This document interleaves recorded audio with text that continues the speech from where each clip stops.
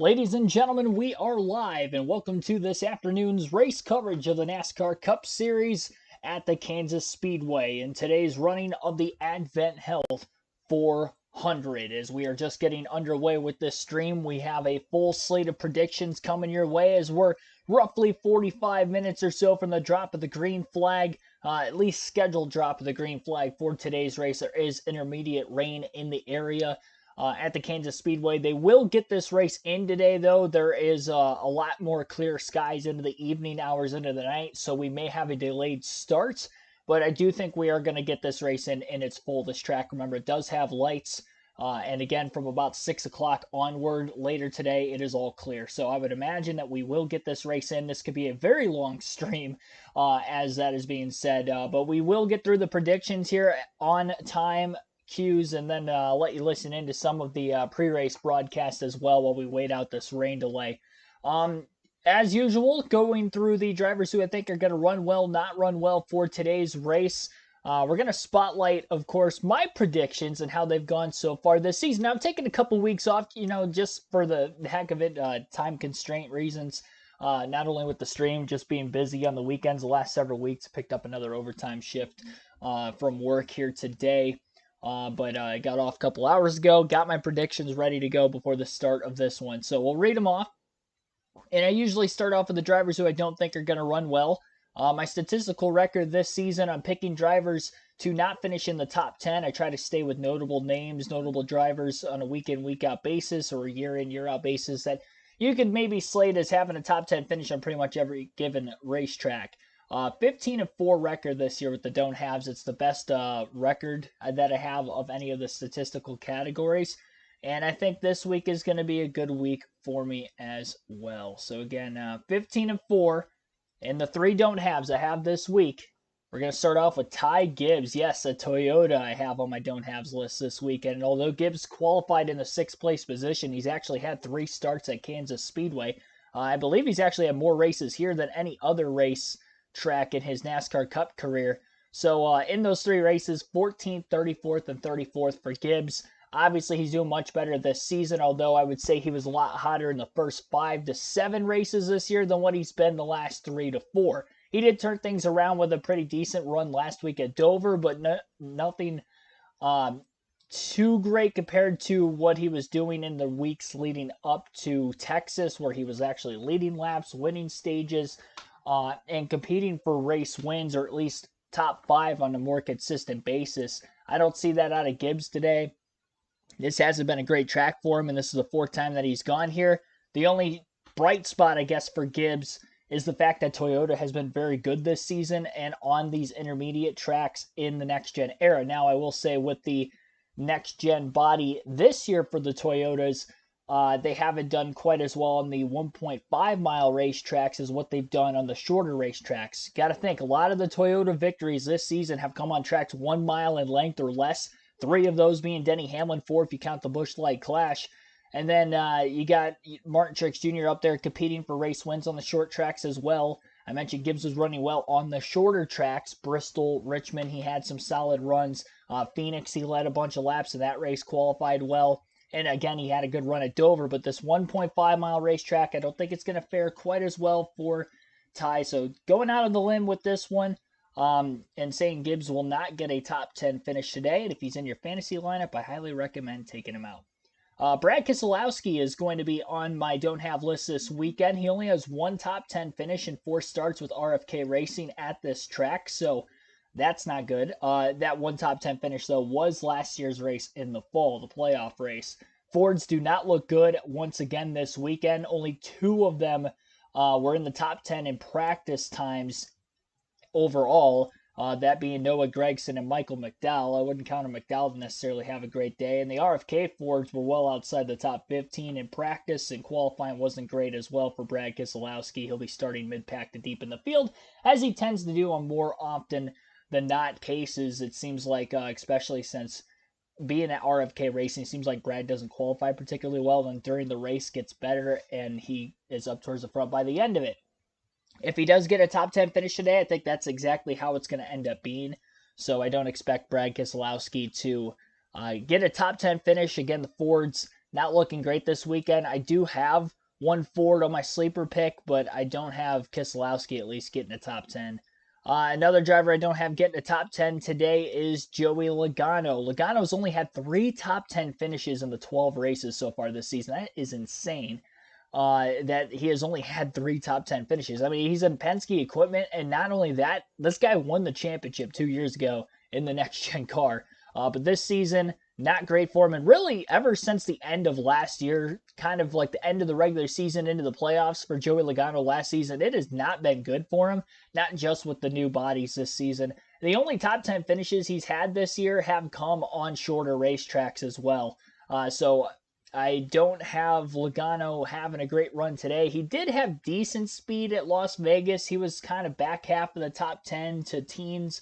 High teens is where he was running in that Vegas race. Of course, comparing Las Vegas to Kansas is probably the most similar racetrack that we've ran on the schedule to that. We did have a mile and a half at Texas a couple weeks ago. Logano did not run particularly well there.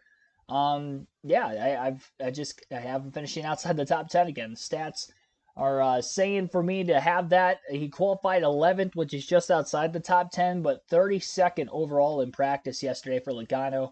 All 3 Penske cars were outside the top 20 in practice, and both the RFK Fords, as I mentioned, were outside the top 15 in overall practice times as well. So Ford's just not unloading very quick, and they have not been quick outside of Ryan Blaney really for the majority of the season. Blaney kind of fell off there for a little bit, and then that's when Brad Keselowski and Chris Buescher started having better runs. And then after Talladega last week, Ryan Blaney comes back with a good run, and the other Fords are nowhere to be found.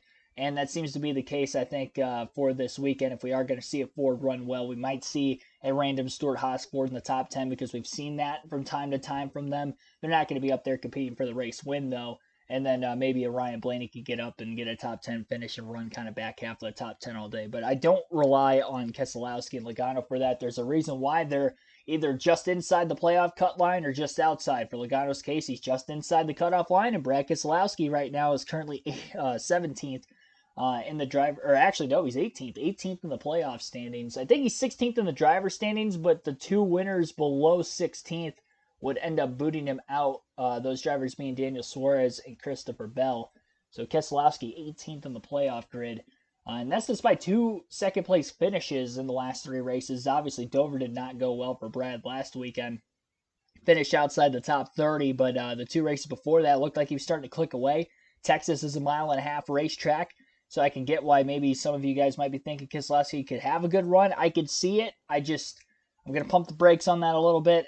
I still need to see more consistency out of Ford or more speed in general. I mean, you come into every single race weekend expecting that maybe this could be the week that they could pick it up. But then when they actually get the cars on the racetrack, there's nothing different from one week to the next. And whatever they're missing on, they're missing drastically.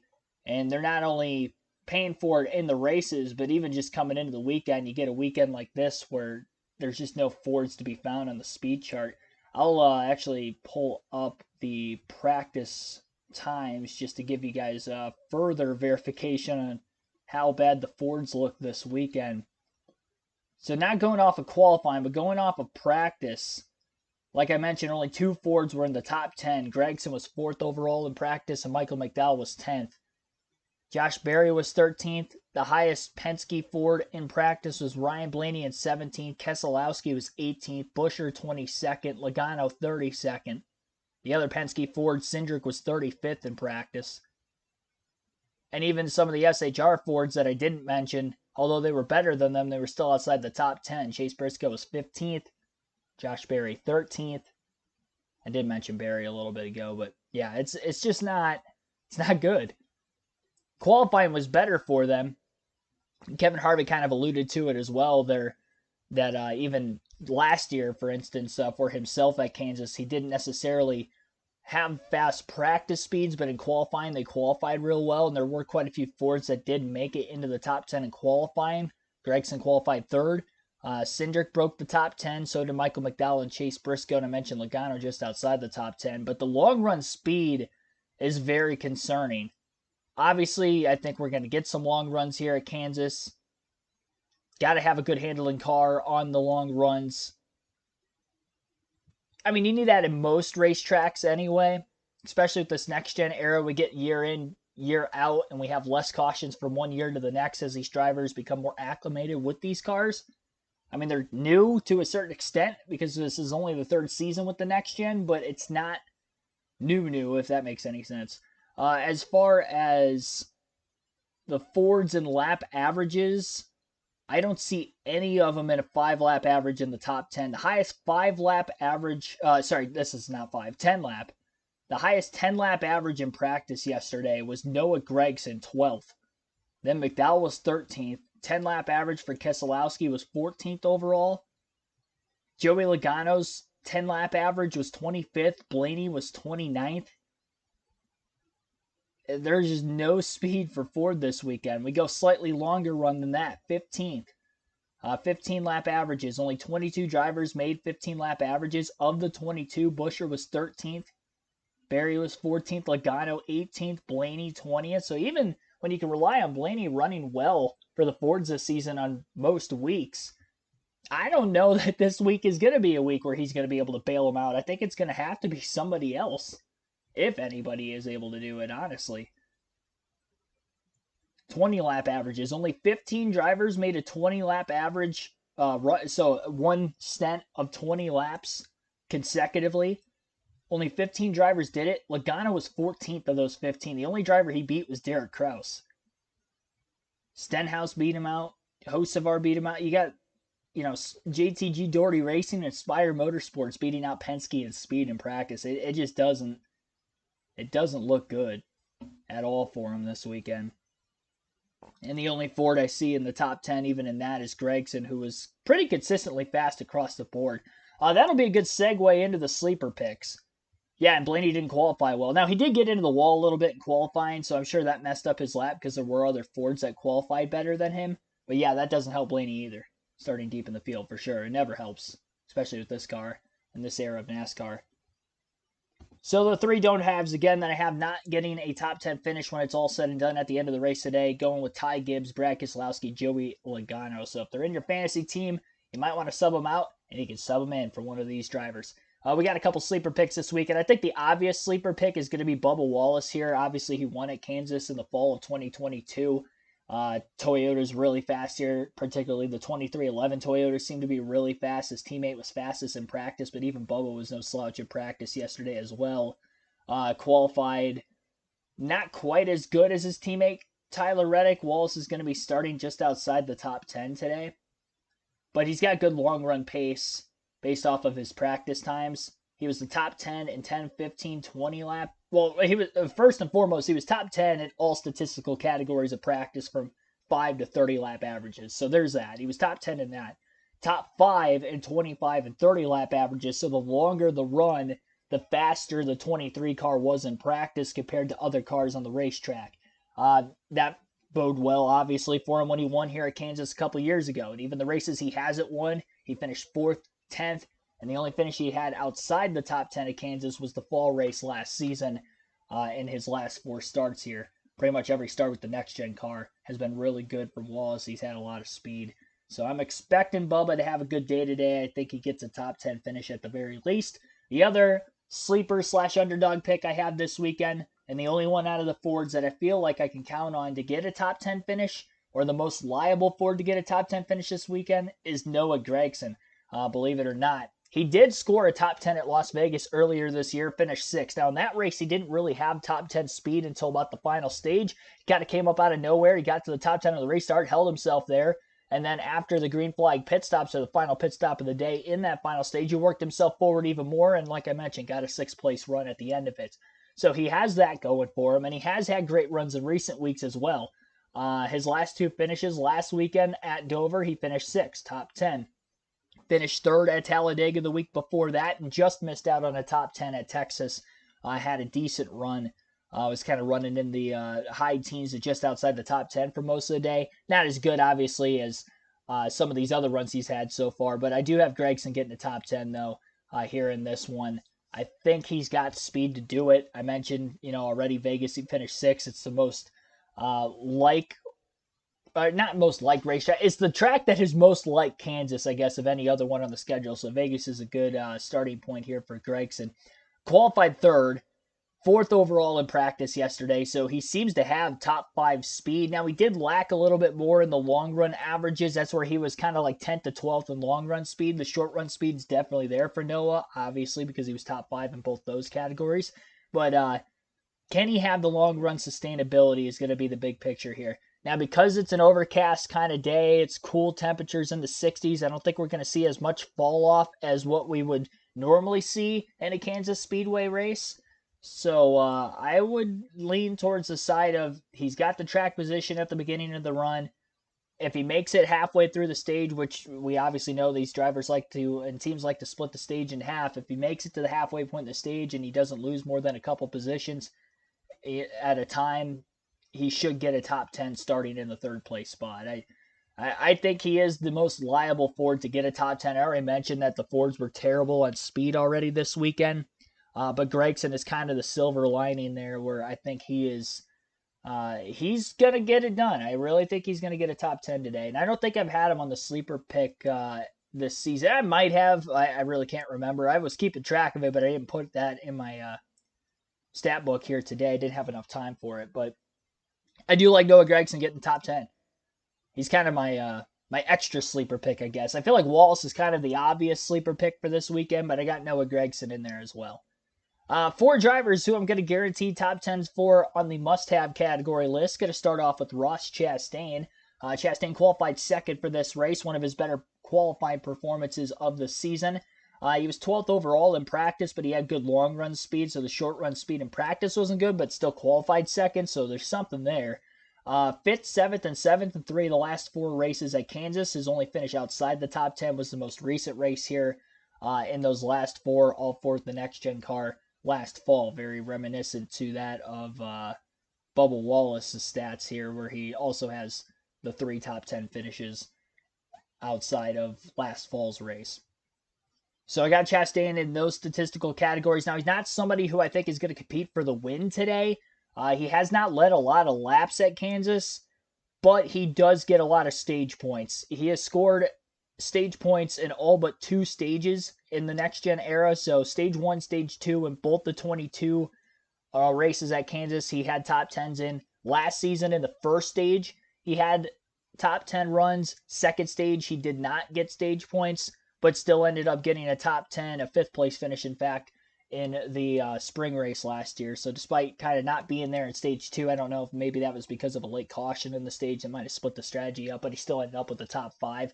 So I do like Ross Chastain to at least get a top 10 today. I don't think he's going to be one that's going to contend for the win, but I think he's going to have a solid day. He's going to score you quite a few stage points, as he has so far with the next gen at the at Kansas Speedway. And with the Fords not running particularly as well, that could probably move him up a couple extra spots in the running order, where he's going to be outrunning guys like a Blaney or a Logano that might have been right there with him or in front of him last year that he won't have to worry about in this year's race.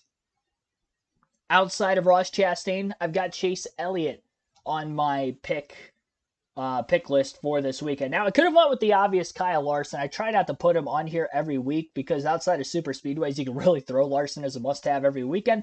But by fantasy terms, you can only use the same driver up to 10 times. So with that being said, I wanted to throw a different guy on there who I maybe haven't spotlighted as much, but he's been very hot as of late. And again, that would be Chase Elliott. Got a win on a mile and a half a couple weeks ago in Texas. That's big. He also had a top 10 run at Las Vegas earlier this year. Although he didn't have top 10 speed in the first half of the race, he came alive in the second half. Really, all 4 Hendrick cars had speed in that one. If a Toyota doesn't win today, it's probably going to be a Hendrick Chevy. That has just been the case for pretty much every race this season. And on the intermediate tracks, they've been very dominant. Watching practice and giving you guys the commentary for practice yesterday, Fox showed a graphic where they have won, they meaning Hendrick Motorsports, has won 25% of the 1.5 mile racetracks in the next gen era. So you can rely on one of these guys to probably get the win today. Again, if it's not a Toyota, because I don't think a Ford's going to win. So if it's not going to be a JGR or 2311 Toyota, I think it's going to be a Hendrick Chevy.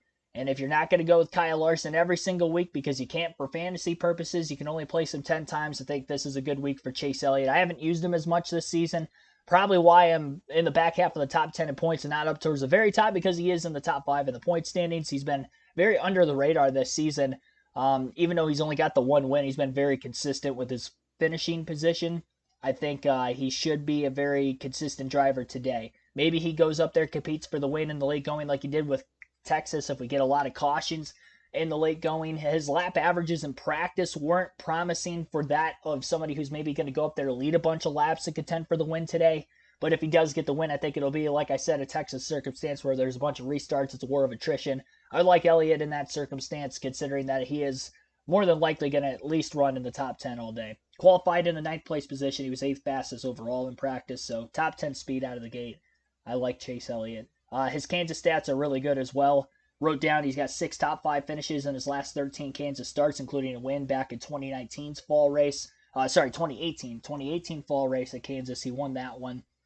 And then he has 9 top 10 finishes in the last 13 Kansas starts as well. So here are the 2 favorites I have for the win today. It was kind of a coin flip for me on who I was going to take. And I initially had Tyler Reddick winning. And for those of you that watched the practice and qualifying stream yesterday, coming into the week, Reddick was my favorite to win. And the only reason I took him out of winning is because he hasn't been as consistent at Kansas Speedway as this other driver.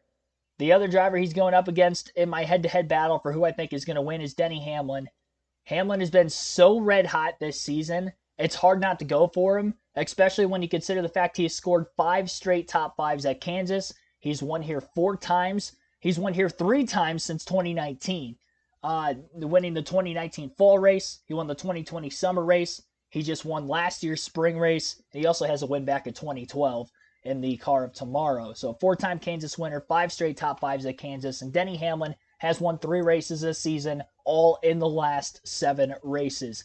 He is red hot. Now, he has not won on an intermediate track. All of his wins have come on tracks 1 mile and less in length, so that's maybe a little bit of a question mark there. But if you look at the last mile-and-a-half racetrack at Texas, he was battling for the lead with Chase Elliott on one of those overtime restarts, and he ended up wrecking on the outside. So he will be in contention.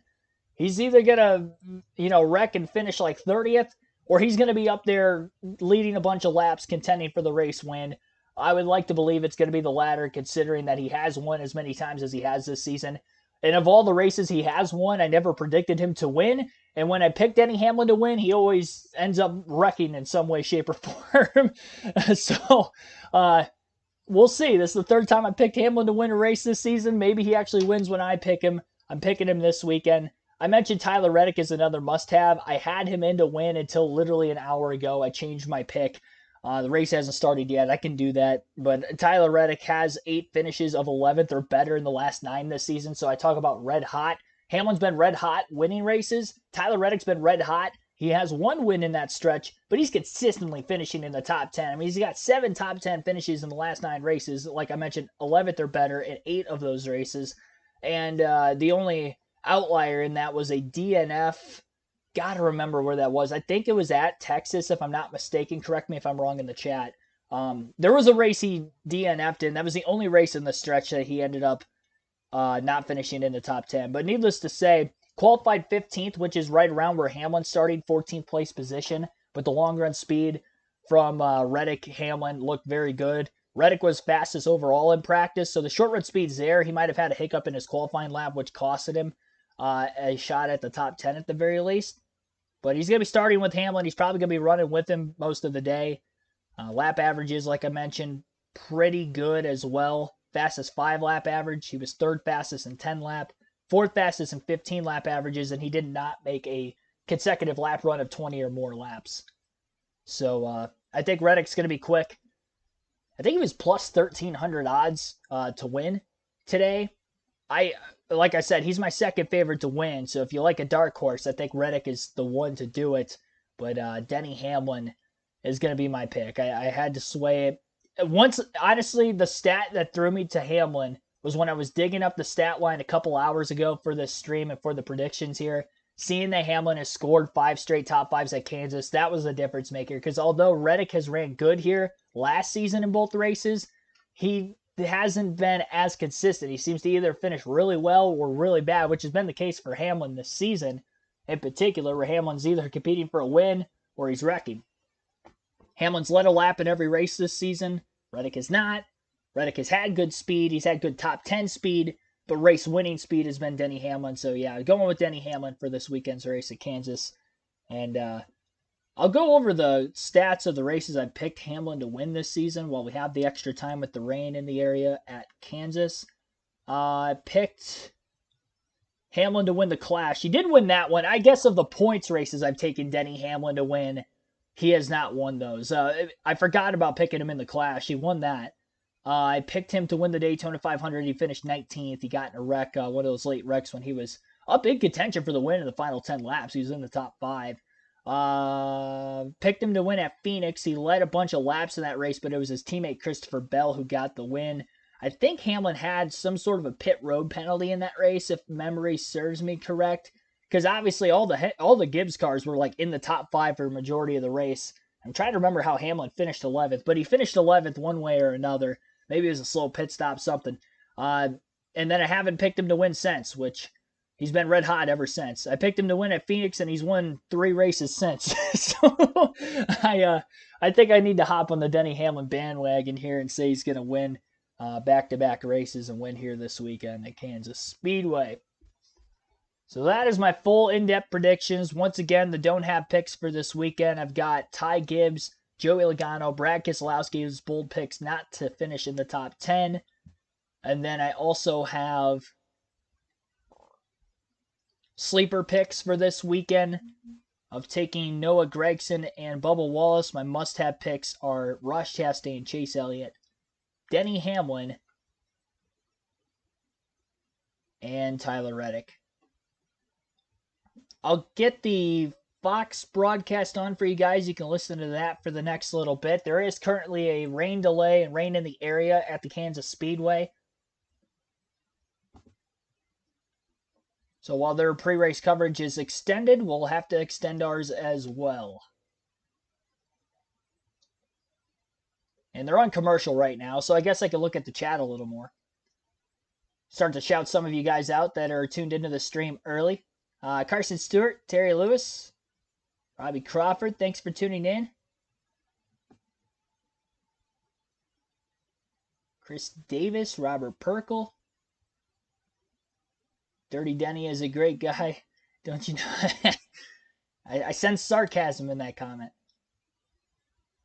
Chris said, please pick Denny to win. I did pick Denny to win. James Moore, thanks for tuning in.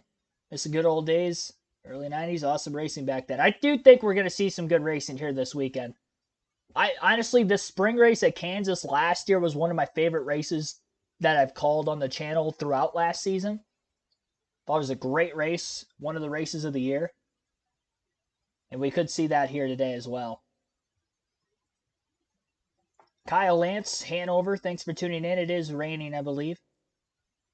T-Van, Candy Cox, Dan Bowers, welcome to the stream.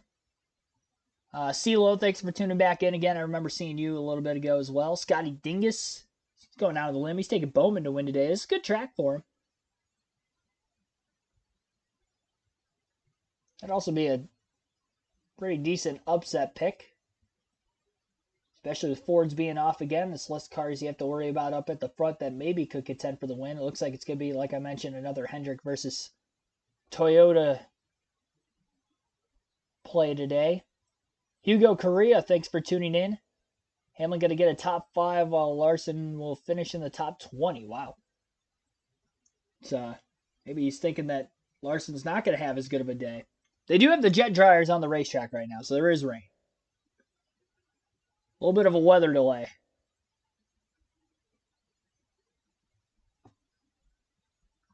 Wade Zelensky, thanks for tuning in.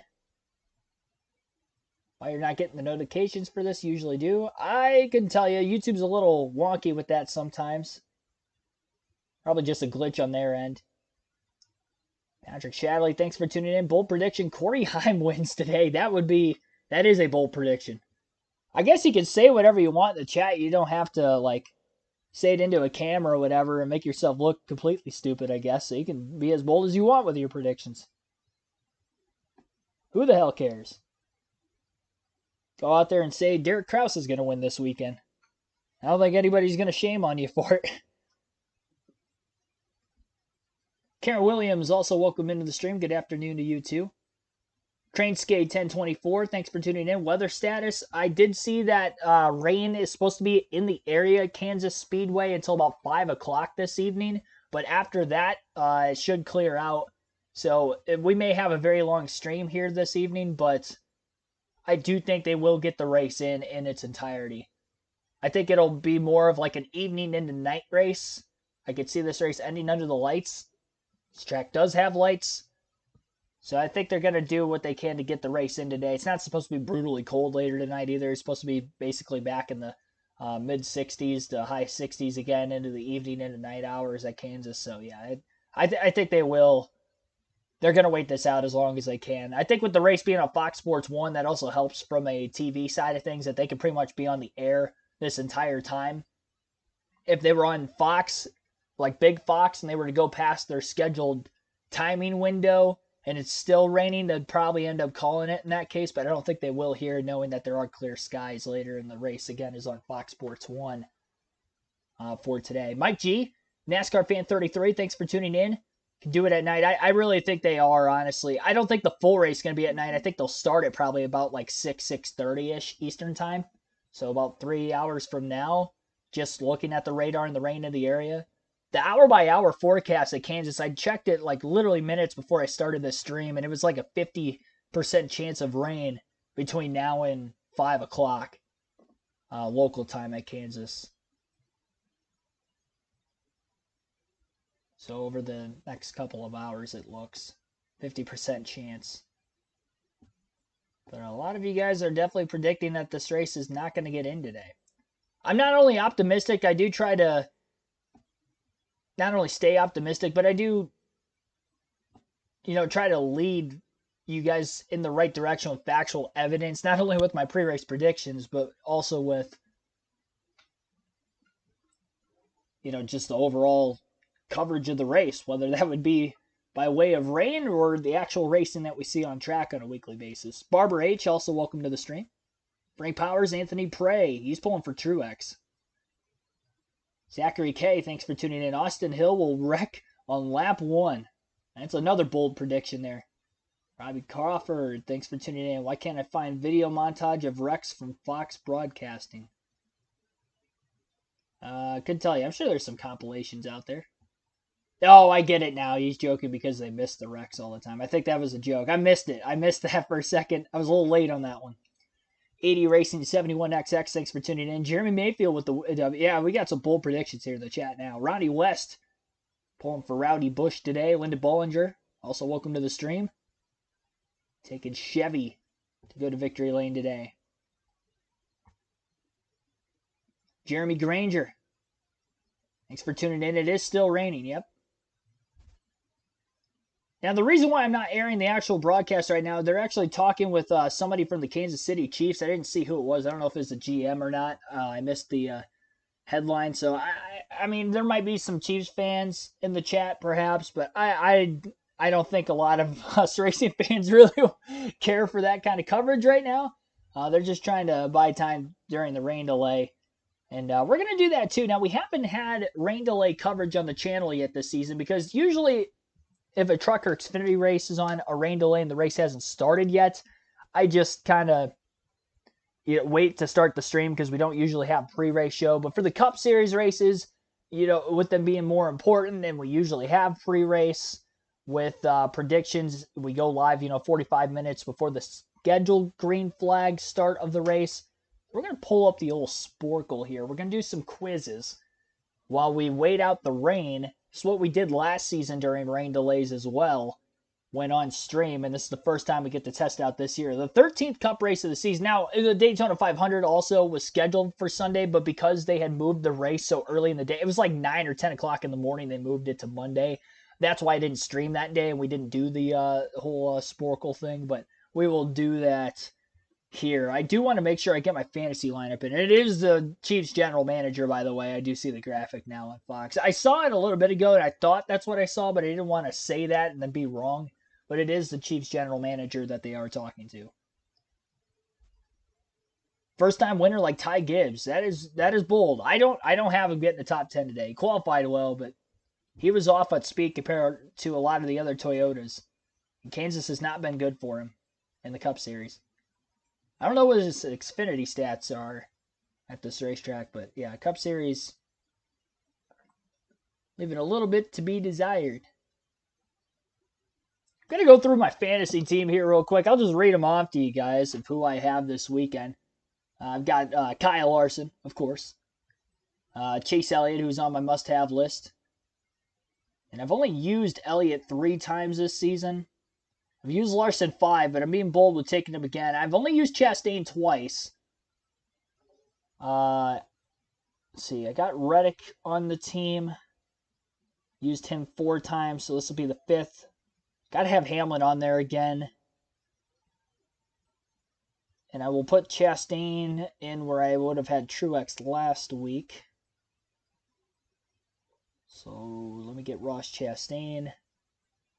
And I'm going to put Noah Gragson in my garage. I haven't used Gragson at all yet, so one of those heavy hitters on my team get into trouble early, I'm going to be plugging Noah in.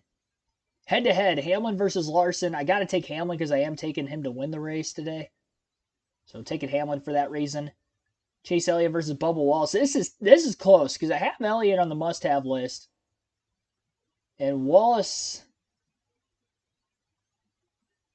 I'm going to go with Elliott just because he qualified better. But this is really a coin flip in my eyes. This is probably the biggest coin flip of the head-to-head matchups. Because Wallace could be anywhere between competing for a win today to finishing like 12th. Like, I could see any of those things on the spectrum being the case. But Chase Elliott, I'm more confident in running top 5 most of the day. So for that reason, I'm going Chase Elliott. Christopher Bell versus Tyler Reddick. I'm going to have Reddick on there because he's my second pick to win the race today. And Christopher Bell, though he's starting on the pole, is 17th in points and has been nowhere near as consistent as Reddick. Reddick's top 5 in points. Bell's 17th in the driver's standings. Now, Bell's in the playoffs because he has a win. But Reddick has the win, and he's got a lot more consistency to go with it, so I'm taking Reddick. Truex versus Byron. This is also tough. Truex didn't have as good a speed. He was kind of like with Gibbs. He was in the back half of the teens to low 20s in practice, but in qualifying, he was a little bit better. Starts 13th. Obviously, Byron got in the wall pretty significantly and has to start deep in the field. But he should be quick considering how fast he was in practice. I'm still going to say Byron beats Truex. But that's a little bit of a toss-up also. So that's my fantasy team there. I just got to plug it in for the other league. Troy Dake, thanks for tuning in. He's taking Bell for the win. Stephen, thanks for tuning in. Late caution and strategy could come into play. Somebody get their first race win. I mean, it's definitely possible. We saw a lot of cautions at Texas.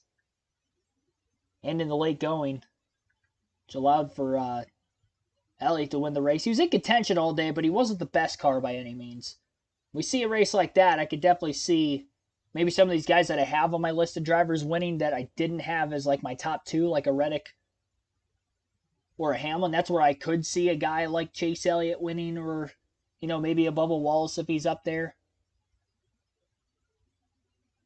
Here's a bold prediction. If somebody gets their first career win today, it's going to be Noah Gragson. You heard it right here.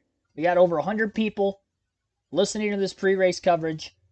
I'm calling my shot right now. If we see a first-time winner today, it's going to be Noah Gragson. It will not be Ty Gibbs. Some people are thinking it's going to be Ty Gibbs.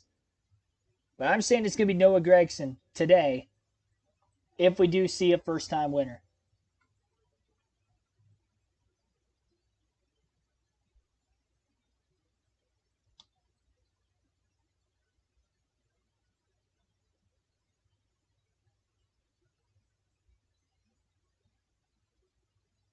Soccer's supposed to be on FS1 at 7. I think the airtime goes to 6:30 for Fox Sports 1's coverage of this NASCAR race. But obviously, again, they go past that with live sports, especially on a sports network like that. They're a lot more lenient with it in that case. They would just end up bumping that over to FS2. Andrew Coleman, thanks for tuning in. Love to see Gregson win. No, I really do think Gregson would be the winner if we do see a first-time winner. I have Gibbs not finishing in the top 10. I have Gregson as a sleeper to get a top 10 today. Gregson is, I mean, based on practice and qualifying alone, he's the fastest Ford. Like, hands down, he's the fastest Ford. Now, will that be the case, lap 200 of the race? That's where the veterans, like a Blaney or somebody could sneak up there and be the highest finishing Ford, logging a lot of laps in. But just off of unloaded from the trailer truck to the racetrack, from the shop pace, I think Noah Gragson would have the speed. Now, he's just got to be able to make all the laps, stay out of trouble when battling in these tight late race situations too. We'll get the Sporkle quizzes going here in a moment. I know I'm keeping you guys on your the edge of your seats, I'm sure. Probably wait. He's like, he said he was going to do trivia. Let's do trivia. I'm still getting my fantasy lineup in. I talked about it, but I didn't actually plug everything in yet. Gotta find. Always forget it's in the starting order when you're plugging guys in. In my head, I just automatically assume it's points, so I scroll all the way down looking for a guy like Gregson. When he starts third, he's really at the top of the list. Let's see.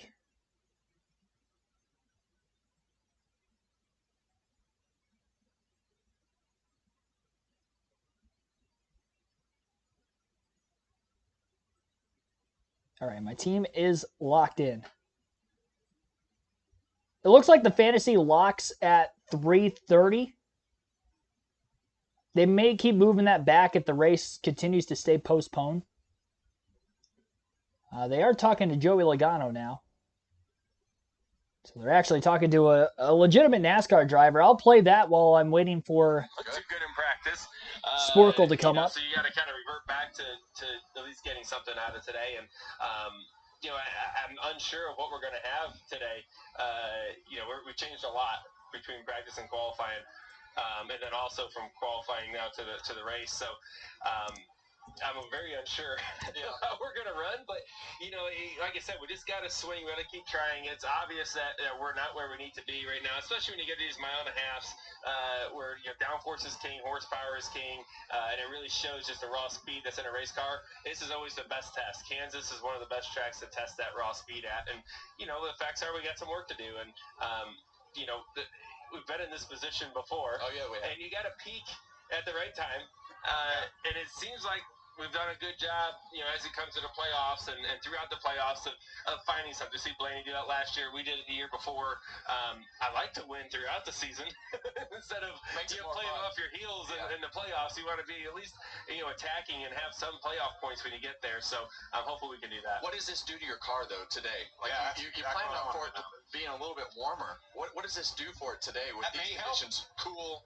Yeah, the big thing is just the speed difference and the load that carries throughout the car. We're so sensitive to having these rear diffusers as low as you can, and when the pace changes, that really adjusts your diffuser height quite a bit, which changes your balance a ton. So we're so sensitive at the rear diffuser. It used to be the front splitter that we used to always talk about, getting that as low as you can. Now it's the back of the car with the diffuser, and so you approach it differently, and there's not a whole bunch of adjustment that you can do.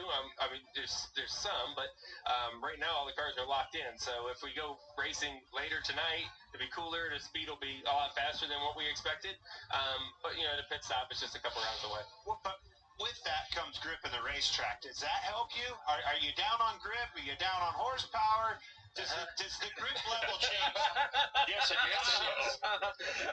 Sounds like to me. He didn't say that. Yeah, it's I don't know if it'll make much of a difference. I do think that this track actually races a little better when it's cool out because the top gets so dominant when it's slick, and it's usually like that.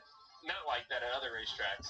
Usually the hotter it is, the better the races. But here it seems like the cooler it is, the better the middle and bottom lane can play. So there might be more options for cars to move around and make the racing better. I don't know if it makes the strong car stronger or less strong or vice versa. I think it's just going to be, what it is what it is. Fast car, everybody's going to go fast no matter what. But I think the racing will be better if it's cooler out.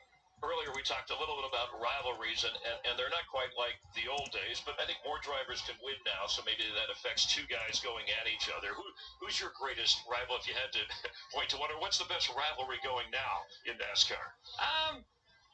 Me and Kevin had a good one, but we get along great now, so that's good. It wasn't as good as you and I did some stupid stuff early in my career. We all did. Here's one thing that really sucks, guys. Is like you do some dumb things when you're young. I did some dumb things. I'm talking to the fans directly here. I've done some dumb things, all right, but. You eventually, you grow up and you get a little smarter. The problem is everyone remembers that stuff, and I did it all on national television. And they still hate me for it. Dang it all, We can keep replaying it. I do want to ask you, so how about your greatest rival then now? Is there anybody now out there? I think I'm in pretty decent shape at the moment. Okay. That means I've been winning enough. So that means we got to start winning again. It's funny how that works. It seems like when you run in the front and you have the guys on those particular years, Denny Hamlin just talked about that, right? He's been racing with Kyle Larson head to head, and I think that's difficult. What do you guys do as a team? How do you guys download all the information before the race and after the race and say, okay, this is the direction? What is the team relationship between the 3-4 of you guys that you have at Penske, and how you process all that information to go about downloading a weekend and make your cars better? Right. I mean, there's one thing what about are the similarities, I guess, is what I'm asking. Yeah, I mean, the Penske is a process type place, right? Everything has like a way you go through it. And, the way we debrief every week is, I'll go with my personal team, the 22 team, and we'll go through our car, and then we meet all together as a group and go through, see if there's any trends that's between all the cars, engine stuff, pit stop stuff, those type of things. We'll go over all those details, how we executed the race. But is it common between all of you right now? Most of the most of the time, the complaints. What we're saying is all pretty much the same, which that's a good thing. Yes. Right. I mean, it's really hard when you have one team that's saying something completely different than the other, right? And then everyone at the shop saying, well, what direction should we go to work on? And at least we have pinpointed where we need to go to work, and you know how it is. It's not just one thing. It's it could be 5-10 things, and it takes time. None of it just happens overnight. I mean, everybody's 10-10s all the time, right? It's all we got every time we come to the racetrack. Every Sunday, we're not leaving anything at home. We're bringing all we got to the racetrack, and the whole field is.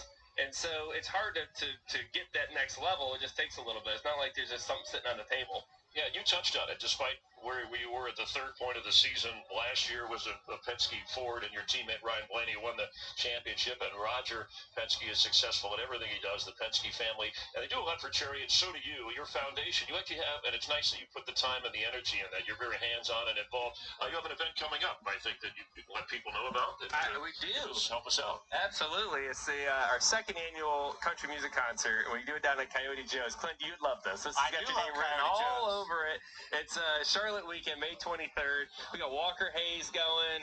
We got Tracy Lawrence. We got quite a few. We got the Frontmen, which is a cool group of like 90s artists there. It's going to be a lot of fun.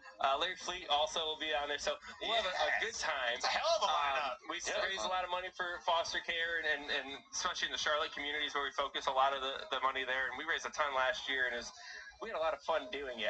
Listen, guys, I'm not a golfer, so the golf raising thing, the fundraising thing, it's great, but I don't enjoy it. But I like music, and so this is a good time, and it seems like everyone has a good time. So, yes, if you want to go, Coyote-Joes.com or the JoeyLoganoFoundation.com was where you can get some tickets and help some foster kids. And you won't sing, right? You're not going to get up and sing? I will not sing. I'll probably go speak. Okay. But what I realized last time is I went up there and everyone had a few too many Coca-Colas and maybe mixed with some other things. And no one wanted to hear me. They just wanted music. I'll just get off the stage at this point. Are you a karaoke guy? I have done karaoke. What's your song? This will be. I can do Rapper's Delight pretty good. I can't wait. Rapper's Delight, you know that song? You ever heard that song? Rapper's Delight. I'm not doing it right now on national television. That's your go-to? But it's surprising to everybody. No one sees it coming.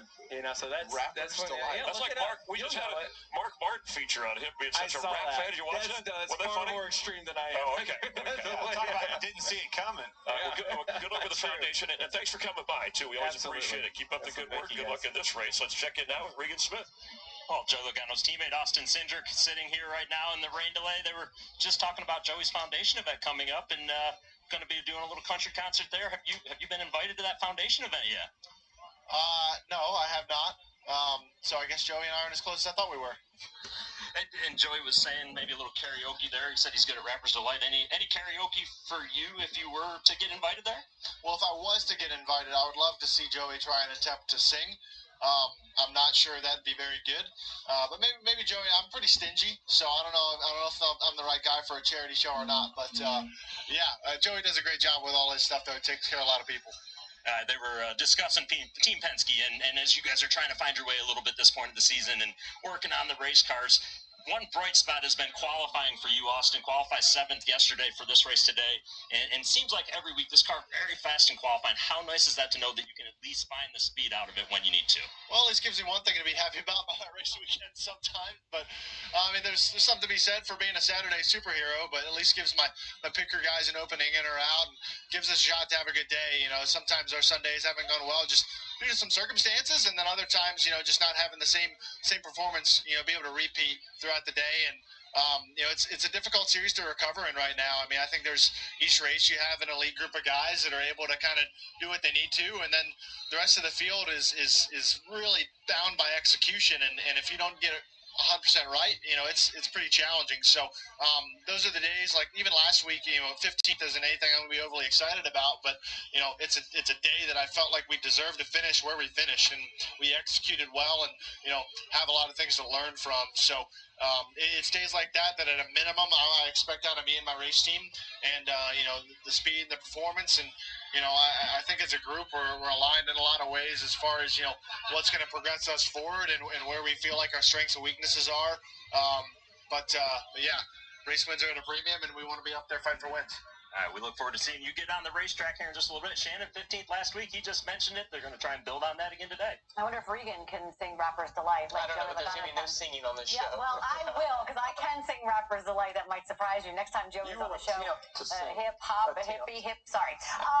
Okay, listening to both of those guys, I don't hear a lot of optimism. I hear more questions than optimism from those guys. Well, and the month of May is tough. If you take away the North Wilkesboro All-Star race, you're looking at 2.5 miles, Kansas today, Charlotte late May. You've got Darlington next week, and they kind of know where they're at.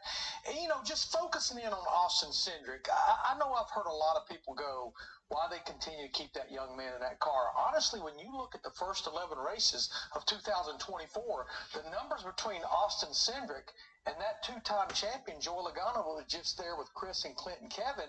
Their numbers are not that far off. They each have one top 5 finish. Joey's just above the cut line. Austin is just below it. In fact,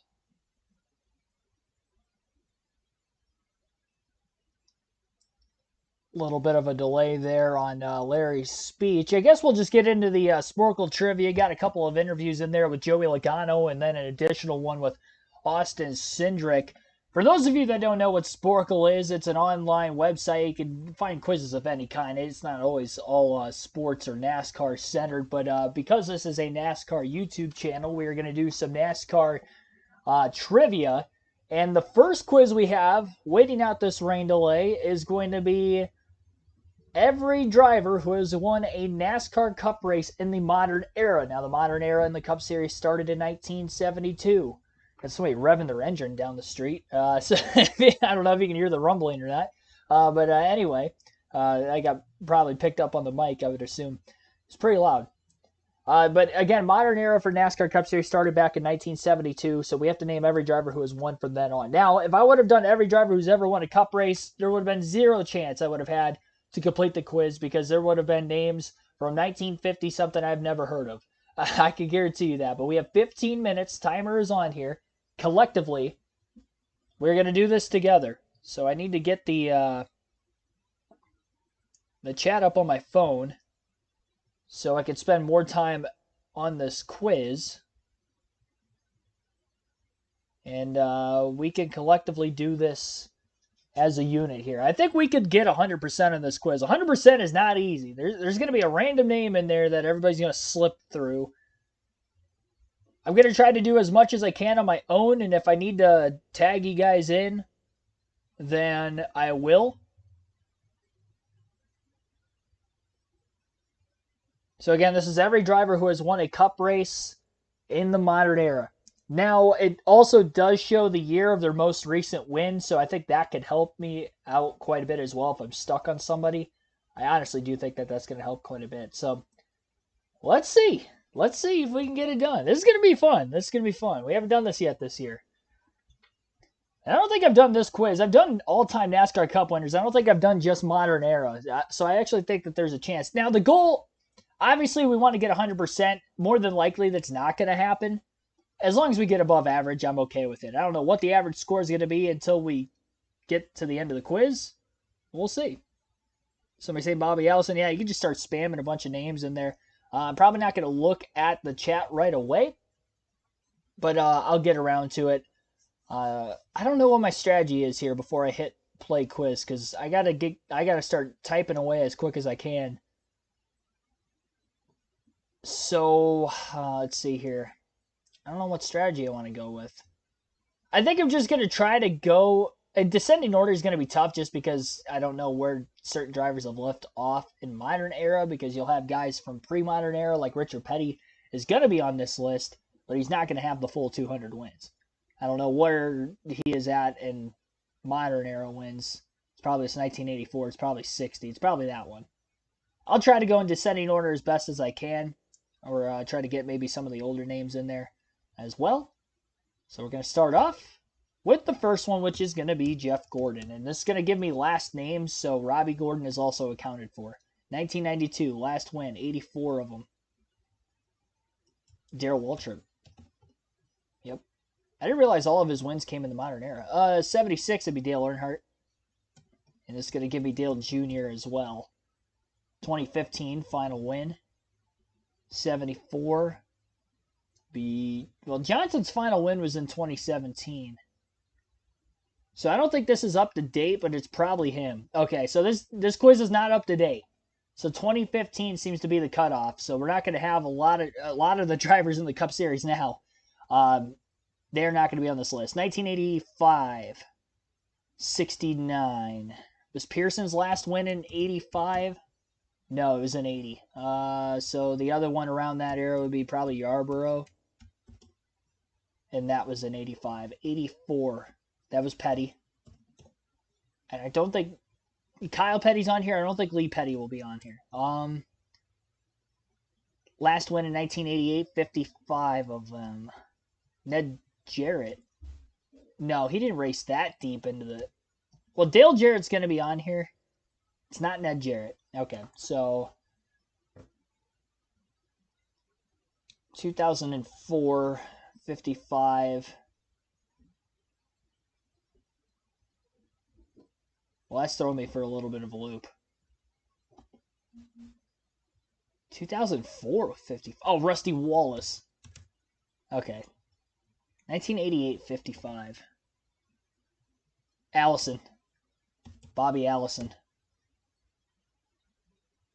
2013, 48.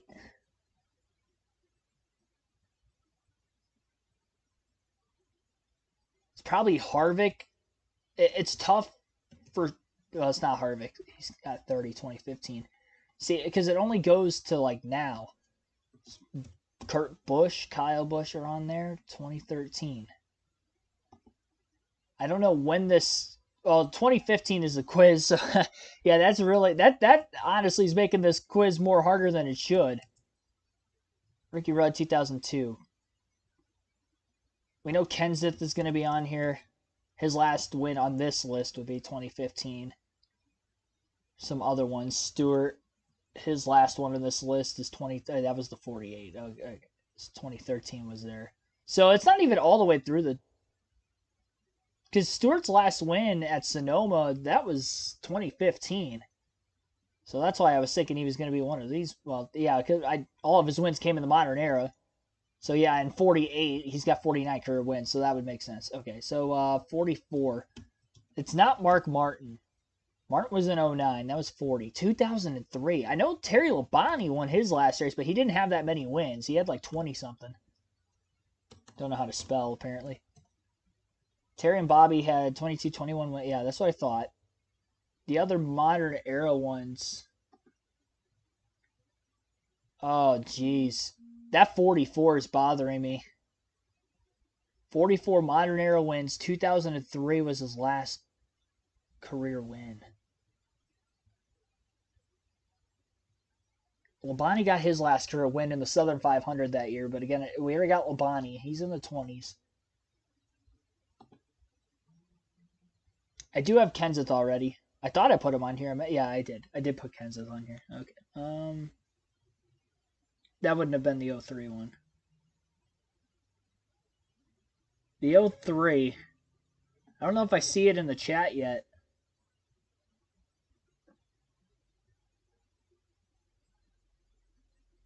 Yeah, it's not updated. 2015 was the last year. It's not even all the way through 2015. I think that's the same guy that was revving his engine. I don't know what his problem is. All right, 2008.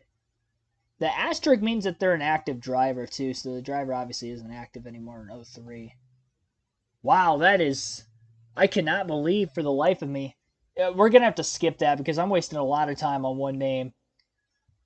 All right, some active drivers that would have been winning races. Truex at this time, he had 2. Who are some other active drivers on the list? Denny Hamlin.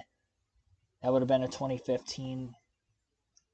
Other active drivers right now. We know Bell wouldn't have been on this list because it ended 2015. Going with JGR, we got the Busch brothers. Also won some races for JGR. Carl Edwards did. So he was the other active one. 2008 and an active. It might still count Biffle as active on there, but yeah, it does, but that's 2013. Michigan was his last win.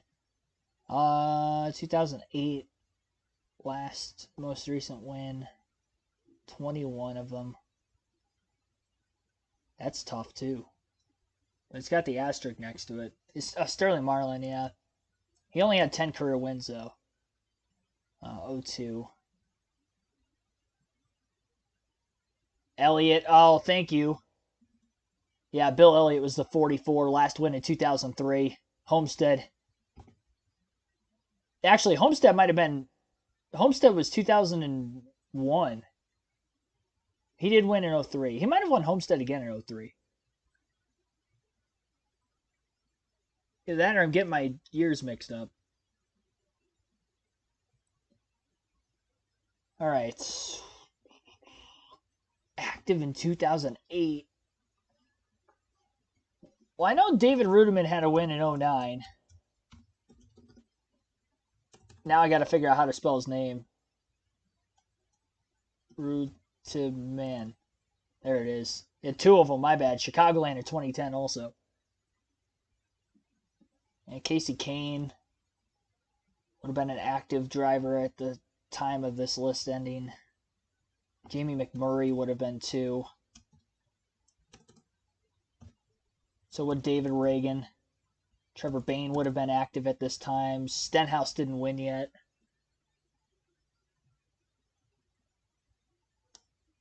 Who else would have been active in 2015?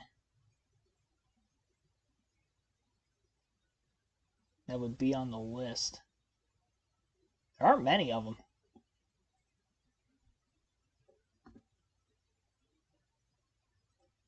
Well, I already got Waltrip. I was going to say, it would have given me Mikey with Daryl.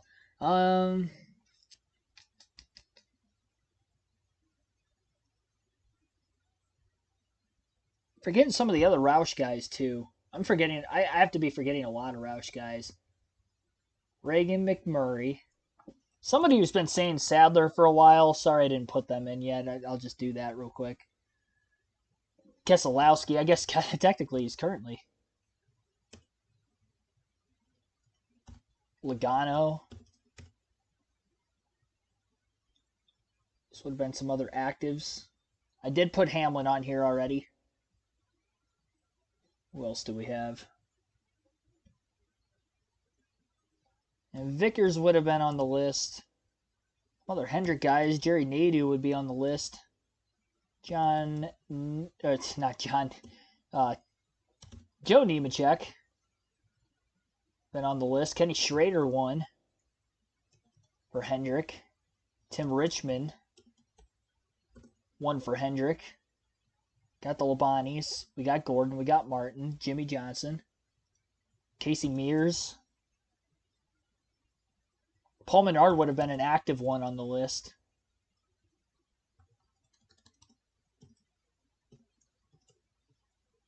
Oh, Jeff Burton. Jeff and Ward Burton. Jeff would have been the active driver in 08 then.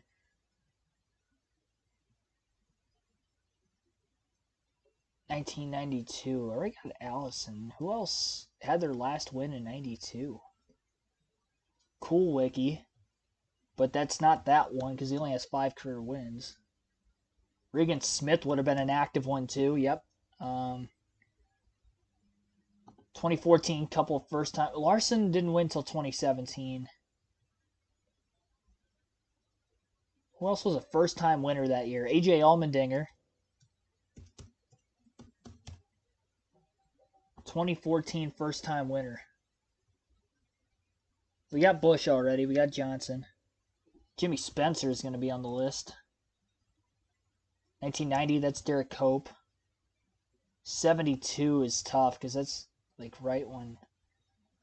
Phil Parsons won a Dega race. That was modern era. Benny Parsons would have been the 84 one. That would have been embarrassing if I forgot Benny Parsons. Let's see. Harry Gant's going to be on the list. That was 92, okay. Jeremy Mayfield. Yep, thank you in the chat for that one. Steve Park, yep, thank you also, chat. Marcus Ambrose. That wasn't that one. Montoya's got a win. He's got a couple of them. Ambrose has a couple, yep. We do have Kyle Petty already.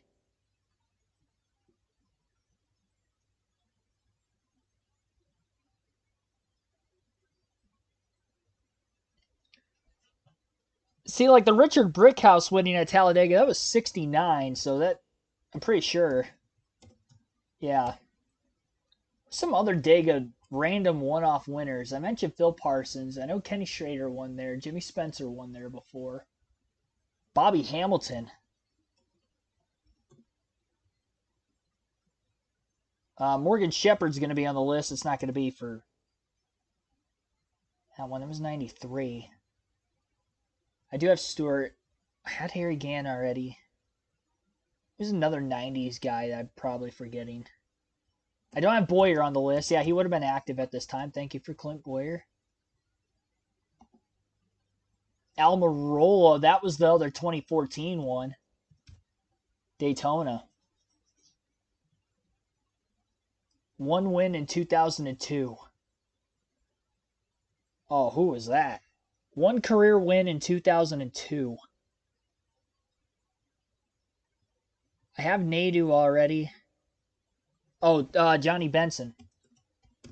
Boom. All right. Man, there's a lot of 70s on here with 1 win, 72, 73. Marty Robbins. No, that's not going to be on here. Yeah. Wally Dallenbach was another one of those Dega one-off winners. I don't know how to spell his name. We got to pause it. I got to pause it only because I need to figure out how to spell Wally Dallenbach. Wally Dolan. Oh, okay. It's Dolan. E-N. I think that's where I was messing it up. Resume. Dolan. Hold on. Was that not in the modern era?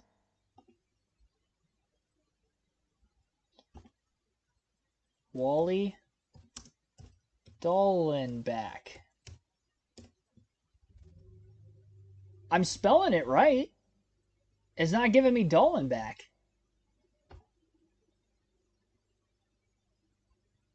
Yeah, Wally Dallenbach should be on this list. It's not giving him to me. Yeah, we're going to have to skip it. We're going to count Wally Dallenbach. Ryan Newman, I saw in the chat.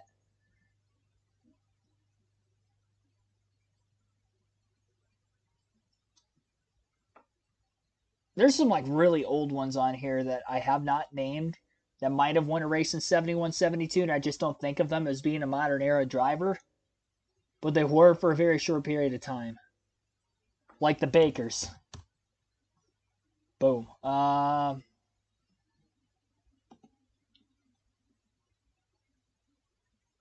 Stenhouse wouldn't have been on here yet.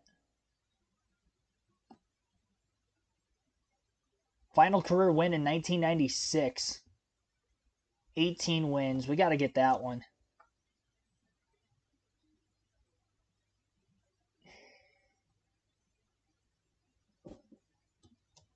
Leroy Yarbrough.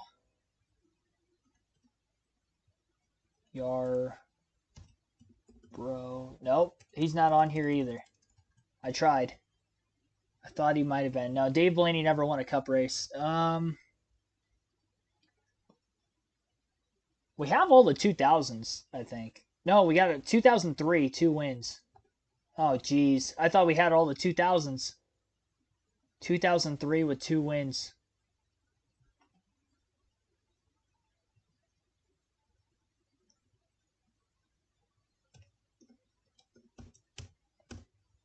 Yeah, that's spelling a Dollenbach. I literally Googled how to spell Dollenbach, and it wasn't giving him to me. I do have Cool Wiki on here already. Oh, Ernie Irvan. Is that 96? Oh, no. How do you spell it? Irvin. Hang on. You gotta pause it again. It's not giving me Ernie Irvan. That was the one from 1996, I believe. Ernie.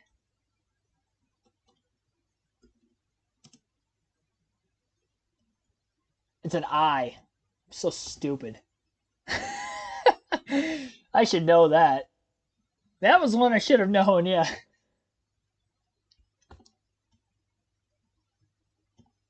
Irvan.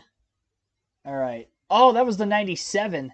I thought that was going to be the 96. I didn't realize there was the 97, too. There's a 1999. Oh, boy. Seeing that time wind down. Oh, Lake Speed.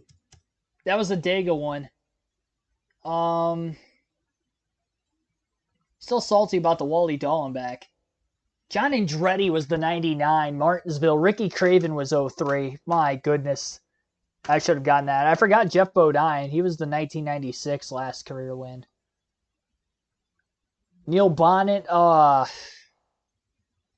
See, like AJ Foyt, to me, doesn't scream modern era. 1972. That was the 500 that year, wasn't it? Literally the first race in the modern era he would have won. I'm pretty sure that was... No, wait, wasn't it 71 when he won the 500? Like Mario Andretti, that was in the 60s. I thought Foyt was the 71 500. So apparently AJ won a couple NASCAR races in 72. Honestly, at the top of my head, if I would have been thinking along the lines of like pre-modern era, then I definitely would have circled around to AJ Foyt, but he doesn't scream modern era to me, and that's why I didn't think of him. Same for Mark Donahue. Bobby Isaac. Like a lot of those names I don't think of as modern era. Lenny Pond. I think that was a Talladega race, if I'm not mistaken. Jody Ridley in 90 or 81. Bobby Hillin Jr. in the 80s. Brett Bodine. So Bodine would have knocked off 2 of them. Dave Marcus in 82 as well. Did we at least get the average score? We did. We beat average. We're 1 for 1. Average score was 67%. We hit 79%. Good job. Good job, chat. We're 1 for 1.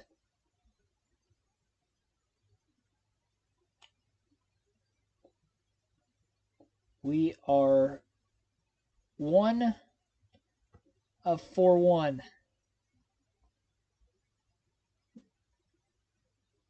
I need to check on the race coverage again to see if we have any updates before we do the next quiz.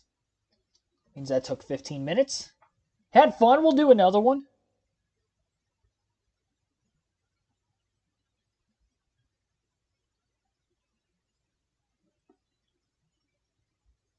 It just says delayed due to weather still. Let me pull up the Weather Channel app again. You're just tuning in for the first time. Currently under a weather delay. It says rain likely ending around 4:45. According to the Weather Channel at Kansas City, Kansas. 4:45 local time. I believe that is, because right now, because it's Central Time. So that's two hours, roughly. So about 2 hours from now, which I did see 5 o'clock local time earlier, so that just seemed about right. Yeah, they'll get it in. It's just going to be a delayed start. We got a couple hours yet for the drop of the green flag. We got a lot of Sporkle to get through, is what that's telling me. Dollenbach, yeah, Dollenbach wasn't on the list then.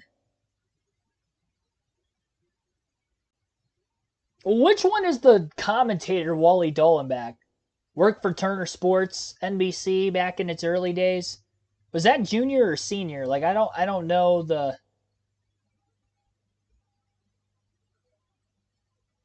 I swear Wally Dollenbach won a cup race. I thought he had one of the Talladega races, like because there's like 9 drivers who have won one career race and it came at Talladega, or 7 or something like that. It's an odd number, but it's kind of high. And I thought Wally Dollenbach was one of them.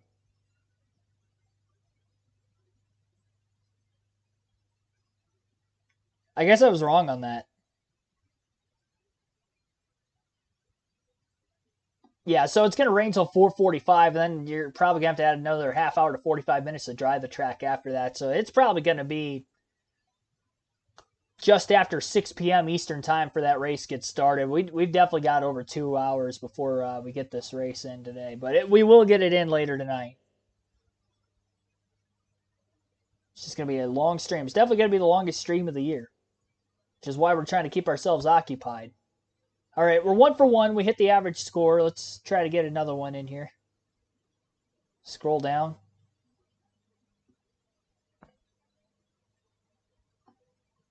What do we have? I think I might have to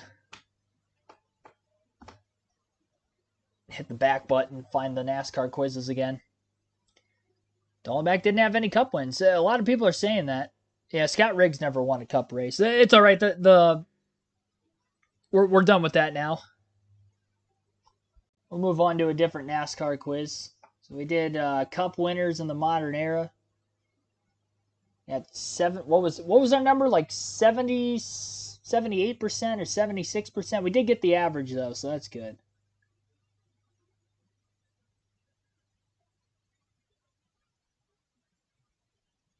Name the racetrack layout. Oh boy. Is this NASCAR? 100 questions? Oh my goodness. There's 100?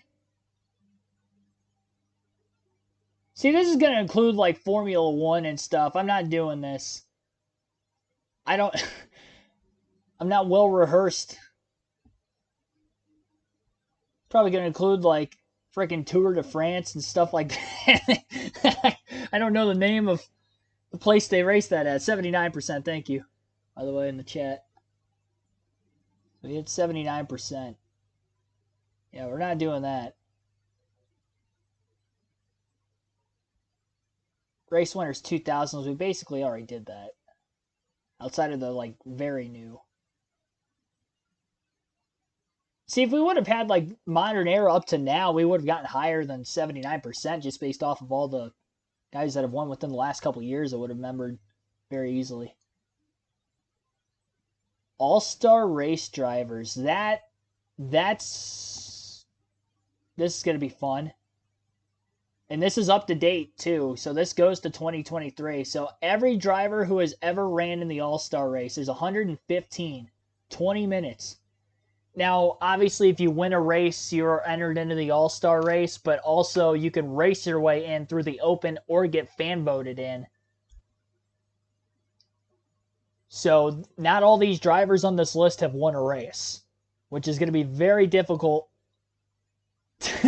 to name drivers who haven't won a race that have started an All-Star race. Those are going to be probably the toughest names on this list.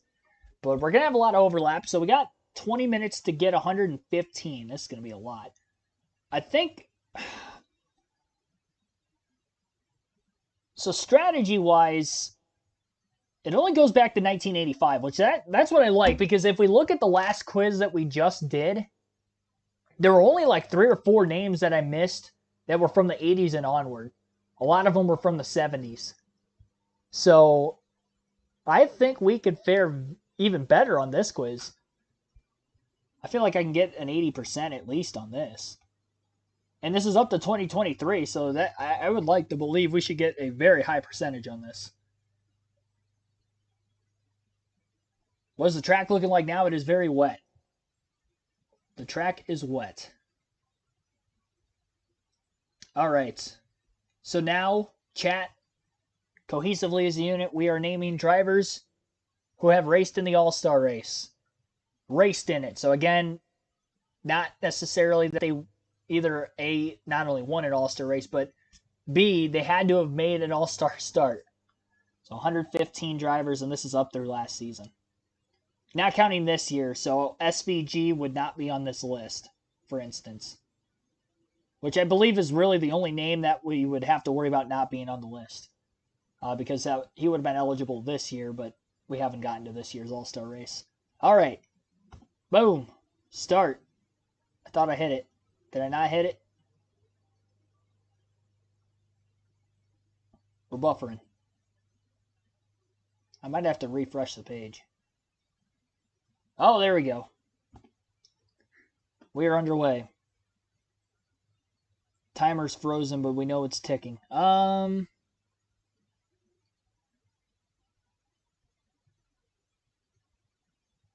actually, hang on. Before I start, that timer's throwing me off. I'm going to refresh the page here.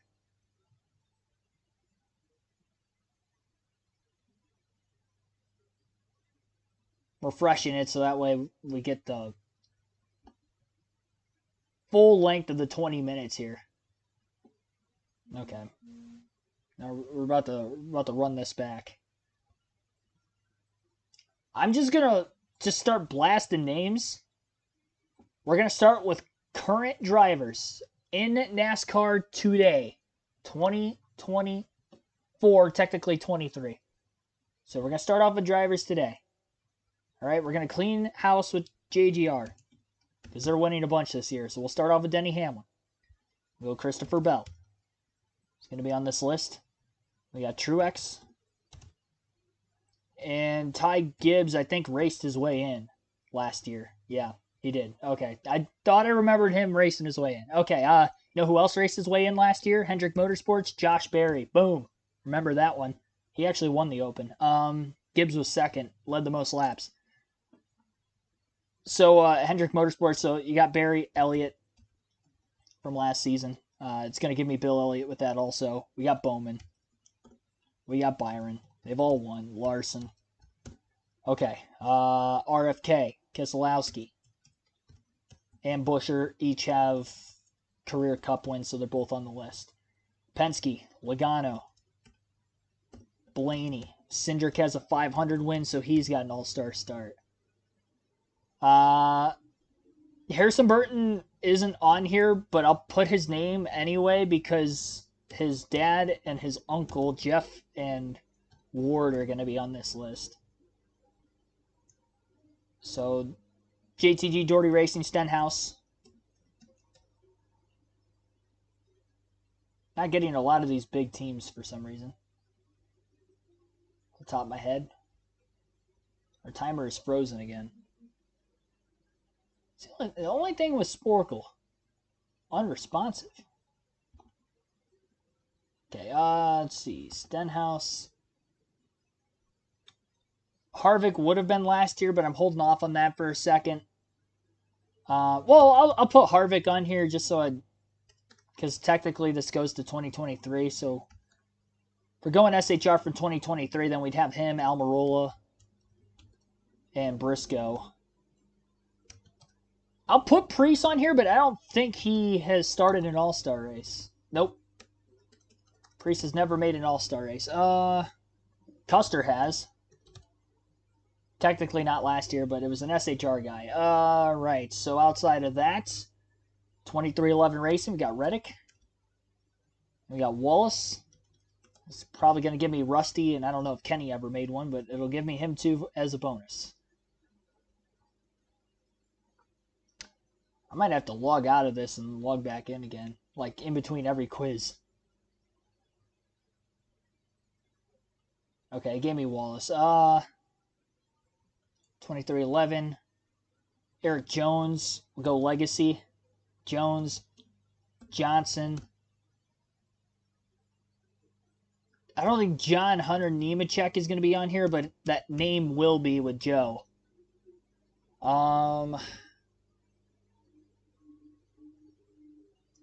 Spire Motorsports. Has Corey LaJoie ever won the fan vote? No, he has not. I wanted to put him on there just in case. Justin Haley won a race with them before.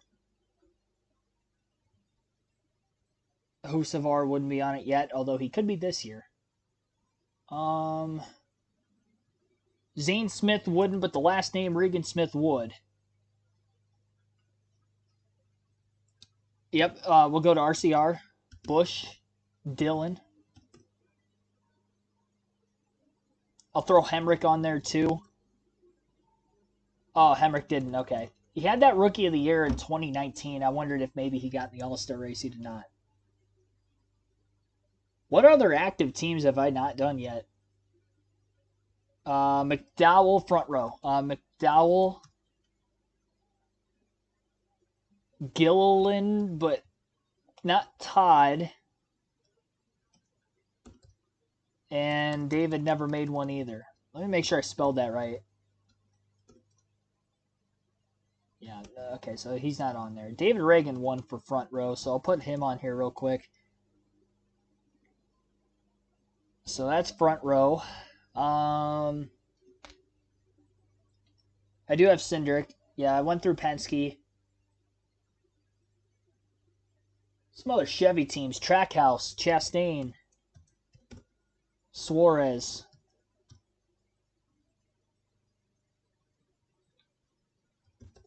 Yeah, SVG, but he's not on there as of now. Go Colleague. I mentioned Hemrick, Haley already. Allmendinger.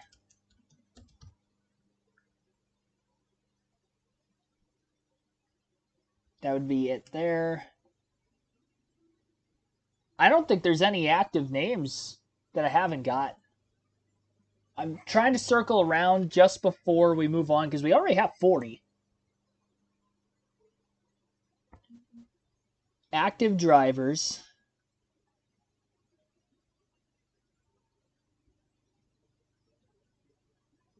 Yeah, I don't think there is any. I think I got them all. See the 4 teams: SHR, Wood Brothers, Penske, front row, and then Rick Ware Racing, but they wouldn't have anybody. I guess from last year, Newman, but I don't think he started.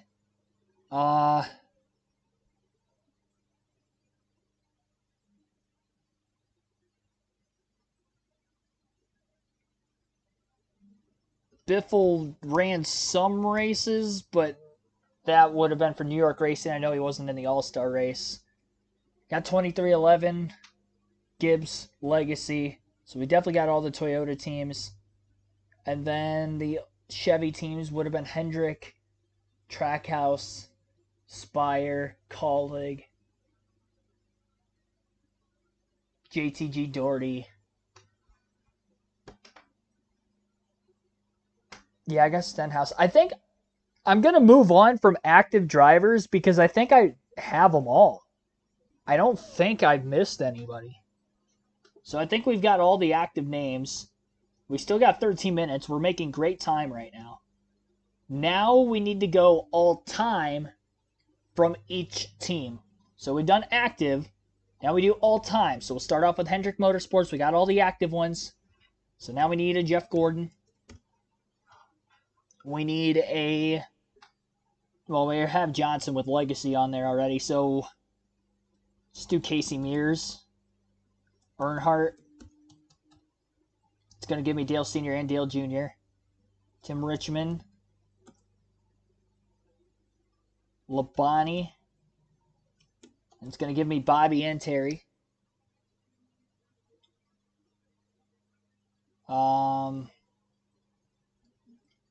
Vickers.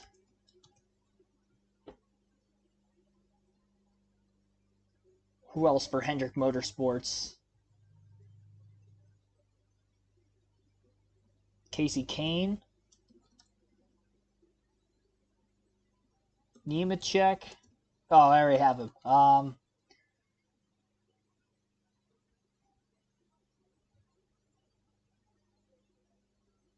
All years, any All-Star start ever. Schrader. Yep, thank you in the chat. Ken Schrader. Jerry Nadeau. Is that all the Hendrick guys? Hendrick Motorsports chat. All-time Hendrick Motorsports.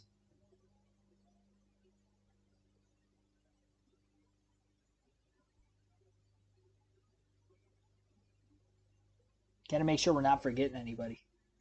See, this is All-Star starts. I'm thinking of guys that have won. Who maybe drove for Hendrick Motorsports and didn't win?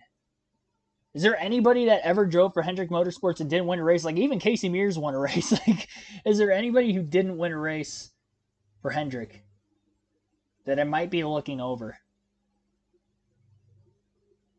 Like, even Barry for Hendrick made it last year. In a part-time deal.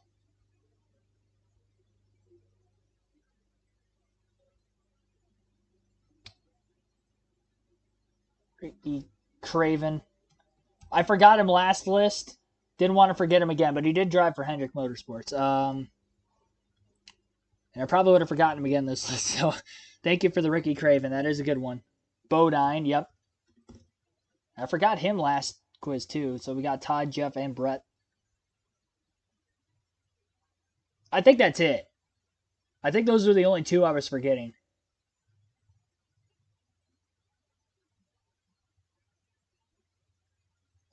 Bush. Already have Bush. Yeah, we got the Bush brothers on there with Kyle for RCR current. I tried LaJoy already, and I did put Casey Kane in. Yeah, I think we can move on from Hendrick. Let's go all-time Roush. So I don't think I put Kenseth in here yet. Edwards. I put Reagan in here because of front row, so I didn't forget him. Trevor Bayne, although he didn't win with them, he might have, yeah, it's 16, he raced his way in. Biffle, which I would have had already with the active because New York Racing from 2023. Ricky Rudd? I don't know if he ever drove for... Yeah, I feel like he probably did drive for Hendrick. Some point in there. We would have circled around to him eventually, but we got him now. Back to Roush. Edwards, Kenseth, Biffle, McMurray. Oh, whoa.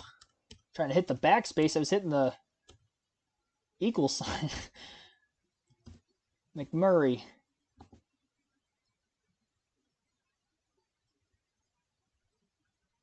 Martin. That was a Hendrick Motorsports one I missed. I thought I had everybody for Hendrick. Yeah,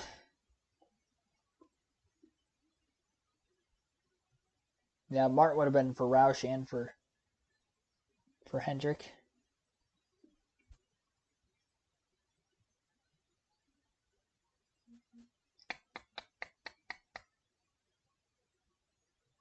We have any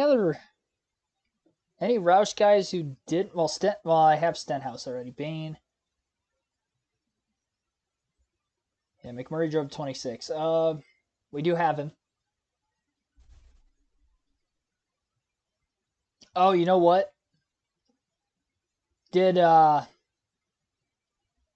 Chad Little race his way into one? Oh, man, that would have been a pole. 97 car. That would have been a pole if he made it. He did not race his way in then. Martin drove the 6 for so long. Then it was Reagan. Then Bain. Yeah, we got the 6 car. 17 was Kenseth, Stenhouse, Buescher. Then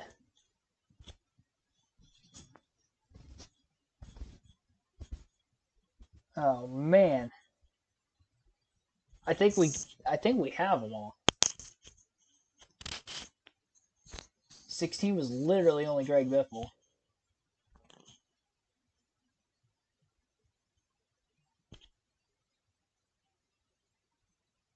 Yeah, I think we have all the Roush guys. So now let's go to RCR. They've been around for a while. We got Dale Earnhardt. We got Burton. Boyer's going to be in here. I think Blaney... I would have had Dave if he was on there already. Okay, RCR. Menard.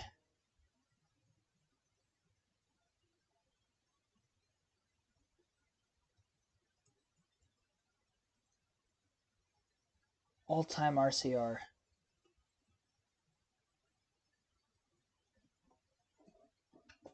Because a lot of these names we've already gotten. A lot of those names we've already gotten already. I remember, I'm going to pull Josh. I know Josh Wise isn't any of the guys that we've named, but I remember he got fan voted in one year. Didn't want that to slip away from me.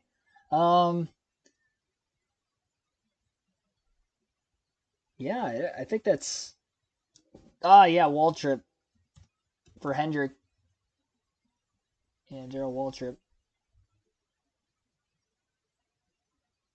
That would have given me Michael as well. I think we should just start going all over the place. We only have 5.5 minutes left at this point, because if we just go team by team anymore, I feel like there's only going to be a couple names that are going to pop up. Got pretty much everybody from, like, this era. Well, Danica Patrick probably got in. I didn't name any of the classic SHR drivers, which there isn't going to be many. We got Newman and Stewart. Stewart would have been for, like, Gibbs. Jarrett would have been another Gibbs. Got Labonte already.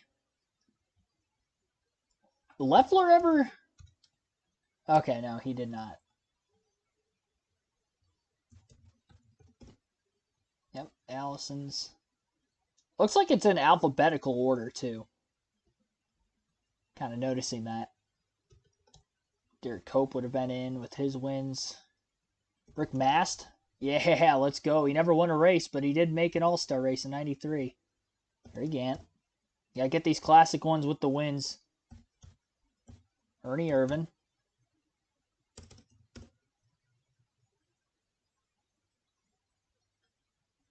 Sadler.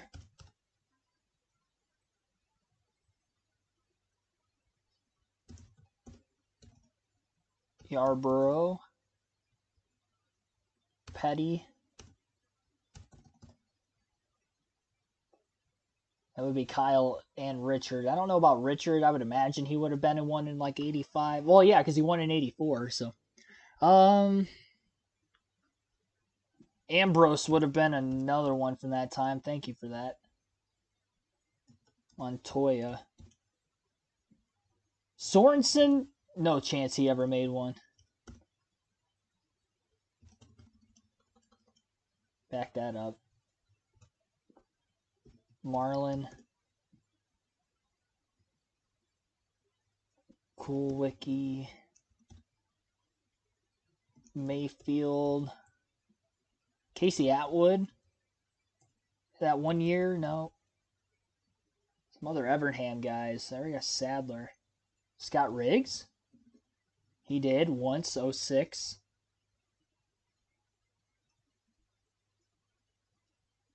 Yeah, I got Jarrett. I don't think I put Park in here yet. Skinner's a good pull. He never won a race, but he's won a bunch of exhibition races. I wonder if he's ever won any opens.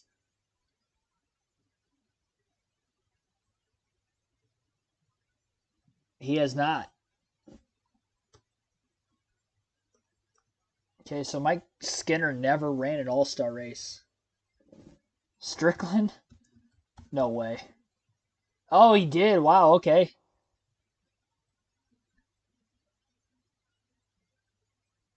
That was a good poll.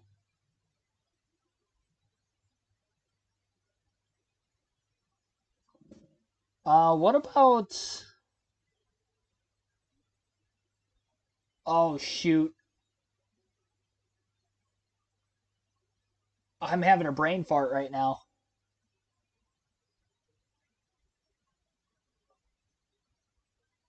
I know who I'm trying to think of. I'm thinking of, oh, geez. It's on the tip of my tongue, and I for the life of me. Late 90s.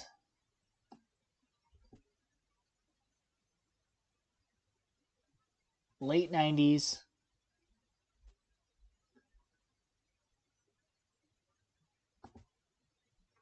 Robert Yates Racing. I don't know if I put Johnny Benson on here yet. I did not. Thank you for that. Oh, you know what? No, I put Eric Jones on there. Yeah, Buckshot Jones never. Hillen. He did win a race. Yep.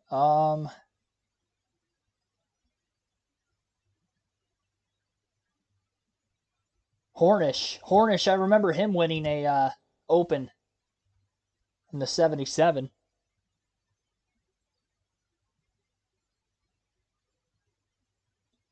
Stremme, no way. Okay. Oh, man.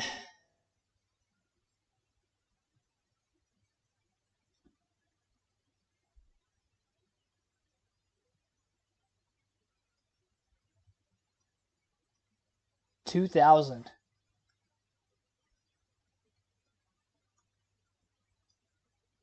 I'm trying to think of 42 Sabco before Marlin. It's bothering me that I'm drawing a blank on his name.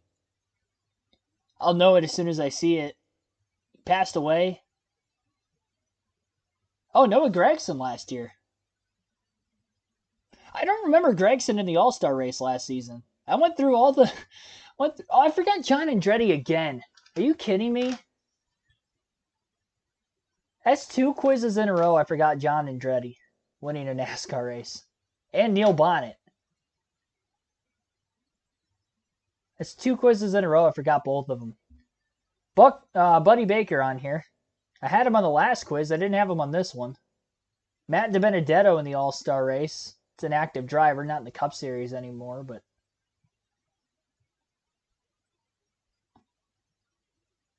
Tommy Ellis, yeah, Noah Gragson, I don't remember him being in the All-Star race last year. Because it would have been with Legacy.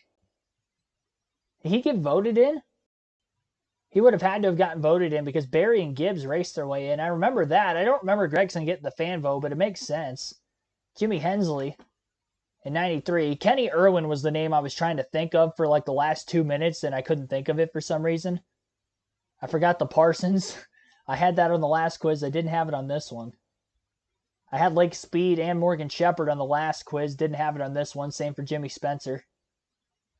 Ouch. Robert Presley in 95. Dick Trickle, of course. I wouldn't have guessed him. David Rudiman, yeah. I mean, again, I had him on the last quiz. Didn't have him on this one.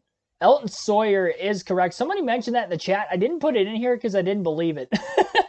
So I'm sorry for that. Whoever put that in the chat, I just like ignored you, and that bit me. Yeah, a lot of these names I had on the last quiz, and they slipped by me on this one, or they slipped by me in both. We killed it though, 81%. I did give above 80. I got above it. We had more questions on this one, and we still got a higher score. Average was 58%. So we still did good. Who's Dave Mader III? I don't even know who that is. Dave Mader III.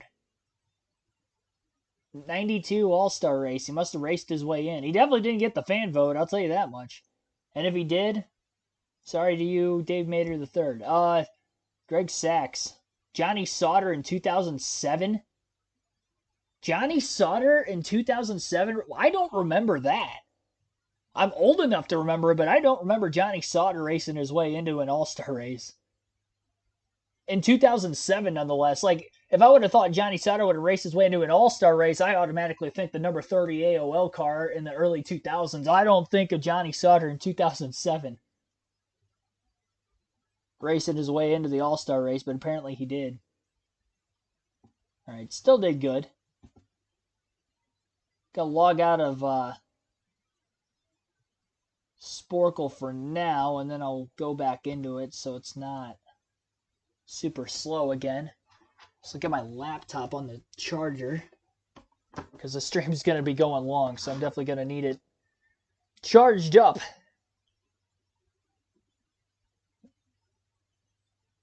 Second in the Open. Yeah, I don't remember that at all. What car did he drive? That's my next question. Is he in the number 40 at that time?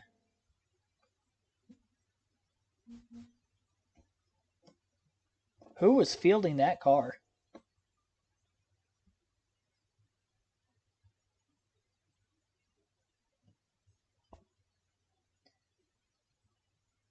Getting the race coverage back on for a quick moment.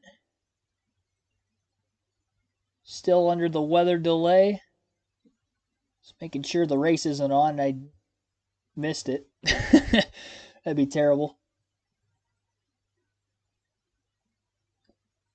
It's also about to check the score of my Detroit Tigers game, and they're on a rain delay right now. So much for that.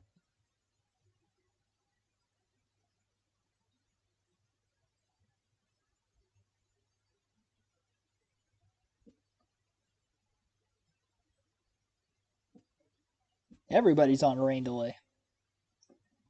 They're in New York, too. Now it's going to be raining through 6. So the rain has been extended in the Kansas City area. It said it was going to end at 4:45, and now it's saying 6. Maybe Sauter was an injury replacement driver. Number 70, Haas Motorsports, for Star Haas was a thing, and they raced their way in. I do remember him in the 70 now that you mention that. Because I rewatched the 2007 Daytona 500 time and time again. I remember him being in the 70 car in the Car Tomorrow era. But yeah, I didn't realize he raced his way into an All-Star race. Good for Johnny Sauter.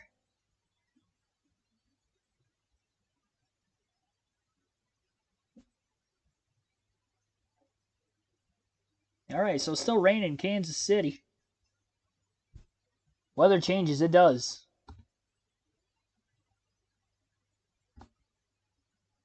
It does, unfortunately. All right, now we got to find a different quiz. A couple fun ones to start. NASCAR What If Champions? I don't know what this is. What does this entail? 47. NASCAR What If Champions alternate point systems. I don't know what this is gonna...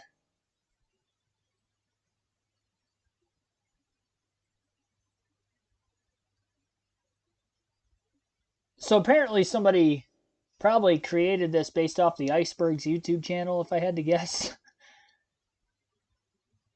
So this is basically... This is up from 1975 to 2021. Drivers who would have won a championship under... I'm not doing this. I mean, like, this is a guessing game. At least I can take educated guesses with the other ones. Like, this isn't even factual. I'd probably clear it, but I still don't want to attempt it.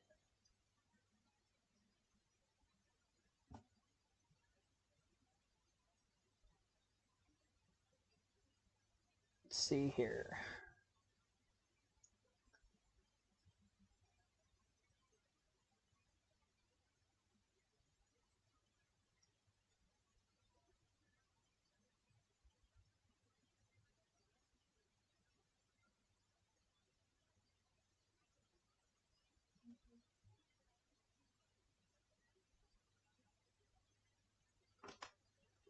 Oh, man. Trying to find a good quiz. If anybody spots one that I'm scrolling over, enter it in the chat and I'll consider it. NASCAR Find the Driver.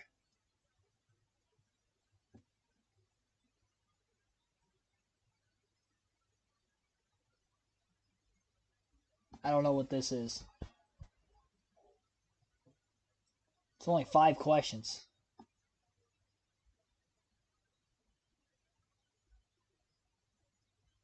Oh, jeez. I'm gonna try it. I don't know what I'm doing here.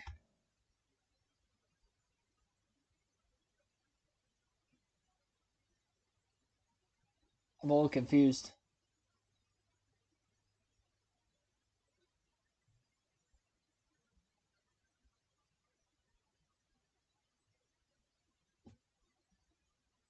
Yeah, I don't know what I'm doing. Yeah, okay, we're gonna forget about that.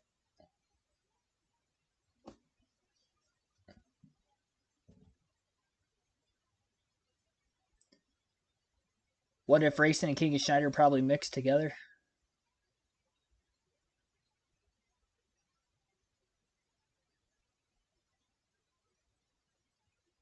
Haas 66, Riggs' teammate. So is it the 66 or the 70 that Sauter was in? Donnie Allison mentioned. I don't think he was on that list. I did put Allison in there, so he would have been on there if I wouldn't have forgotten him. I would have had him already. Didn't they die in a racing accident? That's terrible. I'm not doing that one. That's so morbid. Especially if I click on somebody who I think is dead and they're not. Like, that's it's we're not doing that. That'll get me canceled. All right, so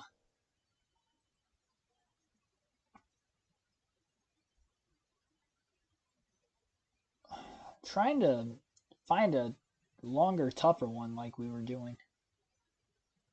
Sauter in the 70. Okay. Yeah, I definitely remember him in the 70 car.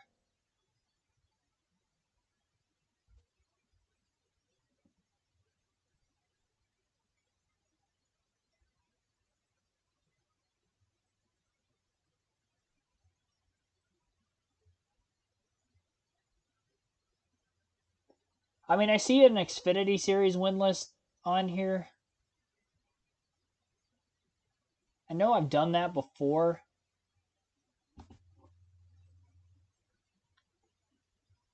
Wow, there's 177. Dang. I mean, I guess I'll try it. We have a couple hours apparently for rain. So we'll do NASCAR Xfinity Series all-time winners. Chat is open. We're just going to have to blow through this. Think of every name possible right out of the gate. 177. We just got to beat average. We just have to be above average. Because that's the goal in life. We're going to start off with Busch because he's got the most. What happened? All right. I was confused there. All right, Busch. Kurt and Kyle. Kurt's only got 5? I guess he jumped from truck to cup. All right, anyway, Harvick. Sam Ard's going to be up there somewhere. 22. Earnhardt Jr. He's going to give me senior 2. Edwards has a lot. Logano has a lot.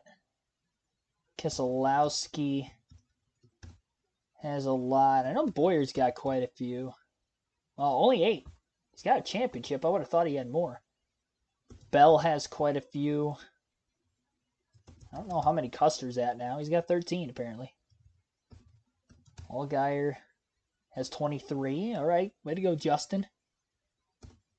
Robbie Gordon's going to be on here, but I don't think... Oh, Jeff Gordon has 5. Okay, well, yeah, I just never comes into my brain that Jeff Gordon ever ran Xfinity. I just imagine him just jumping onto the Cup scene at pure randomness in the 90s. Johnson never won one. No, he had one. Jimmy Johnson had one. Jimmy Spencer, another Jimmy. I'm not forgetting you again. Know who else I'm not forgetting? I'm not forgetting Ricky Craven this time. I'm also not forgetting John Andretti. And, of course, he's not on this list. I remember him. Lenny Pond, that was one on the last list. He wasn't on here. Lake Speed, he's not on there either. These names are too old, that's why. Spelled Allison wrong.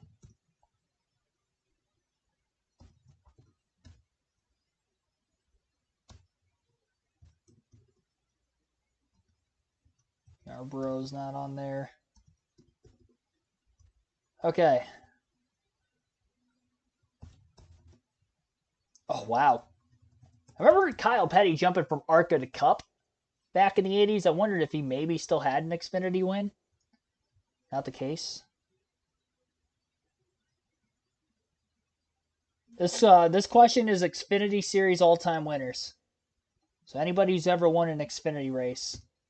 Yeah, Buescher's on here. Yeah, James Buescher and Chris Buescher. Sadler's got a lot. Give me Hermie Sadler too. Hornish is going to be on here. Allmendinger's probably got quite a few now. What am I doing? Allmendinger.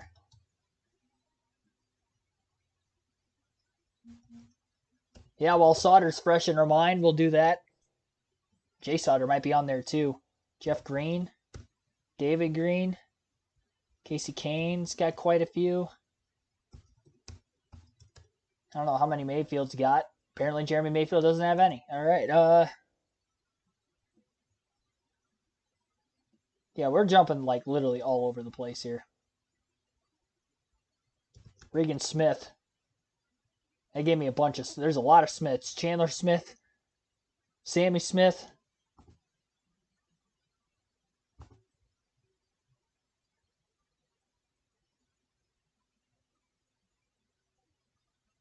Randy LaJoy.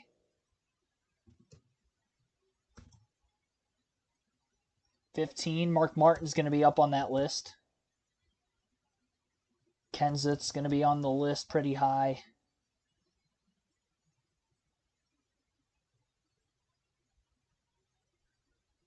I'll put Sawyer on here this time. Yeah.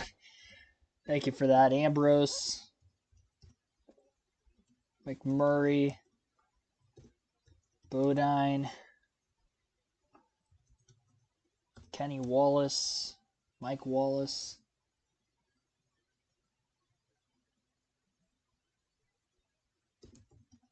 Bobby Hamilton Jr. and Sr. Casey Atwood.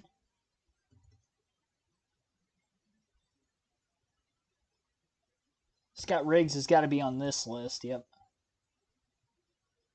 Jack Ingram is a good pull. 31. That's a lot, too.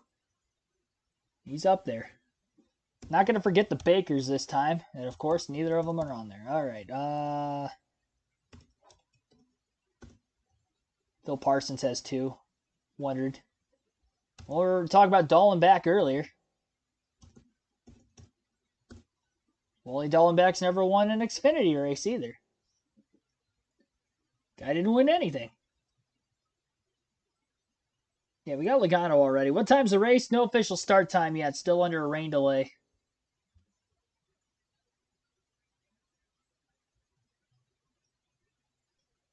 All the wins in second division. Yeah, Xfinity Series.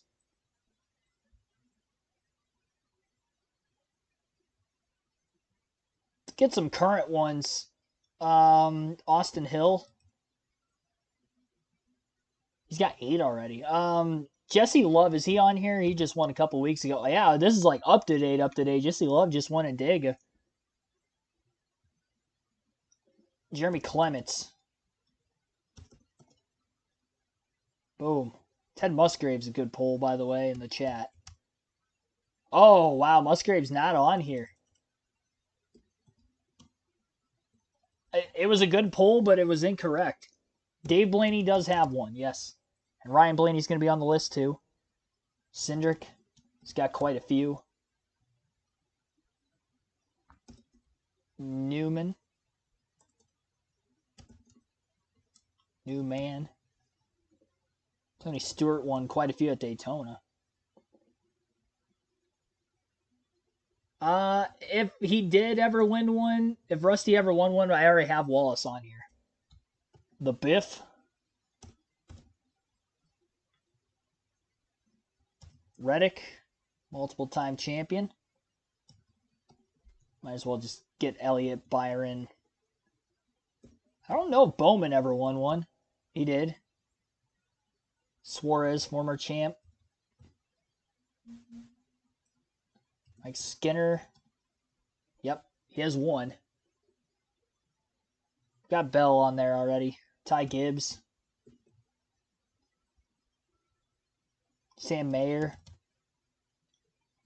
Michael Annett. Ryan Reed. Harry Gant's probably on there too. Yep. Quite a few of them. Rick Mast. 9. I know Musgrave has won a truck championship before, I believe. Trickle. Dick Trickle. He is on there. He's got 2 of them.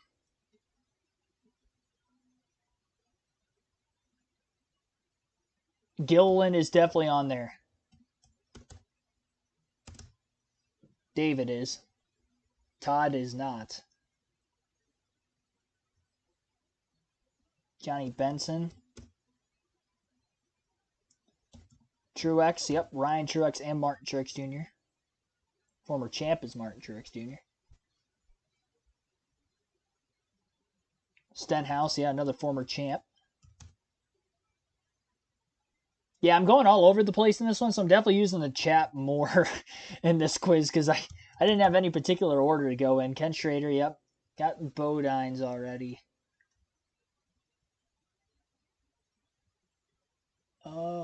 Jarrett? Yeah, Dale Jarrett's got 11. Labonte. I was going to say Justin Labonte won 1 too. Okay. I was waiting to see that. Yep, Morgan Shepherd. 15. That's Sodders.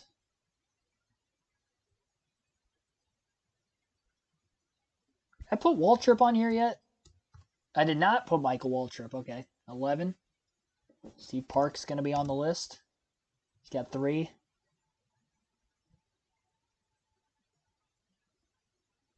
Hornaday. 2-time Busch champ. I do have Sadler on the list already. Ryan Preece.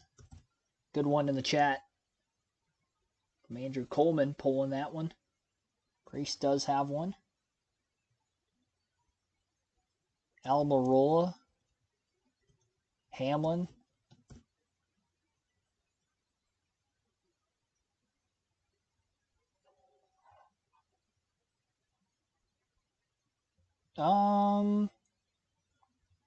Max Pappas. He did not win one. Ron Fellows probably did. Yep, Fellows has 4. Get all the road ringers out of here. Ambrose. I must have already put him.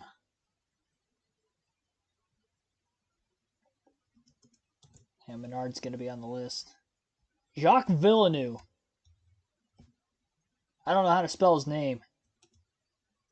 That ain't it. We gotta pause it. I'm pretty sure he won an Xfinity race.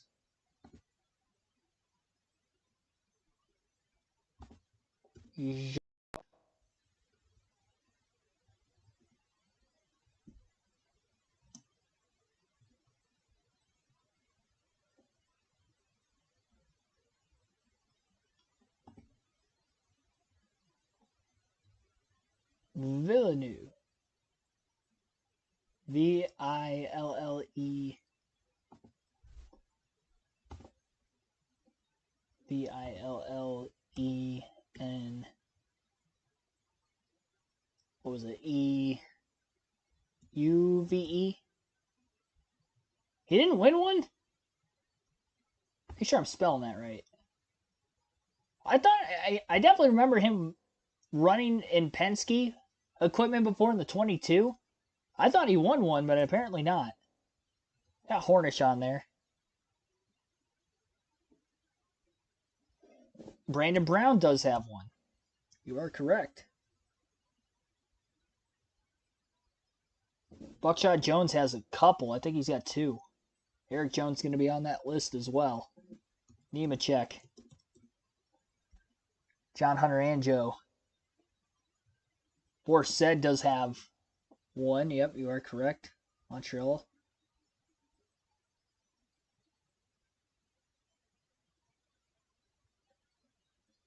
I thought I remember Jacques Villeneuve winning in the 22. I feel like he won at Road America before, but apparently did. You know who did win at Road America, though? Michael McDowell.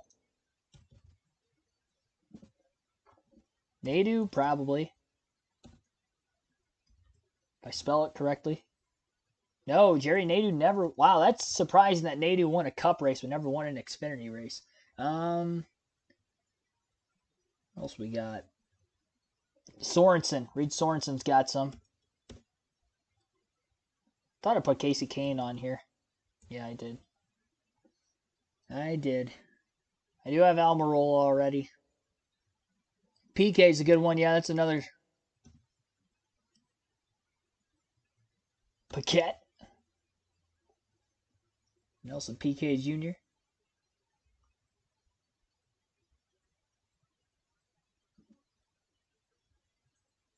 I thought I put Andretti on here already. John, yeah, he didn't win one. Won a couple cup races. I had Sorensen. Stremme? No. Got Green. Joe Ruttman. It's a good pull. 1. He has 1. Rudeman. David Rudeman has 1. How's that Kentucky? Oh, not James Davison. Got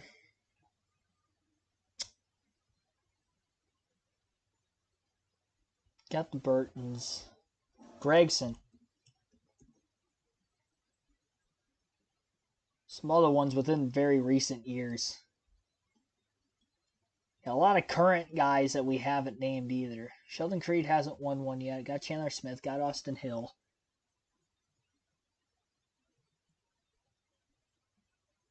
Yeah, I did have Sorensen on the list already. SVG soon. Yeah, but that doesn't help us right now. Danica didn't win one.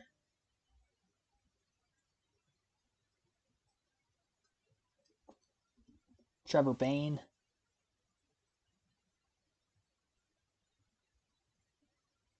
Larson. Oh my goodness, that would have been terrible if I forgot Larson. Wow. Saved me on that one.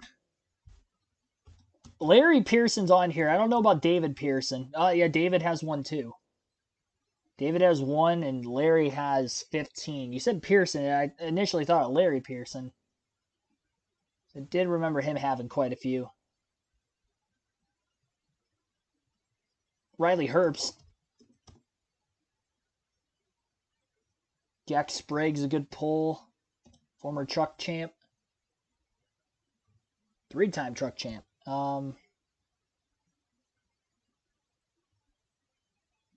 Crafton probably doesn't have one. No, he does not. Yeah, I didn't think so. Josh Berry. It's recent. Recent within the last few years. I do have Ryan Reed already. He's got 2 at Daytona in a 3-year stretch. Brendan Gaughan.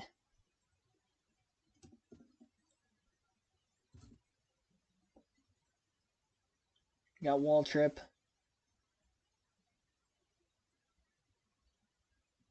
Patty Moyes came close to one. Yeah, I don't even know who that is. There's no way Stephen Light won one.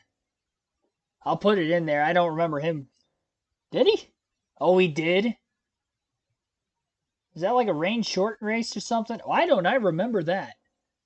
Former Cup Series Rookie of the Year, Stephen Light. That's a good pull. Brendan Poole should be on here, but he's not.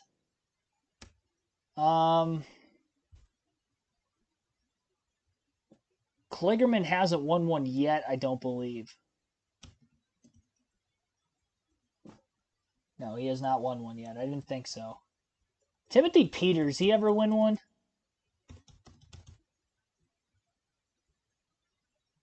No, he did not.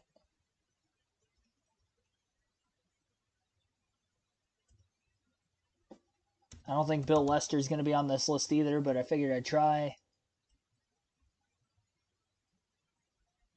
Oh, Tim Fedowa. Boom.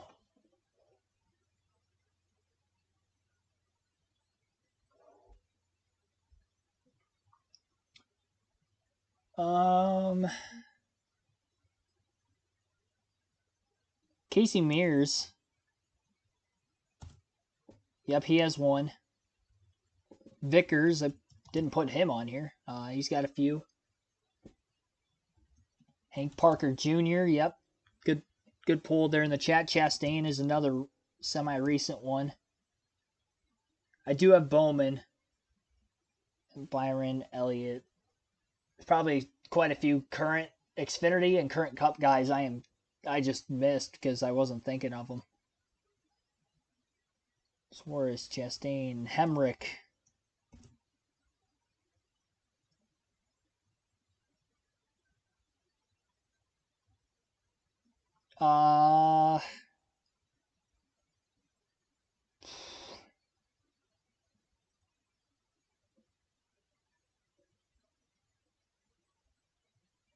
Mike McLaughlin? There's no way. I don't think he's on here. McLaughlin. Oh, he is. Okay, never mind. He's got a few of them. My bad. He had 6.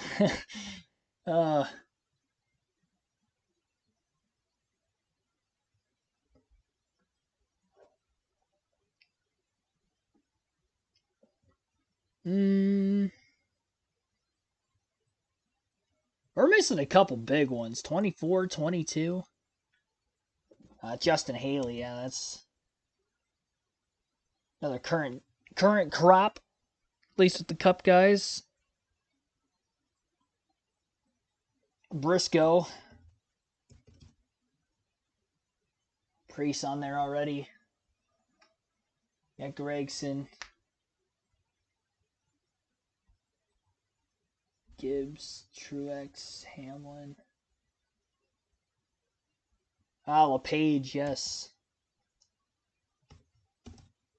Kevin LePage has 2.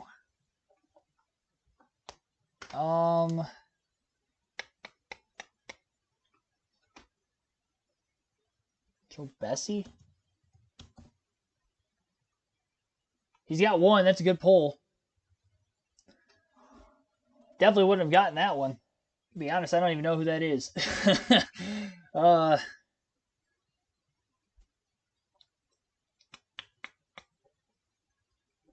Yeah, Mayfield didn't win one.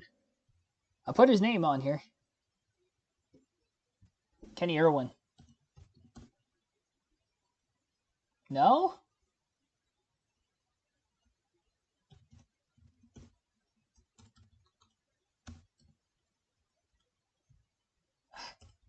Ernie Irvan. Spell it right. No, Ernie Irvan's not on the list. Okay. Ricky Rudd. Oh, that was a close one. That was a close one. I almost forgot him. Jason Keller, that's right. I didn't realize Keller won as many as he did. He had 10. Austin Dillon, yeah, that's bad. That's bad. I should have forgotten that. Oh man, that's what you get for just trying to jump all over the place. Chad Little. You know what? I tried to guess him on the last quiz, and I didn't think of guessing him on this one. And I did have Ernie Irvan, and it didn't give it to me, and I must have spelled it wrong on multiple occasions. L.D. Ottinger, don't know who that is. Jeff Purvis, Robert Presley, Jimmy Hensley, Butch Lindley, Rob Moroso, Scott Wimmer, Mike Alexander, I don't know who that is. Johnny Rumley, Tim Richmond, Ron Bouchard, Butch Miller, Dennis Setzer, Jason Leffler, Mike Bliss, Sterling Marlin. Yeah, there's quite a few big ones on here. Myatt Snyder was very... I forgot about that. Yeah, Snyder won at Homestead a couple years ago. 21 for RCR. Justin Marks has that one win at Mid-Ohio. Ty Dillon has one win.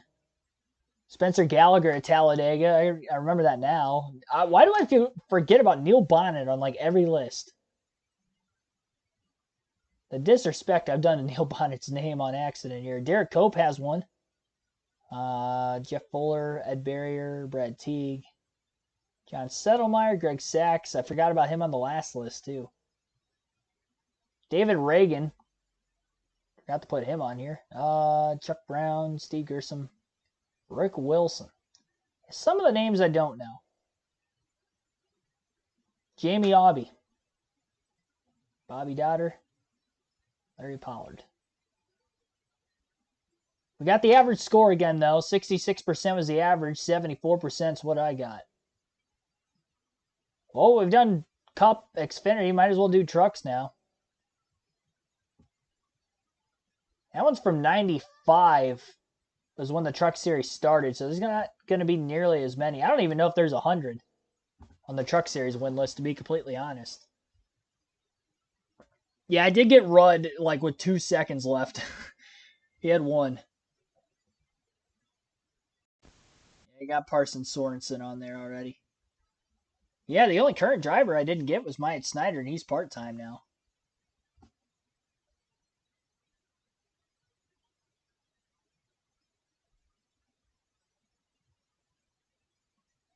So now we got to find the trucks.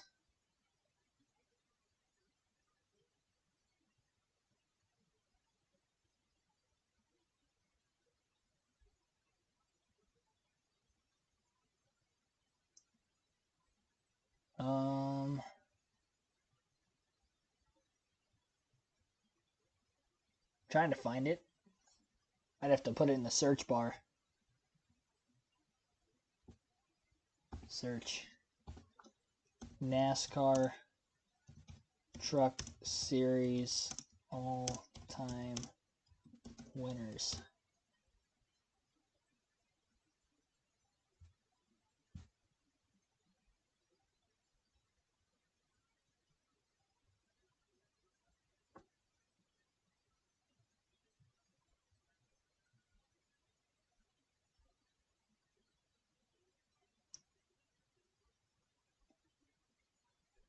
I don't know which one's more recent.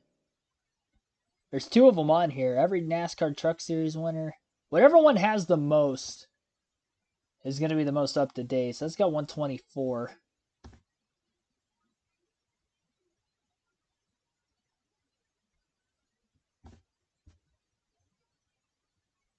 Okay, they both have 124, so they're both going to be up to date. Which one gives me more time? That's the next question. This one we have 15 minutes. And the other one,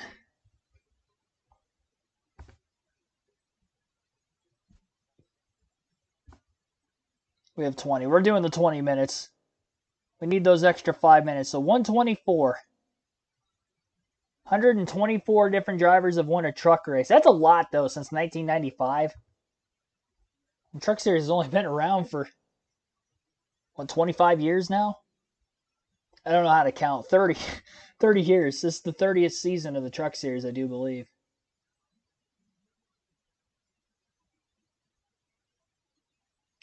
We are back with another quiz. Checking the weather. Rain likely to end around 6:15. Still local time. It is only 3:55 local time.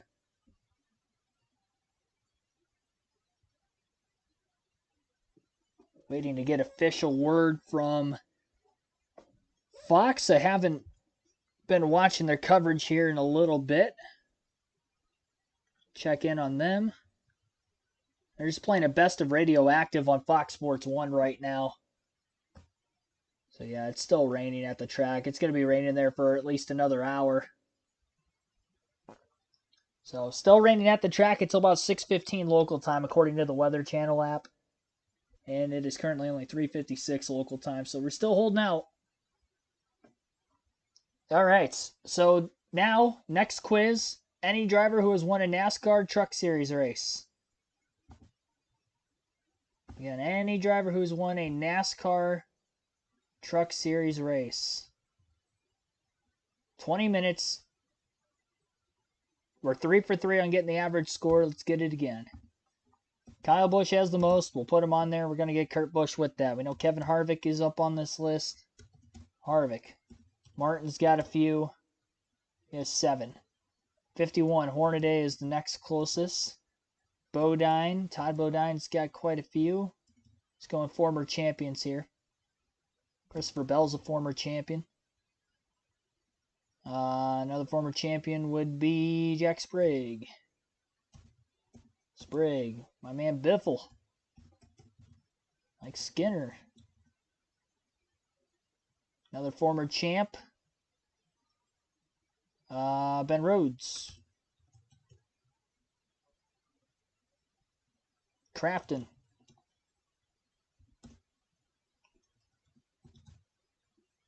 J. Johnny Sauter. Timothy Peters is on the list, but yeah, not a former champion necessarily. Kligerman. We'll just start bouncing around again. Well, I might miss more names that way, but it's really tough to go by team in the Truck Series, too. Get those road course ringers out of here.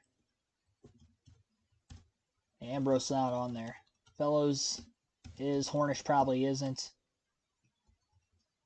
Montoya probably isn't, but I'm still putting their names just in case. Scott Riggs is not a road course ringer, but he just came to my mind.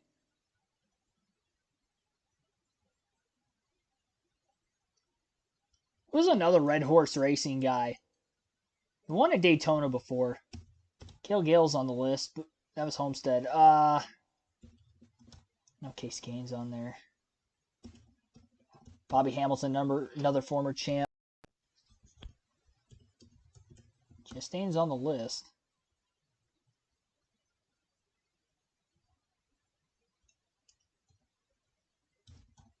Yep, Elliott Sadler has 1. Dennis Setzer. Another classic name. Rick Crawford. Won some.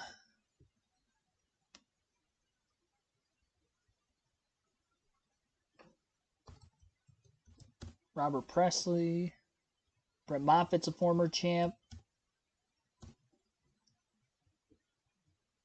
James Busher.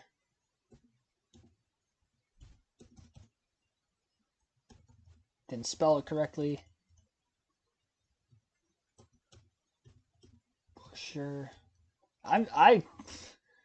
Jeez Louise. There we go. 6 of them. Zane Smith. Threw Chandler Smith in there for me. Brandon Jones, Eric Jones, Stacy Compton. It's a good pull. Scott Speed.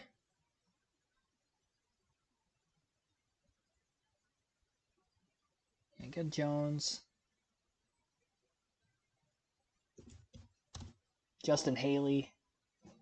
William Byron won quite a few. Hamlin ever win one? Yeah, he's got 2. Okay. No, Martin Truex Jr. got that one at Dirt Bristol. So did Logano. Larson. I don't think Bowman's on this list. Nope. Reddick is.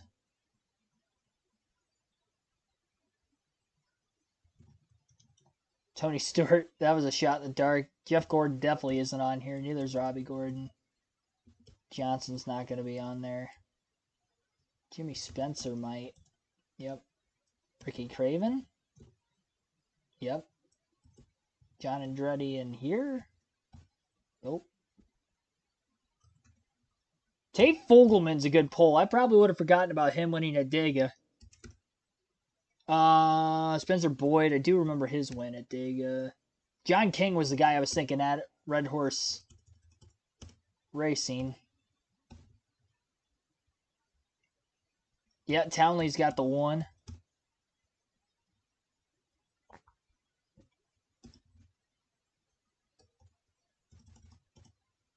Newman. No, Earhart's not on here.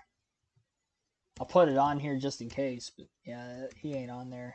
Almirola. Remember Michael Waltrip winning that one at Daytona. I do have Crawford already. I didn't put Edwards on here yet. Johnny Benson, former champ. Terry Cook, yep. Ernie Irvin is not on there.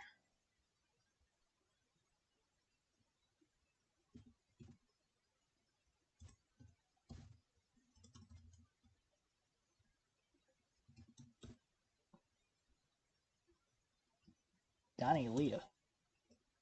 No, Donnie Leah is not on there. Ted Musgrave, yep. Didn't win any Xfinity races, but 17 in the trucks. Quite a few. Clicked away quite a few already.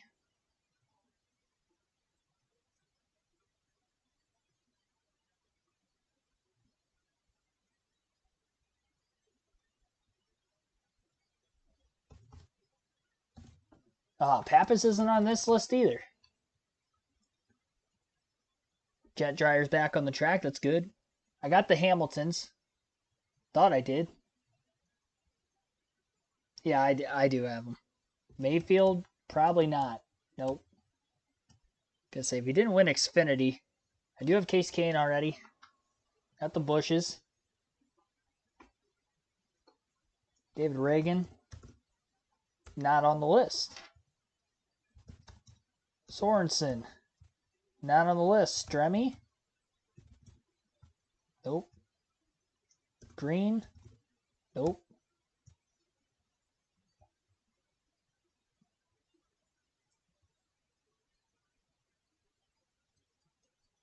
Not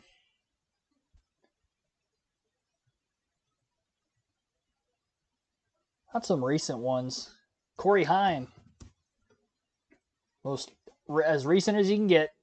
Just last night. Hocevar, 4. Eckes,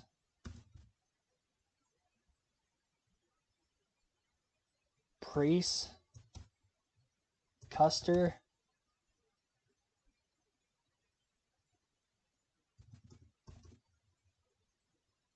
Regan Smith didn't win one. Allgaier not on there.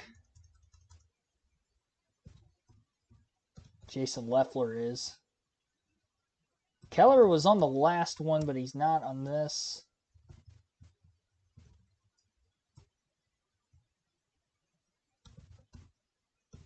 Chase Elliott. David Starr.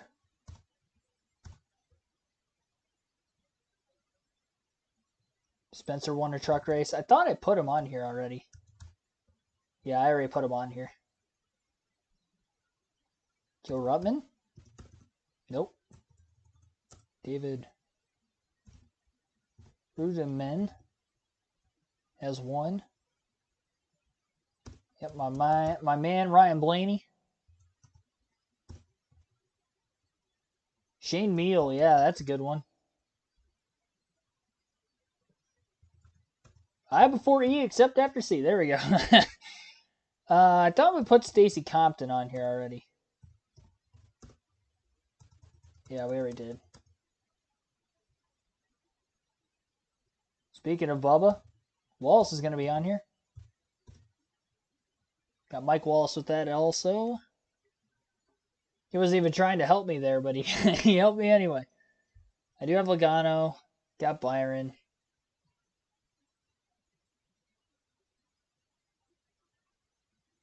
Her first race, there was one after switching to a modified 6-cylinder as a backup last minute. Never inspected the car, caught fire. You talk about for the trucks? I did not hear this story. That's interesting.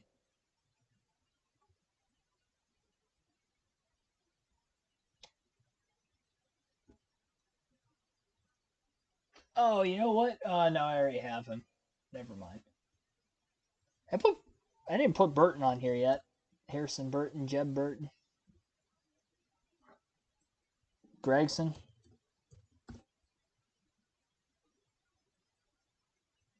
Tyler Ankrum.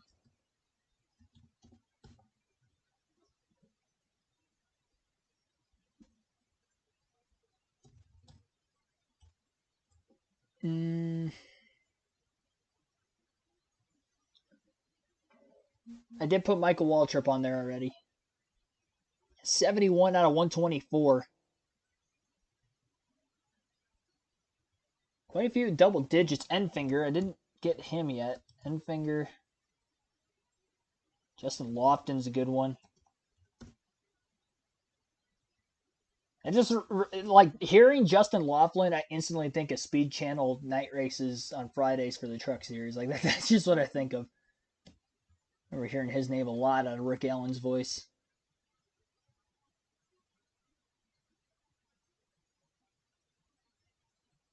Bill Lester.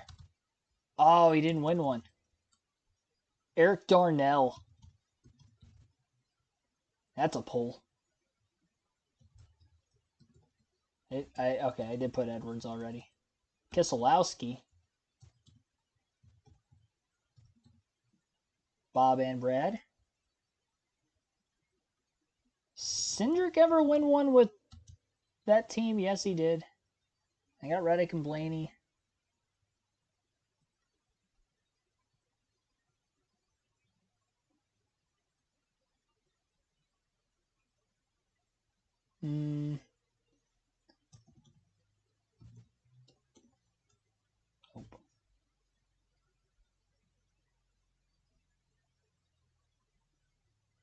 I did put Leah in here already, and I didn't get him.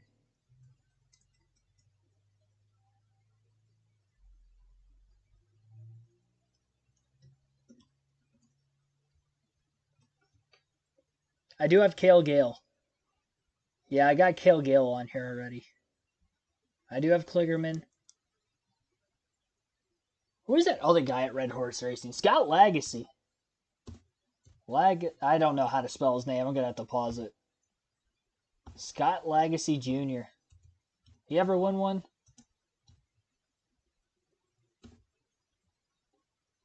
Lagacy. Spelled exactly how I would think it is. Nope, Scott Lagacy is not on the list. Dang.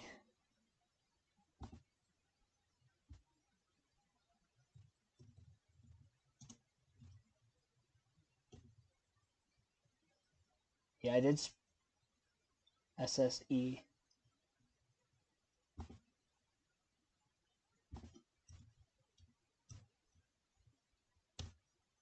Yeah, he's not on the list. Oh, Raphael Lassard. Yeah, that's right. KBM Talladega. He's not even in the Truck Series anymore, I don't think. McMurray? He does have one. All right. Probably Super Speedway or something. I don't remember it. Got Sauter already.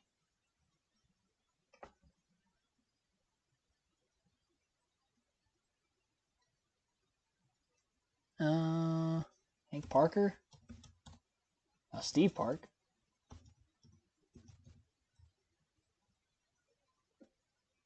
Joey Coulter? I don't know if he won one.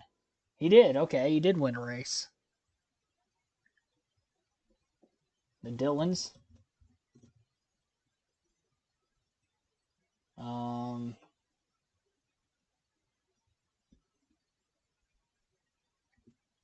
did put Biffle already. Chad Little. Mike Bliss. Yep. Got him on the Xfinity list. I do have Fogelman already. Oh, Brandon Witt, yes. Brandon Witt. I don't know if Cole Witt ever won one or not. So we would have gotten 2 for that name. I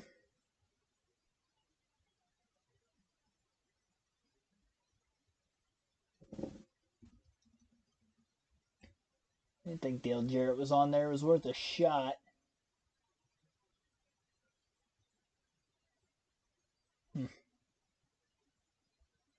Tyler Walker? Nope. Tyler Walker did not win one. Have they called the race? No, they have not called it yet. Drivers called to their cars?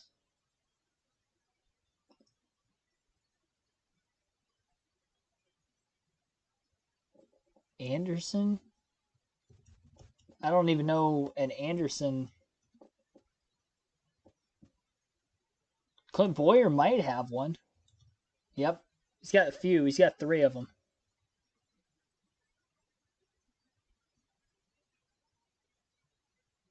Still, I know I'm still missing some either current guys. Thor Sport Racing.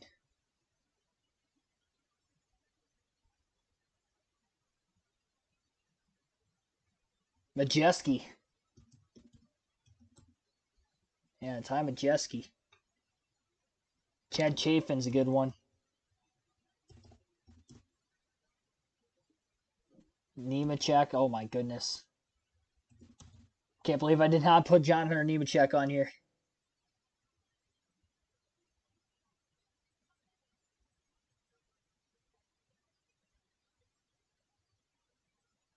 Biffle had the one off, but he also is a former champ. I already had Biffle on here. 2000 truck champion. Ben Kennedy. He does have a win.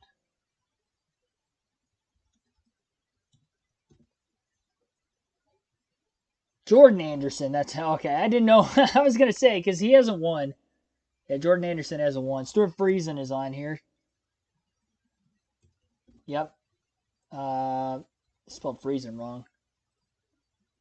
A high before E. Why do I keep doing that? Stuart Friesen. There we go. De Benedetto. Oh, yes. Nope. That's not how you spell it. Benedetto. Nope, that ain't. The 2 B's. It's D-E. D-E. No.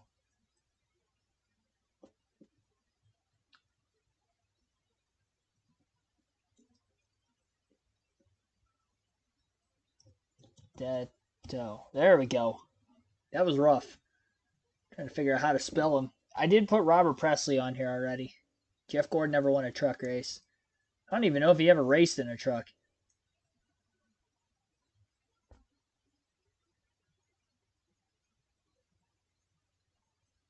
Travis Quaffle. Oh my goodness, that would have been terrible if I forgot him. Wow. Ah, man. Former champion. Yeah, I got the Benedetto now. You're taking a long time trying to figure out how to spell it. Brendan Gaughan, yep.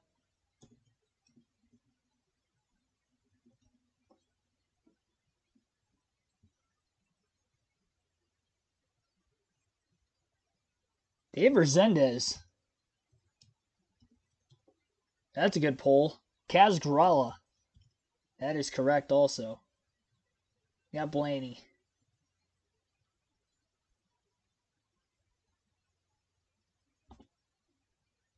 Josh Berry never won. Yeah.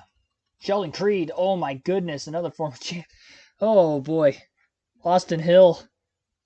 I'm missing a lot of these guys who are just out or just in trucks.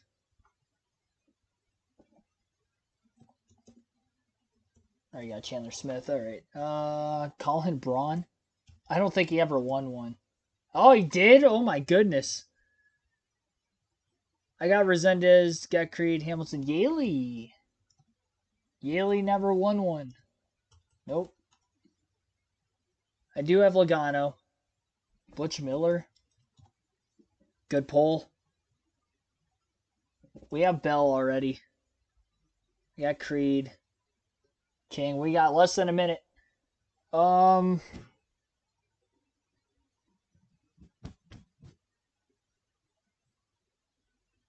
all raced the BK? I know, I was thinking about that earlier too. I have Cindric, Blaney, Reddick, Keselowski already. I don't think there was anybody else that won in those trucks.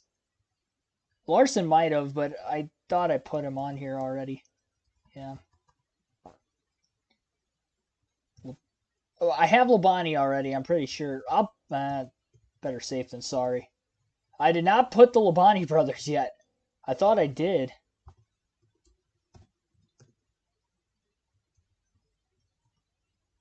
Mayer, Sam Mayer. Oh, man, that was close. I already tried Allgaier.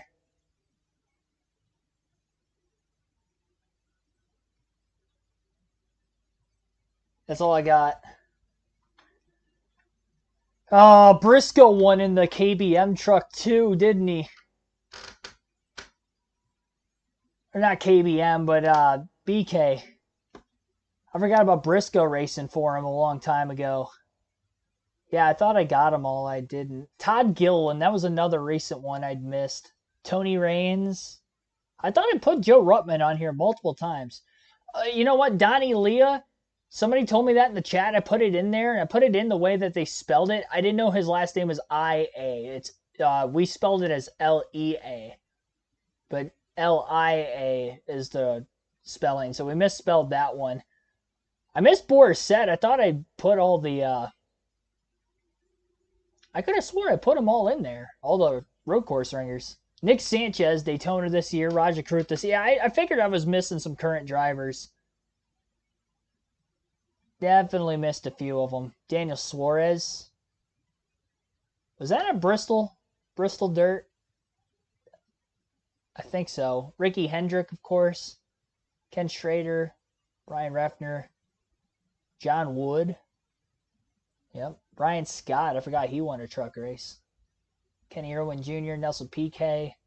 Another road course ringer I just completely forgot to bounce around to. Rich Bickle, Andy Houston. Rick Carlelli. Randy Tolsma. 83%. That was our highest percentage yet. Average score 71%. We did good, ladies and gents. We did good. Somebody said the drivers are getting called into the cars. Let me verify if that is true. It was like 5 minutes ago. I saw that in the chat.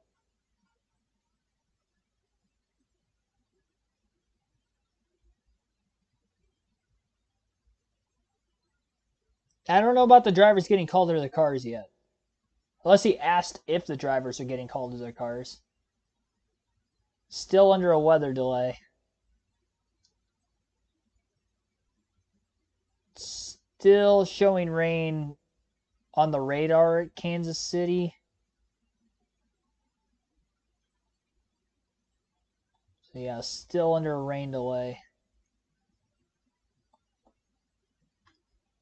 I don't see anything about them.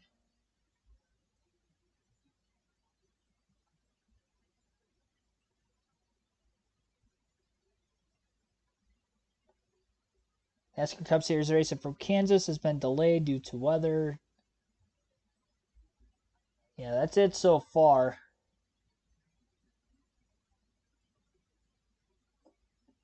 No updates at the moment. Start of the NASCAR Cup Series race from Kansas Speedway is delayed due to weather. Stay tuned for more updates. That's all it says.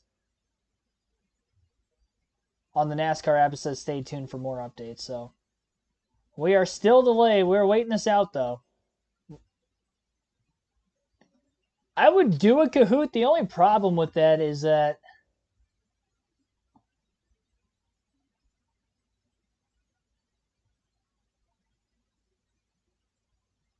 I know that this laptop, I mean, it runs slow with Sporkle.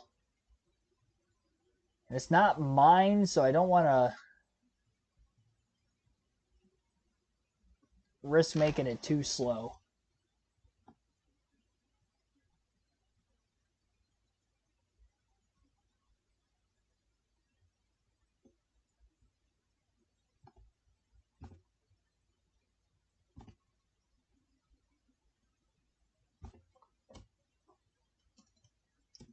NASCAR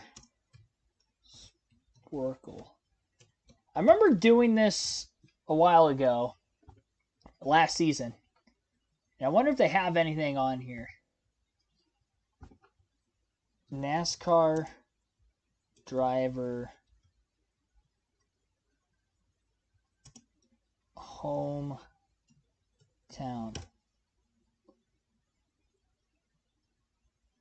NASCAR drivers' hometowns. Oh boy. Then they got winningest driver from every state too. A little geography and NASCAR with this one. We got 31.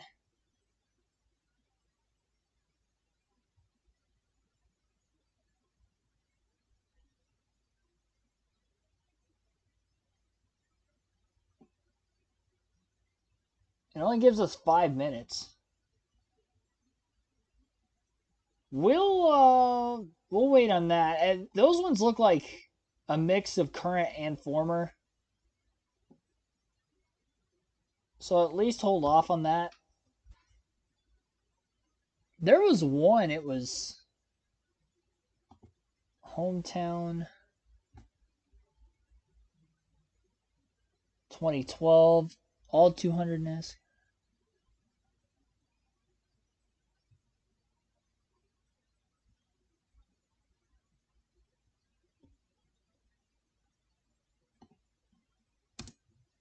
Hometown, let's go 2024.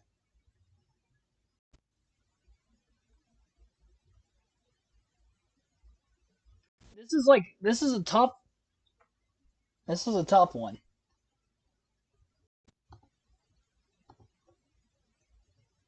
Let's go 2020s. I definitely remember doing this before. It's so hard.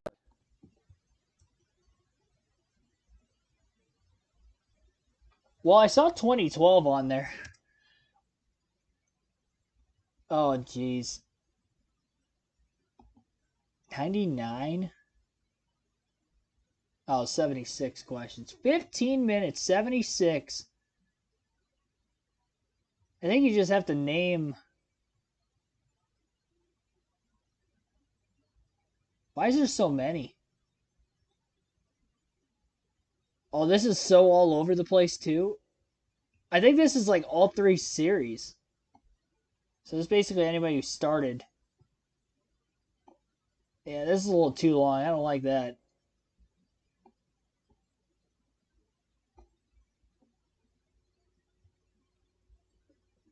Yeah, this one's a little too long.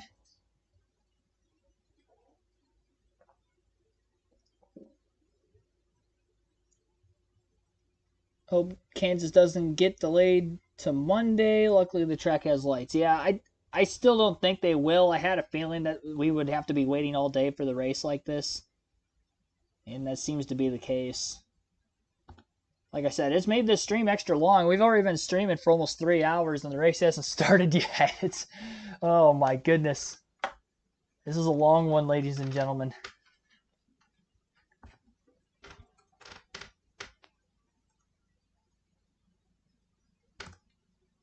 NASCAR driver's hometown. Winningest driver from every U.S. state. 10 minutes. You know what? This is an all-time thing, but let's try this. So this is 10 minutes here. 10 minutes. There are 50 states in the United States of America. We got to name the driver who has won the most from every state. And it gives us the hometown for some of them and not all of them, which I don't like. I think the ones it doesn't give us are the ones that nobody's won from. We're going to get a few of these right out of the gate. Yeah, we got 15. 15 of them have not had a race winner. Christopher Bell's the only one from Oklahoma that's won. It's not up to date. So Oklahoma, not Norman, Oklahoma Bell. Do I have to put the full name? Oh, I gotta click on it. I see. I see. Bell. Las Vegas, Nevada. There's gonna be Bush. Kyle. Mayetta, New Jersey. That's Truex. New York. I believe that's Bodine. Yep. Jeff Bodine. Don't ask me how I know that. Levi Cross. Well, it's got to be Petty. North Carolina, right? Yep. Ohio. Blaney. Oh, no, you know what? Tim Richmond, I think, has more. Yeah, yep, Tim Richmond. That's my state, by the way. Oregon, I'm not sure off the top of my head from Oregon. Dawsonville, that's Elliott. Bill. Florida, Miami, there's so many of them from Florida. The Allisons from Florida. Yep, okay. Columbus, Indiana, it's Tony Stewart. Owensboro, Kentucky, it's Waltrip. Oddly enough, Jeremy Mayfield also from Owensboro. Maine, that's Ricky Craven, I believe. Yeah, let's go. Let's go. You guys are like, how the heck does he know this? Vallejo, California, it's Jimmy Johnson. Oh, hang on. Jeff Gordon, sorry. Sorry. Johnson's from El Cajon. Middletown, Connecticut, it's Joey Logano. Arizona, Tucson. Bowman. Yep. Arkansas, Mark Martin.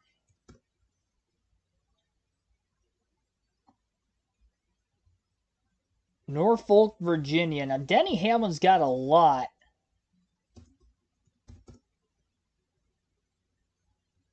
But I'm not sure if it's him. No, it's not him. So if it's not Hamlin, is it Pearson?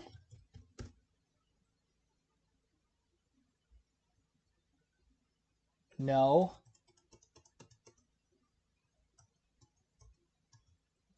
We know Hamlin's from Virginia. He's close to the top 10 on the wins list. We have Allison. It's got to be Yarborough then.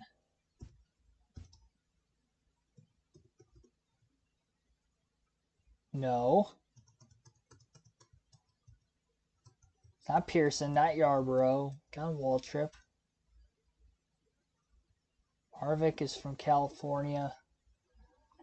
Oh, man, this Virginia one. Cambridge, Wisconsin's Matt Kenseth.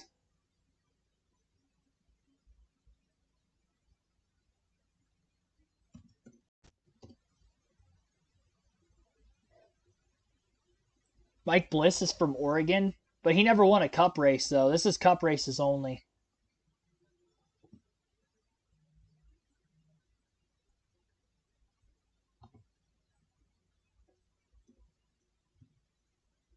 I guarantee Bliss isn't going to count there, yeah. Yeah, he doesn't count. It's cup races only. Emporia, Kansas, that's Clint Boyer.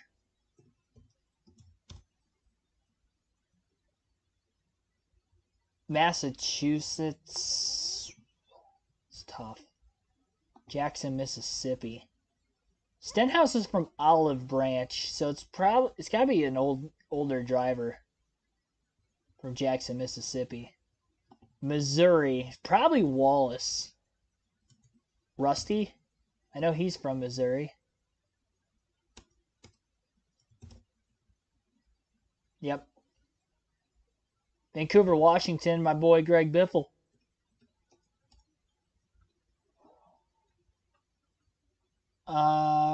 Parkersburg, West Virginia. Not sure. Columbia, Tennessee might be Sterling Marlin.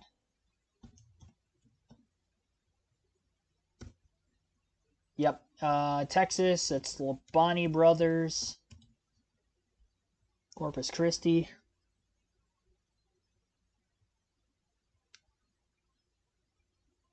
Michigan, Rochester Hills. That's Brad Keselowski.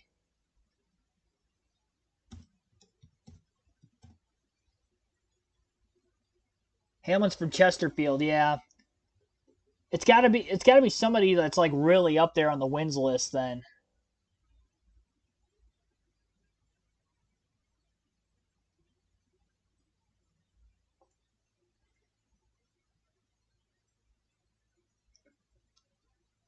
Yeah, this is gonna be the last quiz with the drivers going to their cars. I see you in the chat. Thanks for keeping me updated. Well, if it's not Pearson, not Yarborough. You would think like Lee Petty would have been from North Carolina like Richard, which is probably the case, so that ain't it. Got Allison. Yeah, I don't know there. South Carolina, you know what? I think that's David Pearson.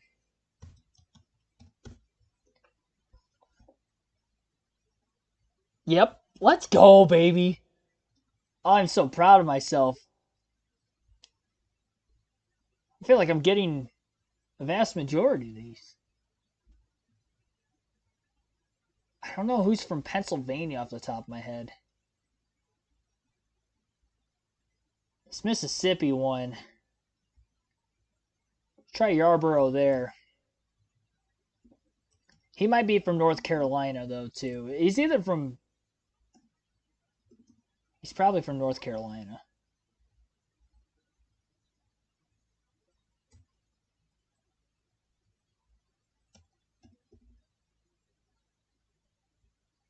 And I know Stenhouse from Olive Branch, and he's only got 3 wins anyway, so it's probably not him. If Bobby Allison's from Florida, you would think Davey Allison's from Florida too, right? But if he's not, then let's go Allison for Alabama.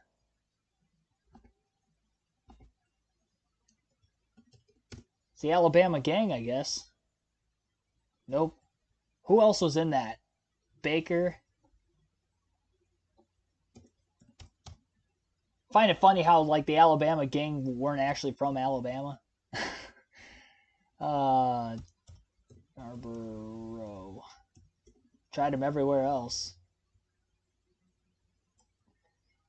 Yeah, I've got nothing. It's going to be one of those old guys, though, from Alabama. Jimmy Spencer's from Pennsylvania? I'll try him, but he's only got a few wins.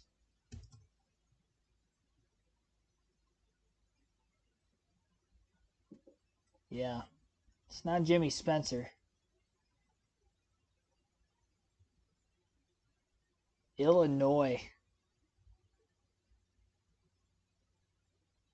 Colorado. Omaha, Nebraska. Sydney, Montana. Parkersburg, West Virginia. I don't know how I haven't gotten that Virginia one yet.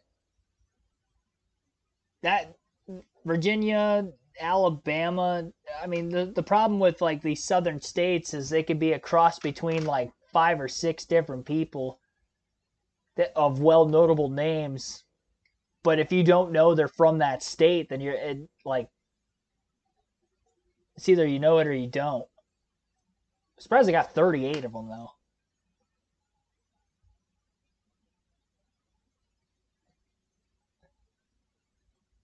Massachusetts.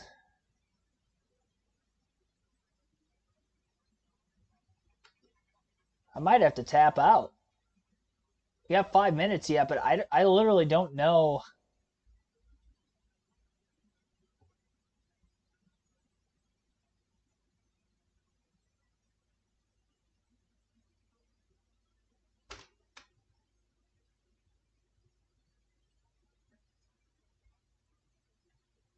Did we mention David Pearson? Yeah, he's from South Carolina, Spartanburg. I got him already. Norfolk, Virginia. Norfolk and Way.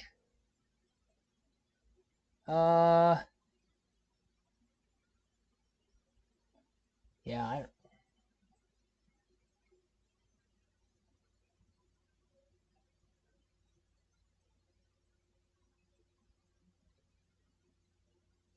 no, Newman's from Indiana.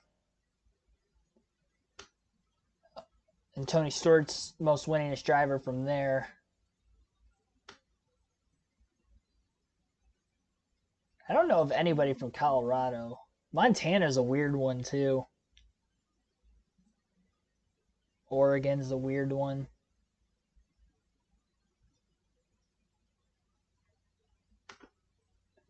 Casey Kane's from Washington, but Biffle has the Washington winner. Oh, man, Mississippi.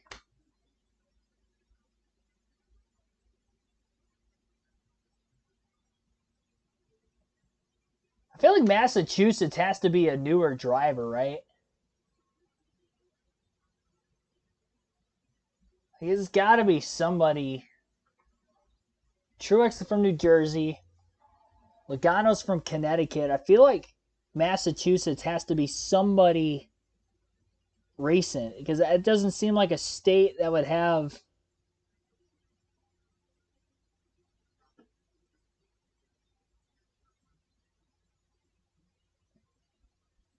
somebody from a long time ago.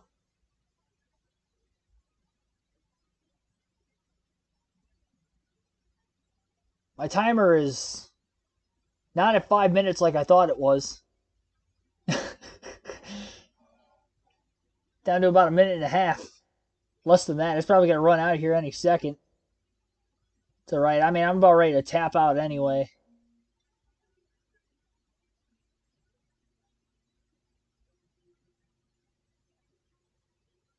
$5:45.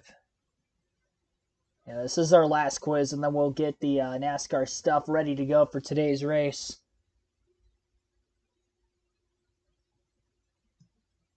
And time is up. I mean, Jeez Louise. Tim Flock was from Alabama. I knew it had to be somebody old. I didn't think we were going that old. So Tim Flock gets the Alabama one. John Rostick from Colorado, I would have never gotten that. Dick Hutcherson from Iowa, never would have gotten that. Fred Lorenzen had Indiana, or Illinois, excuse me, which I did not know he was from the state of Illinois. Ralph Moody was Massachusetts, so it was not somebody recent. Lake Speed from Mississippi, really? How many wins did he have then? If Stenhouse is from Olive Branch, Mississippi, and has 3, I thought Speed only had 1 win. That's weird. Paul Goldsmith from West Virginia. I wouldn't have guessed that. Joe Weatherly from Norfolk, Virginia. Does Weatherly have more wins than Hamlin?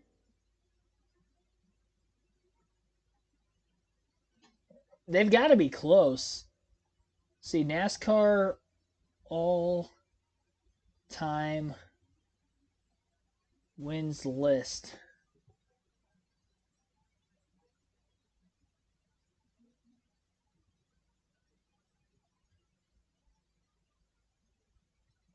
Hamlin, where's Weatherly at?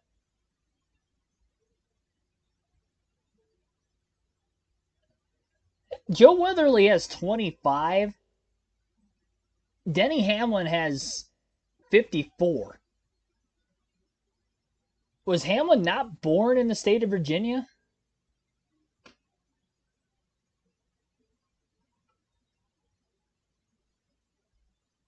Let's see. Hey, Google. Where was Denny Hamlin born? Tampa, Florida. What the heck? Lived in Chesterfield, Virginia, but he was born in Tampa, Florida. So that's why Denny Hamlin wasn't Virginia's. Which I thought it was Chesterfield too, just like somebody in the chat mentioned. But apparently he wasn't born in the state of Virginia, which is why Joe Weatherly got that one. Which must be the same for Stenhouse. Because he has 3 wins, and I thought he was from Olive Branch, and Lake Speed's only got 1. Chuck Stevenson, Montana. Bob Burdick, Nebraska. Herschel McGriff, Oregon. Dick Linder. Honestly, of all the names that are left on this thing, I got all that I would have known. Like, there isn't one on this list that I'm upset about not getting. Look at that, by the way. 76%, 59% is the average score. Honestly, no offense to the chat, but I think I got every single one of these answers. I know my NASCAR hometown guys, all right? The PA guy, that was Dick Linder. Yeah, I wouldn't have guessed that. The Linder name is big in dirt racing around here, which makes sense because Pennsylvania is a big dirt racing state. Lernersville, Williams Grove. On the World of Outlaw Sprint Car Tour.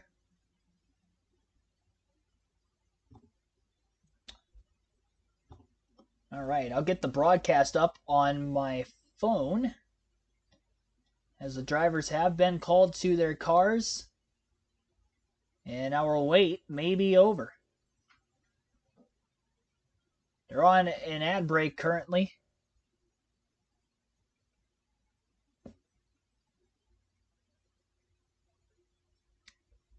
"5:45 p.m. Eastern." So we are just a few minutes away from the race resuming, or beginning, I should say. We haven't even started yet.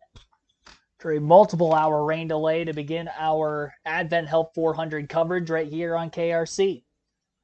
Appreciate everybody that tuned in to the stream. We have 114 likes and the race has not started yet.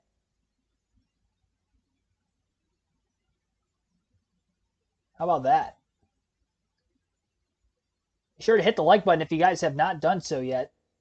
Our goal is to get to 150, and we're almost there already, and the race hasn't started. So we should get to 150 at some point.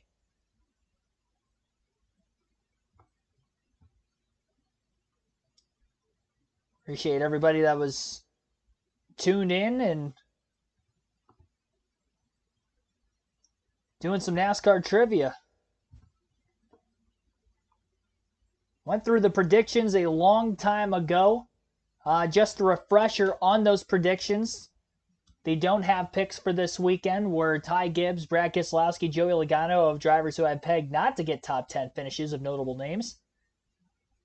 Sleeper picks would include Noah Gragson and Bubba Wallace to get top 10 finishes, and my must-have picks for top 10s, Ross Chastain, Chase Elliott, and the 2 picks who I think are pegged as the favorite for the win are Tyler Reddick and Denny Hamlin. I took Denny Hamlin to win the race. Those were the pre-race predictions. About 3 hours ago, we went over those predictions on this live stream. It's hard to believe we've been live for over 3 hours already, and the race has not started yet. It is a long day of streaming, let me tell you, and I got to work tomorrow. Oh, my goodness. I'm glad I ate before the stream started. I am getting hungry again, though. See, if the race would have went on as scheduled, I'd probably be eating pretty soon again, but not the case. Appreciate everybody that tuned in. Again, got to do some trivia while we were waiting for the start of the race.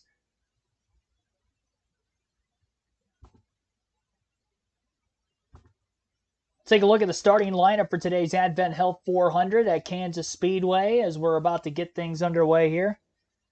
Raw feed not available at this moment on NASCAR.com. Oh, wait, hang on. Yes, it is. I was going to say we had a rain delay. I would expect them to have the extra time to do so. There it is. Starting lineup is as shown on screen. Christopher Bell on the pole for this one here today. His first pole of the season.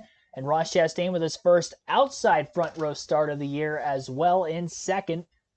Chastain looking for his first win of the season, and Christopher Bell looking for his second. Noah Gragson and Kyle Larson in row 2. Larson going for win number 2, his first on a mile and a half, similar to this at Las Vegas. And Noah Gragson scored a top 10 at Las Vegas earlier this season, and he's looking for 3 straight top 10s coming into today's race. Kyle Busch and Ty Gibbs will line up in row number 3, a top 5 a week ago for Busch, and Gibbs back with a top 10 at Dover a week ago as well. Austin Cindric and Michael McDowell in row number 4. Row 5 will be Chase Elliott, former Kansas winner, and Chase Briscoe. In row 6 is going to be Joey Logano and Chris Buescher. Logano, a former Kansas winner. Martin Truex Jr., Denny Hamlin, both former winners at the Kansas Speedway, will start in row 7. Hamlin, a 3-time winner already this season. Truex still looking for his first. He's the highest in the point standings of those without a win. In row number 8 will be Tyler Reddick and Austin Dillon. Reddick, again, one of my personal favorites to win. He has scored an 11th place finish or better in 8 of the last 9 races this season, looking to make it 9 for 10. Josh Berry and Alex Bowman will line up in row number 9, and in row 10 behind them will be Jimmy Johnson and Corey Heim, Johnson's best qualifying start of the season. Ricky Stenhouse Jr. and Carson Hocevar will line up in row number 11. Row 12 for Bubba Wallace and Zane Smith. Todd Gilliland and Ryan Blaney starting deep in the field in row 13. Row 14 for Daniel Suarez and Corey LaJoie. By the way, Blaney did get into the wall in qualifying, but no backup car needed for him today. In row 14 is going to be, as mentioned, Daniel Suarez and Corey LaJoie. John Hunter Nemechek and Brad Keselowski in row 15. Row 16 for Harrison Burton and Ryan Preece. Row 17 for Daniel Hemrick and Austin Hill. Hill, one of the 2 open entry cars today, along with Jimmy Johnson. Justin Haley and William Byron in row 18. Byron hit the wall much harder in practice than what Blaney did, but still shouldn't be in a backup car for the start of the race, but is starting very deep in the field. And then rounding out the field in row number 19 will be Riley Herbst and Derek Kraus. So that is your starting lineup for the Advent Health 400 at Kansas. And here's a little bit more of that pre-race coverage as we get ready for the drop of the green flag. As cool as it is, speeds are going to be ludicrous fast. It is going to be so fast, and I think you're going to be able to run from the bottom to the top of the racetrack. The balance of the car is probably going to be a little different. I think the front's going to have more grip than the rear, so the car's going to probably be a little free in the beginning until some rubber goes down on this racetrack. Yeah, I mean, there's zero doubt that the track's going to have the most grip on the first lap. They'll run their fastest laps of the race right from the get-go. We heard those guys talk about how nerve-wracking qualifying was. Well, the first few laps of this race are going to be the same. Yeah, 30-degree difference from 1 year ago in this race. It was 90 degrees outside air temperature, and it's low 60s out there right now. Someone who knows just how cool it is out there at Kansas is our cool pit reporter, Regan Smith, who's with the Daytona 500 winner. Well, Shannon, it's cool, but it is dry. The track is looking good right now. William Byron starting 36 today. You got your work cut out for you. How do you get this 24 all the way to the front? Just pass a bunch of cars, just try to use all the different lanes here at Kansas. I feel like you can use the bottom, the middle, if guys aren't moved up to the top yet, on restarts, you can use that. So just feel really confident about our car. Our Raptor Chevrolet was awesome in practice, and just hate what happened in the qualifying, but if there's anywhere you can pass, it's here, and I feel like if we've got the same car we had yesterday, we should be really good. So just excited. We've worked really hard on the mile and a half tracks, and hopefully today shows up. These cooler temps right now that we're going to be dealing with this evening as we race now, how does that affect the setup that you've got in the car and what you and Rudy Fugle talk about to adjust? I mean, I don't think there's anything we can really change before the race to know what the track's going to be like, because it's been a few years since we've raced at night or in cooler conditions. So just feel like we're going to have to adapt in that first stage. Probably take a beat to understand what our balance truly is. Back here in dirty air, it's really tough to know, but once we hopefully get into the top 10 or top 5, we kind of make it an accurate judgment of what we really have. So we'll see. All right, good luck today. Thanks, Jamie. Ryan Blaney starting back in 26. So we got a good amount of rain, Ryan. Now there's a green racetrack. How will that impact the start of this race, maybe one way or the other? I think the biggest thing it'll impact is just what we learned yesterday. It had a good amount of rubber on it yesterday from trucks and ARCA, and it took a little bit of our practice to kind of get our rubber on the track. So, I don't know, I usually think green racetracks like this are typically freer than with rubber on them. So they might be a little bit, more on that side of it to get going, but we'll rubber it in pretty quick. When you get all of us out there running, it gets to the top here pretty quick, so I feel like it'll get rubbered in really fast. All lanes will, and you'll have to adjust for that. But hopefully we can make our way towards the front. Didn't really get a good qualifying run in yesterday. Thought Menards Cardell Ford Mustang. I felt decent in practice, but it was so much cooler than it was yesterday. Maybe a little bit more overcast, but wind seems a little calmer. But it's going to end kind of in the night here. So it's just going to have to figure out. All right, what's the track do when it goes under the lights and that big transition that we always talk about. So that'll be challenging, but hopefully 12 boys are up for it. All right, good luck to you. Regan. Oh, Brad Keselowski, we're not going to miss this race car, whether it's in the daytime or the nighttime. One of the brightest ones on the racetrack, Brad.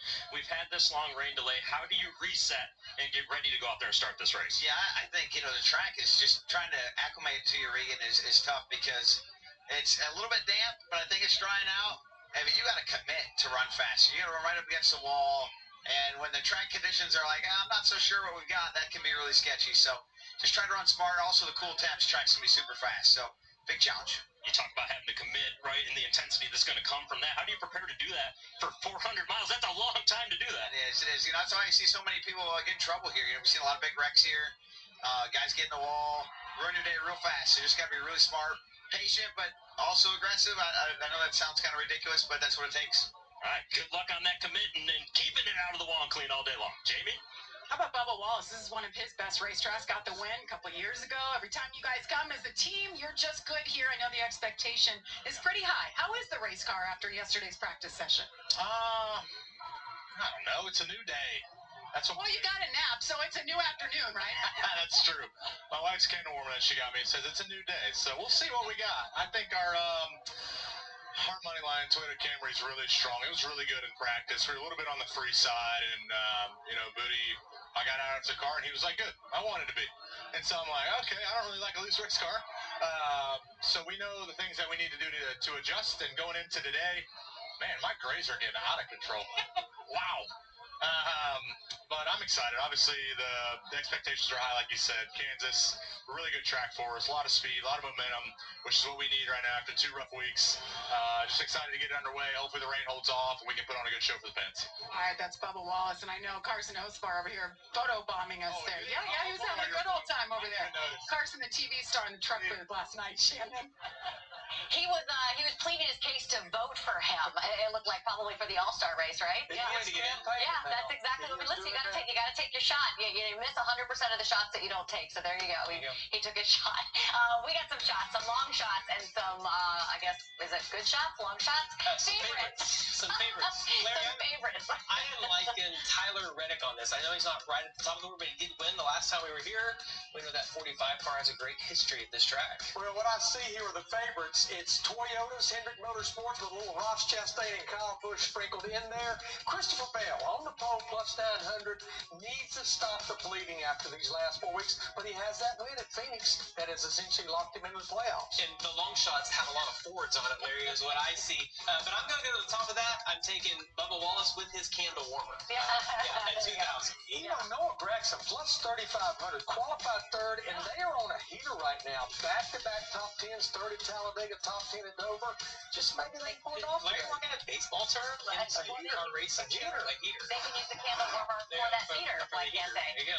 Who's that? Bill Gregson, there he is, qualified third. Oh, I like his hat. Take a look at that. Just he just saw him on our long shots, and I'm surprised by that. We heard him and Looking Surfer, talking in the pre-race show with the guys. Great communication between those two guys, and he's had some great finishes as of late. Yeah, you see Brexton Bush climbing into his dad's car. I actually saw Brexton race on Friday night over at Wake County. Kyle had a great run at Dover, qualified well here today. Looking to get that RCR program turned around. And there's Chase Elliott, got that win at the last mile and a half at Texas, and outside of that 15th place at Talladega, they have been on a run here lately the last 4 or 5 races with top 5s, top 10s, doing everything he needs to do. There's our Las Vegas winner, mile and a half track, Kyle Larson. We know he's a threat every single week, and if you think back to 1 year ago, that incredible battle that he had with Denny Hamlin in the closing laps of this race. Ty Gibbs, we keep talking about it. I still say this young man is going to find victory lane and find it soon. Got off a little bit, but finally got back to a top 10 at Dover last week. Good things come to those who wait, and we have been waiting to say this all afternoon. Let's head trackside for opening ceremonies in Kansas. Yay! Ladies and gentlemen, please rise as you're able and remove your hats. And veterans, render a hand salute as the Whiteman Air Force Base Honor Guard presents our nation's colors. Here to offer today's invocation, please welcome from teaching pastor of New Haven Commons Adventist Church, Pastor Kyle Smith. God, we come to you today, and we thank you so much for your love for us. Thank you so much for the opportunity to be here. There's so much happening in our world, and the chance to get to be here together and celebrate is a gift, and it's beautiful. Be with everyone here, be with everyone racing, everyone in the pit, everyone involved. God, we just ask you to keep them safe, take care of them today, and help them to have fun. And Lord, we thank you for all the families here, everyone represented. May you bless them, may you keep them, and may you make your face to shine upon them. We ask this in your name. Amen. Here to perform our national anthem, please welcome from the United States Air Force Band of Mid-America, located at Scott Air Force Base in Illinois, Staff Sergeant Derek Wilson. Oh, say, can you see by the dawn's early light what so proudly we hailed at the twilight's last gleaming, whose broad stripes and bright stars through the perilous fight o'er the ramparts we watched were so gallantly streaming, and the rocket's red glare, the bombs bursting in air, gave proof through the night that our flag was still there. Oh, say does that star-spangled banner yet wave o'er the land of the free and the home of the brave?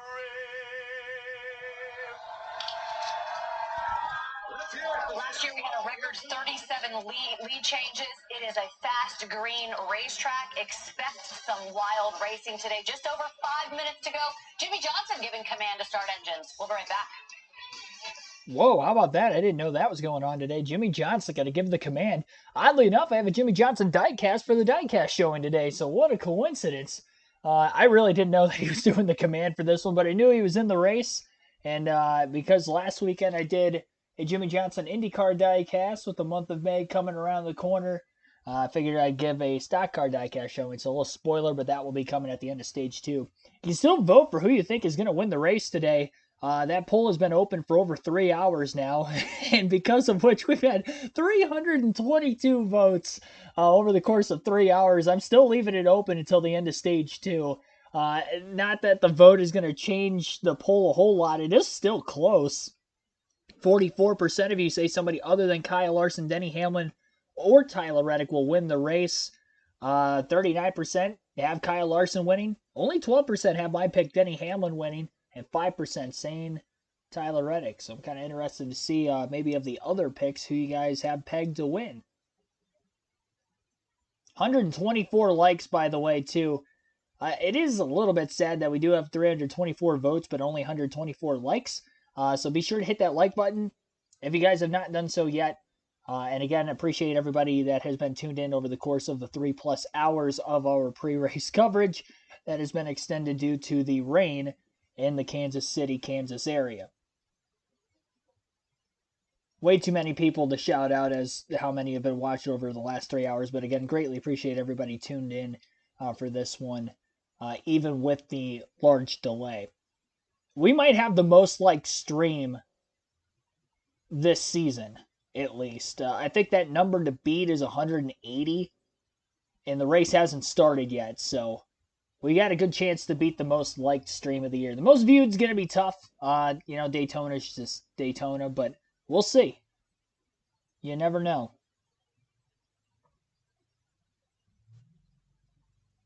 Went through the starting lineup for the race already today, so we'll go through the point standings here quickly. We'll just highlight the regular season standings first, and then we'll go through the playoff standings when Fox heads to their next commercial break before the start of this thing. We have about 5 minutes till the command yet. A little less than that now. That was before they went to commercial. We had about 5 minutes. Kyle Larson's your regular season points leader. He's 15 points, currently ahead of Martin Truex Jr. in second. Chase Elliott is third. Denny Hamlin fourth. And fifth is Tyler Reddick in the point standings, all within one race worth of points out of first. Elliott's out by 33. Denny Hamlin down 49 after getting 2 spots with his win at Dover last week, and Reddick minus 56. Most top 10s on the year goes to Reddick and Byron. They're tied for the most with 7. Truex has the second most with 6. Kyle Larson, who is the points leader, has led the most laps with 570 laps led. Also has the most stage wins with 6 and the most top 5 finishes in categories. Just the one win to show for, though, for Kyle Larson so far this season. And again, I'll wait to go through the actual playoff standings on the bubble. Once we get to the next break, here is the Fox Sports 1 broadcast. You can watch the race today on FS1. Obviously, listen live here on KRC. Mike Joy, Kevin Harvick, Clint Boyer again on the call. But I'm expecting big speeds out of this. Because of the weather, the track conditions are cooler. This is going to enable these guys to be out all over this racetrack a little bit more. You're right. Wide racetrack, a lot of options here. I like that. Well, I like those options because as a driver, we've talked a lot about air blocking this week. We've talked about that a lot in the past. But this racetrack has evolved into one of our best mile-and-a-half racetracks because you've got that progressive banking. So when that guy's running the high groove in front of you, you've got an option to shoot that middle and try to get up beside him and get that side draft on the exit of the corner. So you've got options at this racetrack, so that'll become a bit of a cat and mouse game as we go through the day. All right, a green racetrack because of the rain. How do you keep up with the racetrack today? Well, balance is going to be key, right? Balance is always key. Obviously, the grip level is going to be up, how you're going to do it, and moreover, who's going to do it. I think the Denny Hamlin, Kyle Larson rivalry is still alive and well. We saw that at this race last year, saw it last weekend, for crying out loud. But I like Christopher Bell on the pole. He's got the speed. Obviously, he wouldn't be on the pole without it. How can he keep these guys back and, moreover, rebound from the last 4 weeks? It's been excruciating for this 20 team. I think today might be the day. Well, bad news for them, great news for us, because William Byron's starting in the back of the pack, and we get to watch him drive through the field. I thought he had one of the best cars yesterday, but I'm keeping my eye on that guy in the front row in that one car, Ross Chastain. He was good in practice. He hasn't qualified as well as they need to qualify all year. Well, they're on the front row today, and I bet you he's going to be hard to guard. I'm keeping an eye on pit road because green flag pit stops have been the undoing of several fast cars this season, especially these past few weeks. Always very tricky because pressure just keeps adding. These positions are hard to come by on that racetrack. We keep putting more and more pressure on that pit road, and that's why you see the mistakes. Mistakes are going to be crucial in the key moment to winning this race or losing it. All right, keep up with the racetrack, find the line that works for you right now, and make no mistakes. Finally, Dorothy, we're ready in Kansas. Let's go trackside. This is the moment you have been waiting for. Please welcome NASCAR Hall of Famer, Legacy Motor Club team owner, and 7-time NASCAR Cup Series champion, Jimmy Johnson. Hi, race fans. On behalf of Advent Health, drivers, start your engines!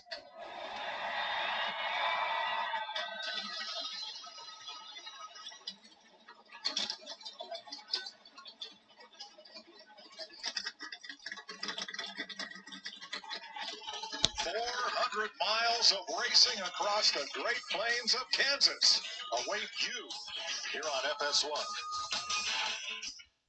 All right, while they're back on commercial break again, we will take a look at the playoff standings. We took a look at the top of the regular season standings in the battle for those additional 15 playoff points. Now, we look at the playoff grid. The drivers who are locked into the playoffs with a win, we got 3 apiece for Denny Hamlin and William Byron. Byron's win coming at Daytona in the 500, Circuit of the Americas, and Martinsville. Denny Hamlin's 3 wins on the shorter tracks of Dover, Bristol, and Richmond. As for Kyle Larson, he's got 1 win this year, being the regular season points leader. That came at Las Vegas. Chase Elliott with a win a couple weeks ago at Texas. Christopher Bell has his 1 win back at the Phoenix Raceway. Tyler Reddick with a win 2 weeks ago at Talladega. And early in the season, in the second race of the year, Daniel Suarez had a win at Atlanta. So currently sitting at 7 different winners on the season. That means 9 spots are open still for the playoffs. A win locks you in, otherwise we revert to points. The drivers on points ahead of the cutoff line. You have Martin Truex Jr., who would technically be second in the regular season standings, but because of not having a win, he's 8th on the playoff grid. Ryan Blaney would be 9th. Ty Gibbs is in 10th. Alex Bowman 11th. Ross Chastain in 12th. Kyle Busch 13th. Chase Briscoe 14th. In 15th is Joey Logano, and the last driver above the cutoff line is Chris Buescher Buescher, 14th in the driver's standings, but 16th on the playoff grid. Buescher's gap over Bubba Wallace, who Wallace being the first driver out of the cutoff line and cutoff spot for the playoffs, and the gap is only 2 points between them. So Buescher +2, Wallace -2. Mentioned Logano was 15th. He's only 3 points to the good. Chase Briscoe is only 11 points to the good. Kyle Busch only 12 points to the good. As far as the drivers that are also behind Wallace in the point standings, Brad Keselowski is -4 points below Buescher, his teammate on that cutoff spot. Austin Cindric is 54 points below the cutoff line, and over a race worth of points out of the 16th spot is rookie Carson Hocevar, who is 20th in the standings. Good rookie season for him. Also, good season going for Noah Gragson, who gained 6 positions after last week's run at Dover. He's got 4 top 10 finishes, including back-to-back races. 1 top 5 at Dega, which was 3rd 2 weeks ago. So Gregson's hot. He starts up in the top 5 today. Qualified 3rd, was 4th fastest in practice overall. So look out for Noah Gragson here. And remember, he had a points penalty at the start of the season, and he's still 21st in points. They didn't have that points penalty. He'd be right in the thick of things with Buescher, Wallace, Keselowski for those final playoff spots. Down in the trenches, battle it out. Go, go, go, go, go, go, go, go. All the way up. And you can't be afraid to get dirty, to get into the face of your opponent. Dueling, jousting, while staving off disaster at every instance. All in the search of immortality. Welcome to Kansas. Got some Judas Priest in the background. Welcome back to the Advent Health 400 from Kansas on FS1. As the cars begin to roll off pit road several hours late due to rain earlier in the day. Let's dial up today's pole sitter. Let's do it, boys. How about you, Christopher Bell? Spoiling the boys on the booth. You got me? What's going on, Clint? Man, you're going on. Welcome back, buddy. Been a rough 4 weeks for you, but back on point with this 20 car. All things look pretty good here in Kansas. Yeah, that was very nice to have a successful Saturday. And hopefully we can just keep it rolling into Sunday. I really like this racetrack, man. It's a great one for our group, our team, and it always puts on a really good race. All right, man. Well, you look good up front. Keep it up, and we'll be watching. Good luck. How about that? Thanks. I'll take congrats from yesterday, though. He walked into the media center after he had won the pole. He said, "My name is Christopher," in case you folks don't remember. Yeah, It was so fun. He didn't talk about his sense of humor, but he definitely has one. All right, here's today's Advent Health starting grid. On the front row is Christopher Bell with his 3rd pole at Kansas. And Ross Chastain has his best start of the season in the number 1. Let's dial him up. Hey, Ross, Kevin and Clint up in the Fox booth. Man, you got that car qualified up on the front row today. We've seen rain and weather. It's going to be hammer down today. Tell us what you think is going to happen. I have no idea. Clint, along with most of us, didn't expect me to actually be able to put together a second lap there in round 2, but we didn't work on the car, and this looks like Crocs Chevy is shown the speed a couple times this year, but it's good to just put together the lap. So I have no idea what to expect, though. Christopher and I will be the first to find out, and y'all get to watch. Well, we know you'll put the hammer down, buddy. Good luck out there today. Copy. That must be the Busch Light drinking word. I understand. I'll have to wait till after the race, though. 10-4. Good luck. Row 2, you got Noah Gragson, very impressive. Been solid here, on a roll. Kyle Larson on his outside. Row 3. Oh, Jamie.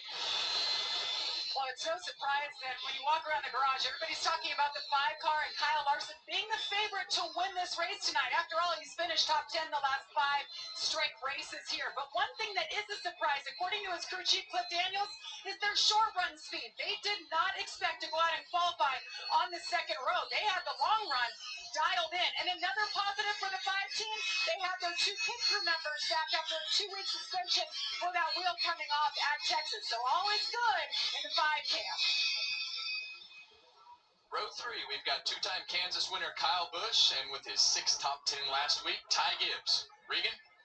Well, Captain, it was a tough 8-week stretch for Kyle Busch. Only 2 top 10s in those 8 weeks. But last week at Dover, a strong 4th-place run for him in the 18, and they backed that up yesterday, qualifying 5th and having a strong practice session. Pit road concerns from earlier in the season, they have addressed those. They have been consistent as of late, and the team feels very good about the race car that they have today. Look for Kyle Busch to be strong again in that 8 car. Moving to row 4, a pair of Daytona 500 winners in Fords, Austin Cindric and Michael McDowell. I got another pair for you. Chase Elliott in that 9 car and Chase Briscoe in the 14, row 5. All right, let's take a closer look at what the discussion has been all week. Aero blocking. Here's our crew chief, Larry McReynolds. Well, Mike, we're at a very fast mile-and-a-half racetrack, Kansas Speedway, and Kevin talked about it, air blocking. Now, this has been going on for years. It just seems like it's more relevant with this Gen 7 car. So let's go to our Toyota Camry cutaway car, and let's take a look at what air blocking is all about. Now, when you see the cars staggered, both cars have good front downforce. But as that lead car moves over, it takes the air off the nose of that trail car and puts it in dirty air. Now, you'll see the trail car, he goes to the bottom of the racetrack. He's got downforce. It's almost like mirror driving with air. And what makes this so much fun at a track like Kansas, the guys talked about it. So many different grooves to choose from. This is what drivers have been talking about all week long. You know, aero blocking is like any other thing in NASCAR. It's been around for a while, but it comes and goes. And look at the 2024 season, drivers are just getting better at it. This car that we currently have is a greater defense tool than the previous generations of cars that we've had before. In the past, the aero block wasn't as big because you were able to loosen cars up in front of you. Aero blocking's always been around. I think the sensitivity to it now, the car's sensitivity to it now is greater than it's ever been. Well, that's definitely the case, and I think when you talk about aero blocking, it's basically what we used to just call blocking. Right? Yeah, it had nothing to do with aero, but maybe we just didn't know what we were doing. But these guys have become very sharp and smart to be able to put their car in front of the other car, and it's a little bit more useful in the cars nowadays. But we saw it last week, right? You see Denny Hamlin leading, Kyle Larson ran him down. He's looking in the mirror, up the racetrack where he knows Kyle Larson's going. Put your car in front of him, and he slowed him down. So that's not a new tool. They'll use that tool here again today, whether you're running first or last. Everybody in between is going to try to keep that track position the best that they can, like Denny Hamlin last week. But this racetrack, Clint, gives you options because of the way that the banking is in the corners. This is a racy mile-and-a-half. And I think this weather plays a role in that, right? I think the grip level is up in the racetrack because of the cloud conditions, because it's a lot cooler later in the day, and all of that equates to better racing and better opportunities to pass like we're talking about. 62 degrees, that's warmest it's been all day. The winds, they're saying out of the southeast at 8 miles an hour. And full overcast here, but now we can see the city of Kansas City, and we couldn't here about an hour ago. To get to 400 miles, we'll run 3 stages of 80, 85, and 102 laps. 45 down pit road. You'll need fuel every 65 laps or so. And there's the Toyota Camry XSE that leads the field here on pace laps. And they are continuing to drive pit road, so we'll have a couple of extra laps here. Let's take a look at the point standing story of the season. We start out with 2 drivers who have 3 wins apiece, counting Hamlin last week. And drivers struggling in the standings despite having a win. That includes pole sitter Christopher Bell. Moving up, Noah Gragson and Kyle Busch last week with big gains in the standings, so somebody has to move back. Bubba Wallace, Brad Keselowski. Well, you think about those points positions, and you see all the guys moving up and down. And I just start with our 2 guys that have won 3 races with Denny Hamlin and William Byron, right? William Byron's been a little bit more inconsistent than Denny Hamlin. Denny's been in the mix pretty much every week. But in this type of racing with this car, it's created the consistency of the top 10s and the top 5s and the wins. Seems like it's taken some of that away. like what you said there, Kevin, and that's kind of uncharacteristic of William Byron. So we're making some mistakes, and you just don't see that out of that kid. You know, in the last couple of years, he's just been so polished, so perfect behind the wheel. Perfection, really, week in and week out. And just like we saw yesterday, smoke the wall, start from the back. But the speed is there, just like you said. So a couple of extra pace laps here. We're only a couple of weeks away from the All-Star race at North Wilkesboro, and there's always a lot of lobbying that goes on to get the fan vote. There's the Hail Yes campaign from Justin Haley, and Carson Hocevar found a unique way to draw people to his cause. So I'm sure you're already aware that the fan vote for the All-Star race is already open, but I've done a lot of research on campaigns and found that a lot of them have ambassadors for them. So I got a few of my own. So just, if you're not convinced on me already, take a listen. What's up, Carson? It's Kaz Gralla. Hey, Carson. Heard you're a fan. I'm a fan of you also. Heard you're in a tight battle right now. Oh, what's up, Carson? I also heard you're in a tight voting battle. You got my support, man. I'll be pulling for you the whole way. I may not always push at the end, but I'm pushing for you, brother. And if I could vote for you every day, I would. Go win, and everybody vote for Carson. All right, so there's a website called Cameo where you can get your favorite celebrity to deliver a personalized message. Hocevar went on Cameo and said, hey, I'm in a tight voting battle at school, and I need your endorsement. It's the and best reeled them all in. Best setup ever. Do you have one of these cameos, Clint? No, I think Larry does. Okay. But no, I don't do those. And I mean, to have your competitors, your fellow competitors, call in and give you the nod, right? Vote for my guy here, Carson. I got to tell you, though, I've seen some of Justin Haley's campaign signs around the racetrack. They've been putting them in the ground. The Hail Yes campaign is still getting your competitors to do your sales pitch for you is I don't know. Any better. I don't know, Clint. Justin Haley's was good. Well, you know, that's not the only one going into Wilkesboro in the All-Star race. There is more news. We learned last week that Kevin Harvick is going to practice and maybe qualify Kyle Larson's car because Larson will be busy that day at Indianapolis. And, you know, free advice is worth what you pay for it. So here's some for Kevin. Advice for Kevin would be to run hard. Like, I don't think I definitely don't care, but I don't think Cliff cares who crashes probably either. So, like, I would want him to run hard. Like, I mean, it's only, what, a 55-minute practice probably? Like, just get after it. Yeah, like, get after it. No pressure, Kev. I'm starting to wonder about what I've got myself into. Not only do I have to drive the car of the best driver on the circuit as far as talent and speed and everything he's got going on, now you guys are starting to put pressure on me. Are you behind this? Well, you didn't think you were just going to get in this 5 car, right, and just be on the racetrack, just be present. You have to have it up front. Yeah, I'm going to lean on that guy, Cliff Daniels. He's I've been communicating with him a little bit this week on getting the seat and everything in the car. So it's a huge undertaking for these guys, but I guess it's only 2 weeks away, so I better wrap my arms around it pretty quick. Do they have a prescription windshield? Oh, shots fired. I wonder if we can get that. That's a good idea, huh? You know what? What do you think? I mean, that's I'm here for you. You know, you want me to be your pit guy? I don't even know what to say. We are making progress on having Clint be your personal pit reporter for the day. Yes. I need somebody to carry my water bottle like you used to. I'm not helping you. The only thing, I won't carry your helmet if you wreck that thing like he's talking about either. All right, here's the Cheddars on board for Kyle Busch, one of our 6 onboard cameras today.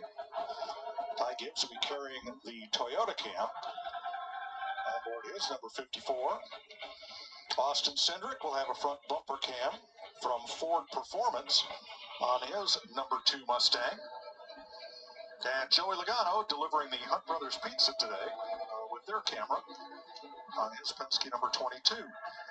Tyler Reddick, there's the Monster Energy cam, and he'll have a spoiler cam for us today. There it is. Oh, that'll be good. Right up next to the wall. where he runs, that's right. That camera is in jeopardy. And Jimmy Johnson, who gave the command to fire engines today in relief of Richard Petty, who went off to join the charity ride. There's the Advent Health Cam on board Jimmy's number 84. Lot better qualifying effort out of Jimmy Johnson. Throttled that baby up yesterday. Yeah, everybody had to throttle him up pretty hard yesterday. Kansas Raceway has been a fun place to see a race and apparently a fun place to race. We've had 7 different winners in the last 7 races. 37 lead changes last year, the most of any 400-mile race on a mile-and-a-half track in the history of NASCAR. Last pass for the lead within the final 2 laps in our last 2 races here. So don't leave before it's over. Well, this has definitely become one of the best mile-and-a-half racetracks because of the progressive banking, and now they run right up against the wall. But it's definitely been a Joe Gibbs racing racetrack, Toyota racetrack with 2311 and Joe Gibbs. Even before this car, you always expected those Toyotas and Joe Gibbs for sure to come here and run good, and they've definitely done that, Clint. Checks 2 boxes that you need here: horsepower and downforce. They got some pretty good drivers too in that column as well. Now those stats are just since the Gen 7 car has been introduced to Cup racing. Yeah, we see the onboard here with Tyler Reddick, 2023 Kansas Fall winner. But, you know, the unique part about today, Bubba's also run good. You know, the weather has created quite the enigma with track conditions and really difficult for these teams and drivers to figure out what they need to do with the speed and everything in their cars as far as heights and everything to go with it. But 2311 has just done a fantastic job here of getting into victory lane. Denny Hamlin, the owner, also in a different car when he won, but You have to have that, though. yeah, It looks like if you're going to be in a 2311 car and be in victory lane in Kansas Speedway, it better have that right there on the door. 45, 3 times in victory lane, Kansas Speedway. 3 different drivers, too. it's going to be an interesting day. These guys, you heard Ross Chastain talk about what.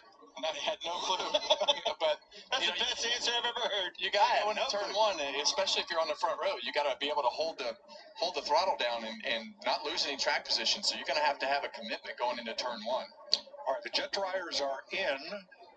Looks like we may get one to go this time by. So let's have a look at the race strategy sponsored by Verizon. Here's Larry. Mike, we're probably going to split the 3 stages in half, maybe come just a little before the halfway point to get full advantage of those 4 fresh Goodyear tires. Never rule out changing just right side tires, maybe late in the race, especially with the grip this racetrack has, but more than likely every time you come to pit road, 4 sticker tires. And if you've run 10 to 15 laps and that caution comes out, hit pit road for 4 fresh tires, but keep a count of not running out of sticker tires too early. Last year, Mike, you have 8 sets of stickers to work with, all but 50 laps to go. Most teams were out of tires, so you got to keep a count, not get greedy. Wow, that was the race with the record number of lead changes for a 400-miler on a mile and a half. Got some radio here from William Byron, who will start this race way back in 36th. You know, it's a trying day yesterday with what happened, but it's going to be a mental fitness day today. We got the car, we got the driver, we got the pit crew. It's just going to be lots of mental challenges. We're going to have to stay with it and show everybody we can overcome. Momentum for this team if we can do it. So, hit more. Yes, sir. Appreciate it. Byron got up and into the wall on his qualifying lap. We also have some Kyle Busch radio. He starts 5th. What are we doing up there, Derek? Man, I'm ready to go. Get her done. Guys, just had my radio worked on. You guys have a good, solid day. Let's get a W out of this thing. Yeah, man. You got it. Let's go. That was Richard Childress, the boss, on the radio. Saw you pole sitter. Christopher Bell elect to take that outside lane. Kevin, you like that? I do like that, Clint. You know, the restarts, we're going to talk about them all day. Got to stay above that white line until you get to the start-finish line. But they're going to push and shove and be 3 wide. They're going to block the top. They're going to block the bottom. You'll be able to shoot the middle. So I would imagine these guys are going to get after it right off the bat with these restarts. They're going to have the grip to do so. Yep. All right, here we go. Green flag is about to wave. Christopher Bell leads us, and after almost 4 hours of waiting, We are racing at the Kansas Speedway in the Advent Health 400. 2 by 2 as the field rumbles into turns 1 and 2 off this initial start. Bell on the outside lane from the front row. Ross Chastain on the bottom lane. One car almost scrubs the wall just a bit off the exit of turn 2. And another making a 3-wide dive into turn 3 to try to make a pass. That'd be Tyler Reddick under Martin Truex Jr. and Alex Bowman in the middle of the pack. Side by side for the lead still as Christopher Bell by inches leads the opening lap of the race from the pole. Aggressive side drafting door to door between the 1 and the 20 at the front of the field. Larson and Gregson still side by side for third place as well behind the leaders. And all by his lonesome self and fifth is Ty Gibbs in the 54. Chastain on the bottom of the racetrack, Bell still on the top as they started to end their respective lanes. Off the exit of the corner, near contact made at the front of the field between Chastain and Bell, and Chastain leads lap 2. By inches, not clear yet. Chastain went to the apron to try to cut the front stretch tri-oval just a little bit. Bell followed him all the way down to try to side draft, but Chastain wins the battle for the lead through turns 1 and 2. And Ross Chastain is out in front of the field. Now can he hold on as Christopher Bell remains behind him? And now a side-by-side battle for 5th place as well between Austin Cindric and Ty Gibbs. Kyle Busch, Michael McDowell just behind him. Busch with a huge run off the outside. The 2 and the 54 side draft each other, and Busch goes 3 wide underneath both of them. Gets caught in the bottom lane. Cindric slides up in the middle groove. Still 3 wide. Off the exit of turn 2, things getting a bit tight. And they still remain 3 wide down the backstretch into turn 3. And Ty Gibbs will hold on to the 5th place position on both Busch and Cindric as Cindric and Busch remain side by side for 6th. Chastain with about a 2-car length advantage over Christopher Bell at the very front of the field, if that. And about another 4 or 5 car length gap between Bell and Gregson in 2nd and 3rd. Busch clears Cindric for the 6th place position through turns 1 and 2. And Michael McDowell still sits in line just behind him. Joey Logano lost 6 positions from starting 11th back to 17th. He battles Austin Dillon for the 16th place position. And Chase Briscoe now right in front of Joey Logano as well. Michael McDowell looking to get by the 2 of Cindric, who qualified well but was 35th overall in practice despite having a top 10 starting spot. Cindric, the highest running Ford in the early going of the race. I should say the second highest running Ford in the early going of the race. The highest running Ford is Noah Gragson, who started 3rd and just got passed for that 3rd place position by Kyle Larson in the 5. So Larson jumps to P3, back to P4 is Gragson. Truex and Elliott battling just outside the top 10 for 11th place. Elliott lost a couple spots off the start, 3 of them to be exact, from 9th back to 12th, as Truex wins that battle for position. Bell still putting Ross Chastain under duress here for the race lead. Bell goes all the way to the bottom of the track through turns 3 and 4, pulls to the back bumper of the 1, but can't quite get back underneath him. Nose to tail into turn 1 on lap 8. 80 laps in stage 1, 85 laps in stage 2. The final stage 102 laps to make up the 3 stages in today's 400-mile, 267-lap distance. Off turn 2, Bell pulls to the inside of Chastain. He'll try the slide job now through turns 3 and 4. Bottom of the racetrack is Bell. And as he pulls up off the exit of the corner, he cannot clear it. In fact, doesn't even stay alongside Chastain, who carries a great deal of momentum off the outside. And that was a good wall ride there by Chastain, keeping the momentum up down the straightaways with progressive banking at Kansas. Completed the pass. Speaking of completed passes, Truex moving up another spot, now up to 10th as he gets by Michael McDowell. Bowman also passed Elliott that last lap for 12th. Another spot lost for the 9. Chris Buescher breaking into the top 10 a little further, up to 7th as he gets by Cindric. And Denny Hamlin, after starting in 15th place, is up to 9th. Also in the top 10. Larson gets by Christopher Bell for 2nd after Bell's failed pass attempt on Chastain a couple laps ago for the lead. Larson not wasting any time, running a lane off the wall, getting just enough clean air on the nose of his race car as he tries to run down the one. Bell led the first lap of the race from the pole. Chastain has led every lap from lap 2 through lap 10 now. More battles back in the pack between Carson Hocevar, Brad Keselowski. It's just outside the top 20. Keselowski completes the pass. Larson all over the back bumper of Ross Chastain as they head to the first commercial break of the race. We'll go through the full field running order on lap 10 of 267 in this one. Again, Ross Chastain is your race leader. Kyle Larson in second. Christopher Bell third. Ty Gibbs fourth. Noah Gragson in fifth.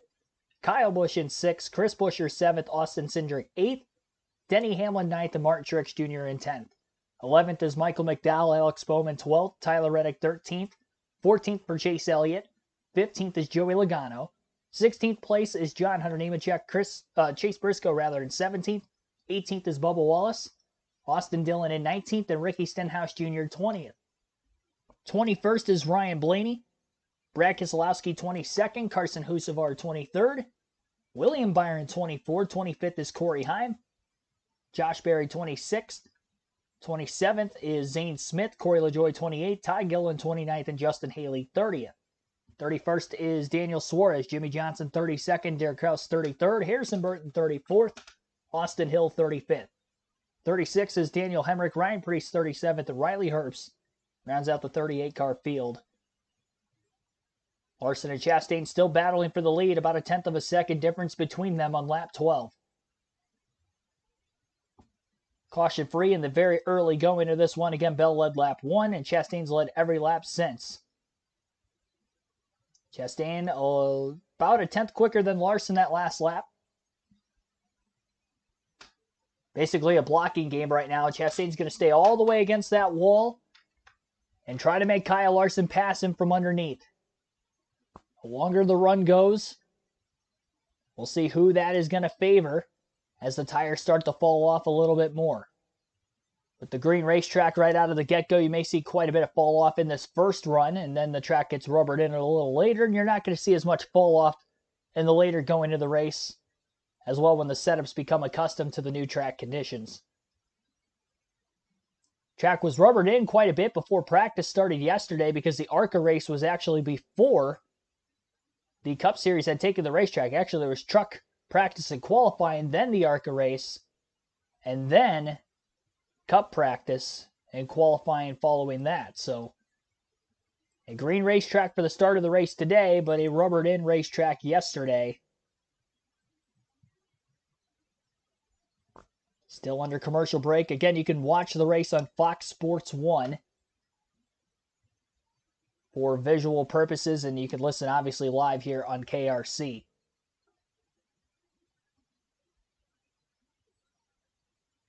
Fox is just coming back from the break. Chastain still remains the leader. Kyle Larson right there with him. Both cars slightly pulling ahead of Christopher Bell, and Ty Gibbs also passed Noah Gragson for fourth during the commercial. Larson still within a couple car lengths. Reddick almost gets against the wall off the exit of turn 2. Moved up a couple spots. Chase Elliott's dropped back now to 14th place.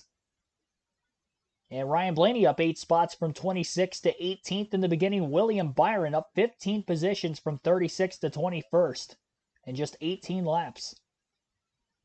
Byron the biggest mover thus far. No surprise, Byron was second fastest in practice overall with the same car he started at the back with, but after getting into the wall significantly in turns 1 and 2, hindered his qualifying lap yesterday afternoon, which is why he started at the back of the pack today. But no backup car needed for Byron. Got all the scratches buffed out and gets to keep that fast car, and now he's moved up a couple more positions just since I started talking about him. He's up to 19th place. Getting by Austin Dillon. Chastain continues to maintain that lead. A 0.2 of a second gap over Kyle Larson still. Christopher Bell 0.8 of a second back in third. Ty Gibbs in fourth, 1.5 seconds off the lead. And Chris Buescher now just past Noah Gragson for fifth. Buescher 2.7 seconds off the race leader. And now Buescher's the highest running Ford. one of 3 that are in the top 10. 3 Chevys in the top 10 as well, and 4 Toyotas.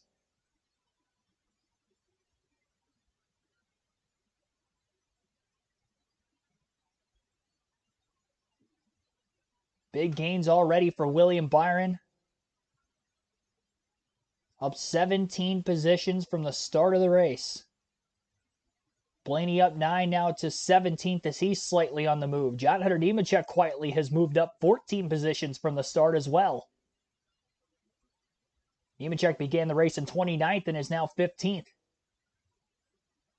Denny Hamlin working on Kyle Busch for 7th. Slide job just gives Busch enough room off the exit of turn 2. Busch powers by. Hamlin tries the bottom again through 3 and 4. Slides up the hill. Busch a little tighter to Hamlin's race car off the exit of the corner this time around. Didn't go all the way to the wall. Hamlin's going to keep that aggressive side draft through the tri-oval as the 2 veterans go at it.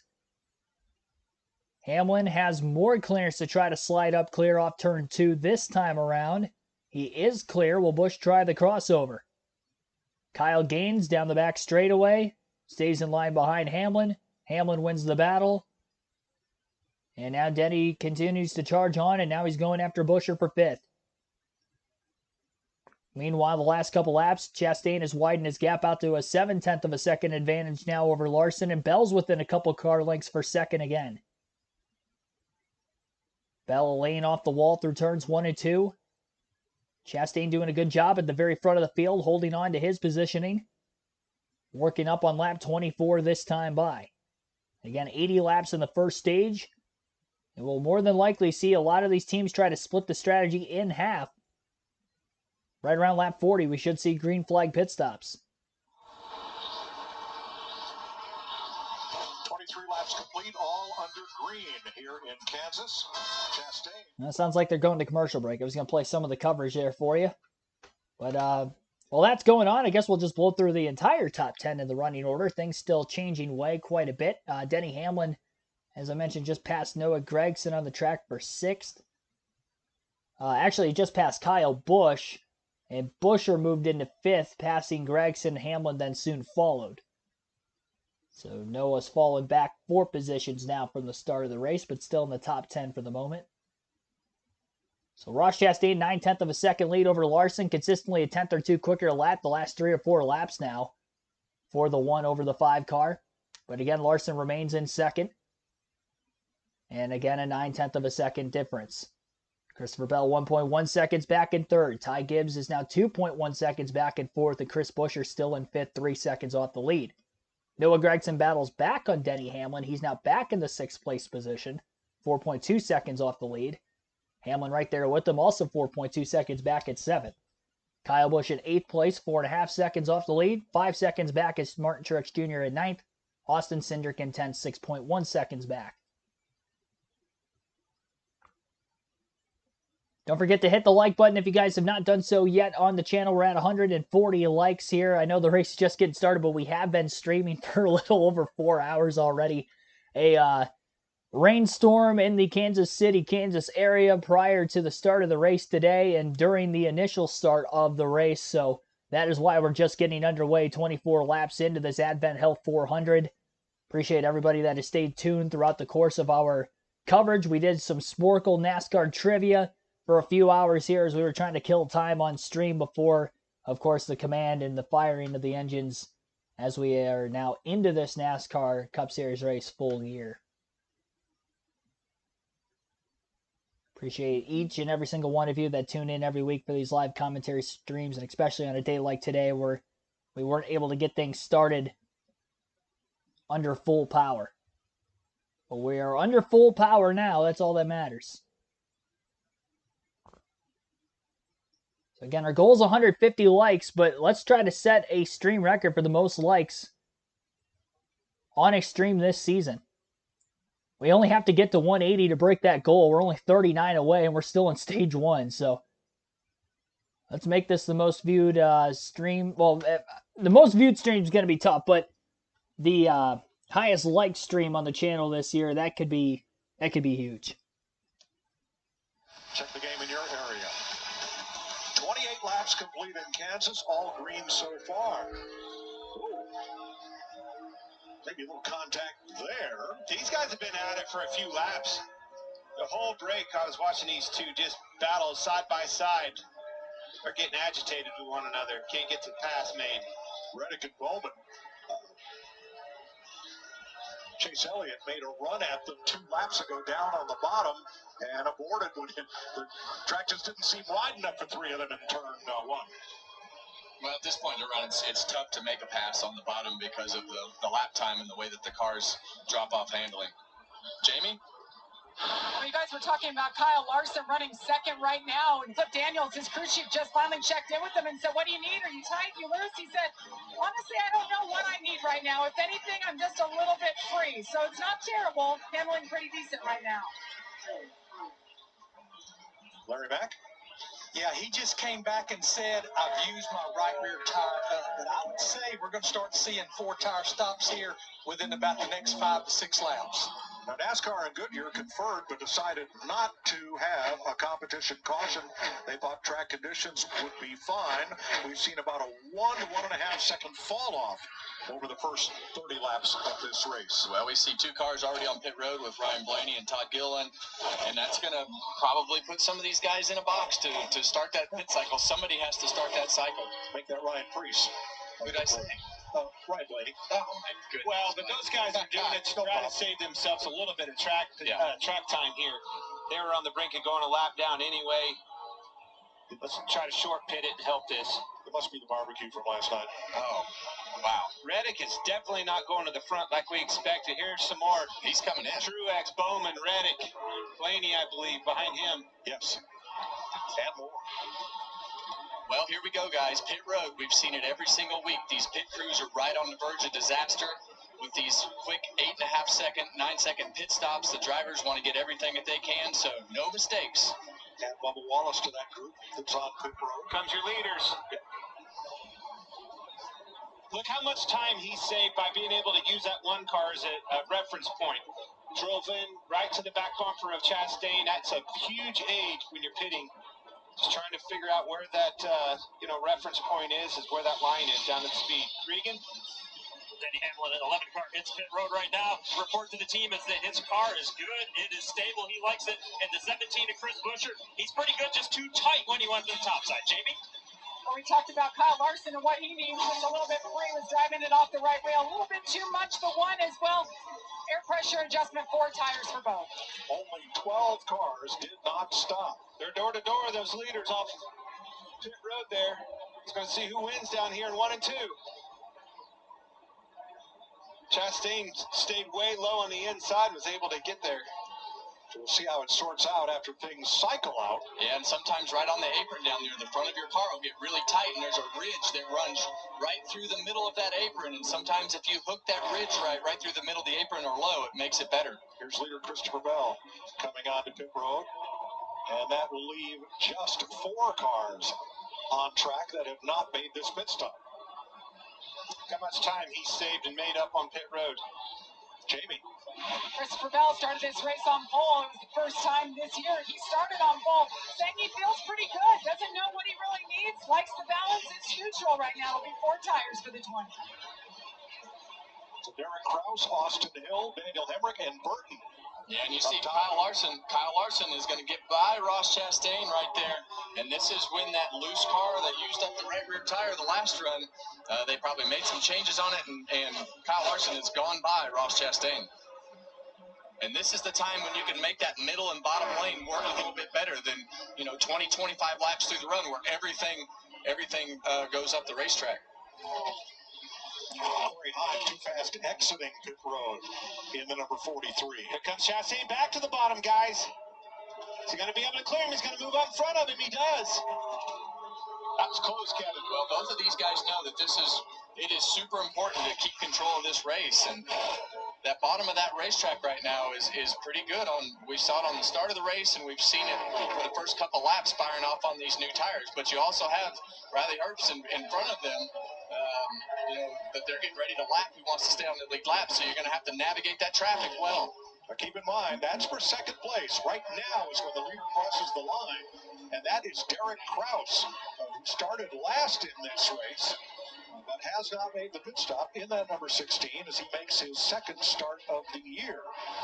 Once he pits, this battle right here will be for the lead, but Kraus right now is in front of this race at lap 38. Yeah, Kraus is hoping for a miracle with a caution flag to come out. Hail Mary, that's right. Yeah. It's happened before. Yeah, This last week. We saw his teammate Daniel Hemrick capitalize on that a few weeks ago, but right now Ross Chastain has gone back by Kyle Larson, that's a power move in my opinion, Clint, because we expected that 5 car to drive off, and before we even knew it, he was driving back by the 5. Yeah, very impressed with Ross Chastain, the 1 car here. As we say that, here comes Larson back to his inside. So 29 cars on the lead lap. With Kraus spinning several 1 lap down, at least until he makes his stop. That's wow. Going to cross over. What a battle.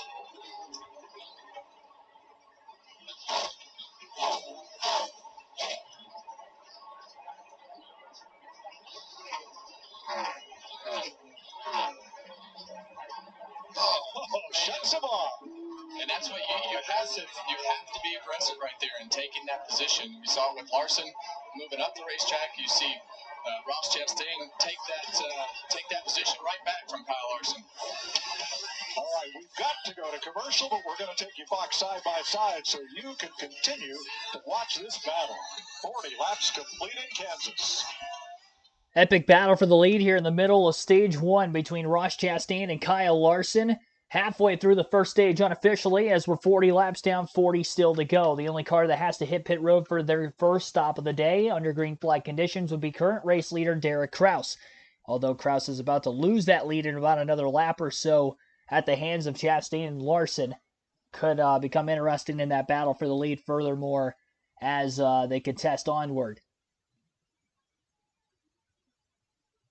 Kyle Larson are laying off the wall. Kraus around the bottom of the racetrack. Up on the outside is Chastain. 3 wide with another lap car in the midst of that, which would have been Ryan Preece in the 41.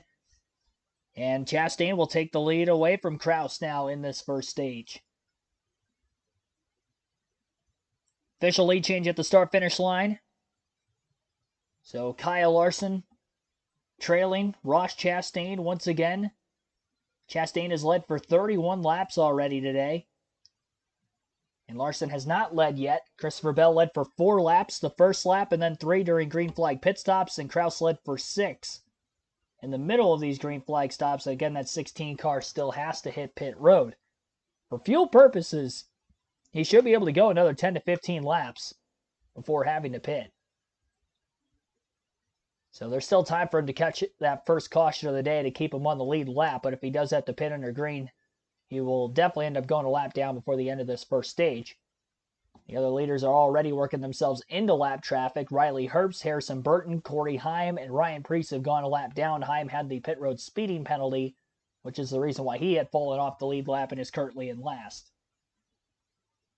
Larson got to the inside of Chastain, very close to clearing him off of turn 4.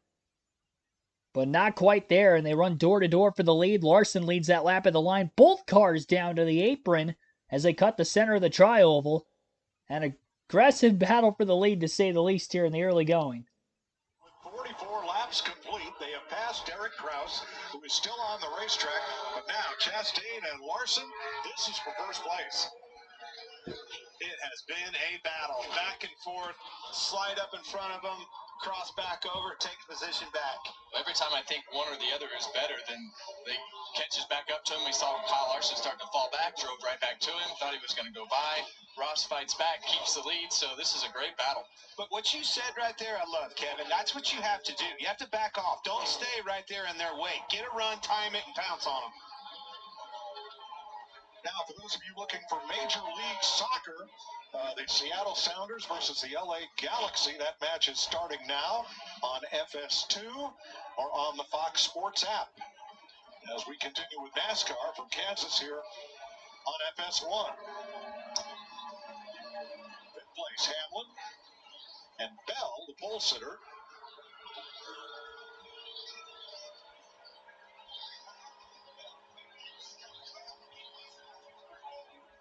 Ryan Blaney closing in there.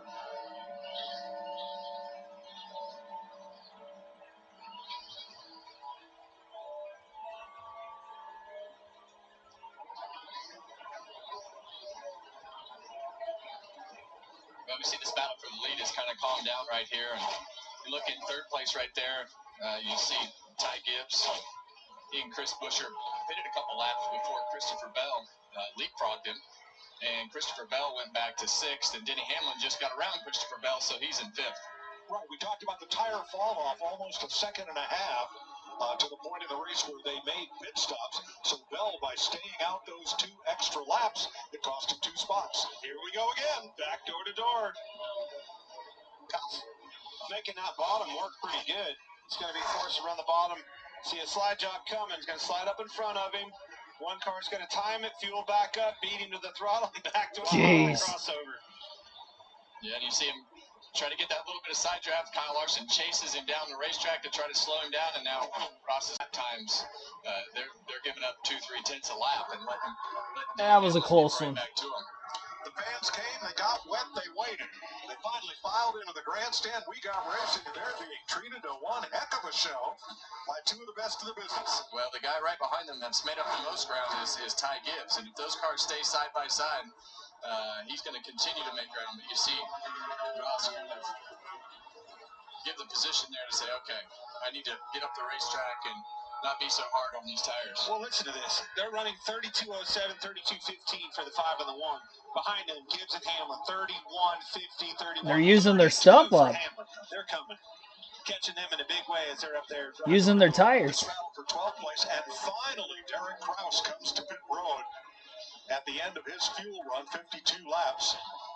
And he will fall off the lead lap as a result, but got to lead for 6 laps here. 52 complete.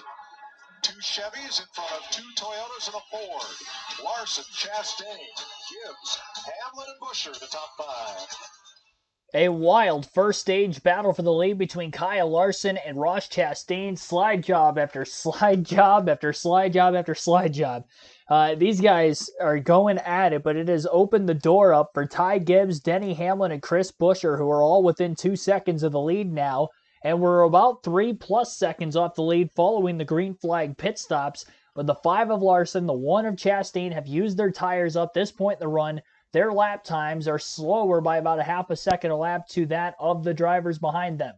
Larson finally able to take Chastain's line away and clear him for the lead right as they were cutting a commercial break.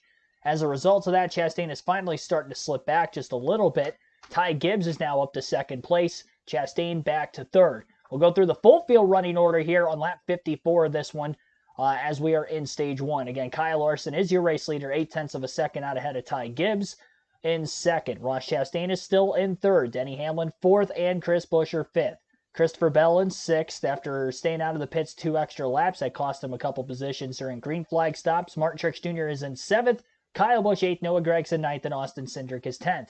Michael McDowell in 11th. Chase Elliott 12th. Alex Bowman 13th. 14th for Tyler Reddick. 15th for Ryan Blaney. And 16th is William Byron. Joey Logano 17th. Bubba Wallace 18th. John Hunter Nemechek in 19th. And Brad Keselowski is 20th. 21st place for Ricky Stenhouse Jr. Carson Hocevar 22nd. Austin Dillon 23rd. 24th is Todd Gillen. Zane Smith 25th. Daniel Suarez 26th. Justin Haley 27th. Corey LaJoie 28th. Daniel Hemrick 29th. And Jimmy Johnson is 30th. Austin Hill in 31st. Chase Briscoe 32nd, excuse me. 33rd is Josh Berry. He's the last car in the lead lap. First car 1 lap down in 34th is Ryan Preece. Riley Herbst in 35th. Harrison Burton 36th. Corey Heim 37th. Derek Kraus 38th. Every car still in this one is still caution-free through the first 57 laps. Our average race speed is 166.99 miles per hour. These are the first laps Larson has led today, so he's only led for 8 of them. Chastain led for 39 3 different times. Technically the second time Larson has led today as they were trading the lead back and forth quite a bit there. Surprisingly, with all the slide jobs and the great battling for the lead that we ended up going on, the 1 and the 5 only officially changed the lead between each other 4 times. It felt like it was 20, but it was only 4. Unbelievable battle. As good of a battle in stage one on any racetrack you're going to get for the lead between two guys that really know how to get after it, and that being Ross Chastain and Kyle Larson.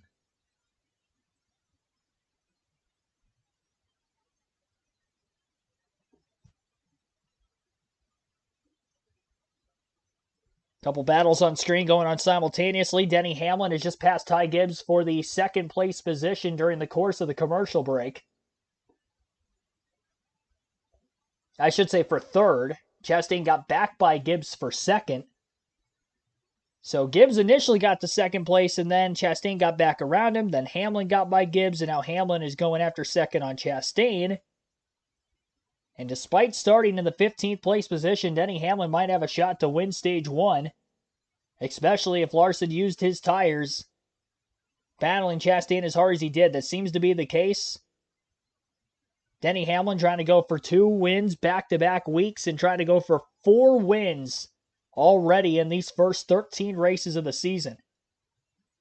After today's race concludes, we will be officially halfway through the regular season of the NASCAR Cup Series.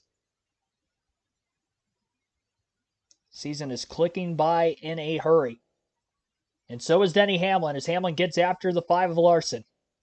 Larson running just a little bit off the wall, giving Hamlin just a bit more room in turns 3 and 4. Turns off of it just a little bit, catching some draft on the exit of the corner. Hamlin is coming. 2 to 3 car lengths is the gap, now even less than that into turn 1. 19 laps to go still in stage 1. Larson way off the wall, trying to aero block on Denny Hamlin to the bottom of the racetrack. But even with that being in effect, Denny Hamlin still closes. Hamlin was a 10th quicker than Larson the last lap.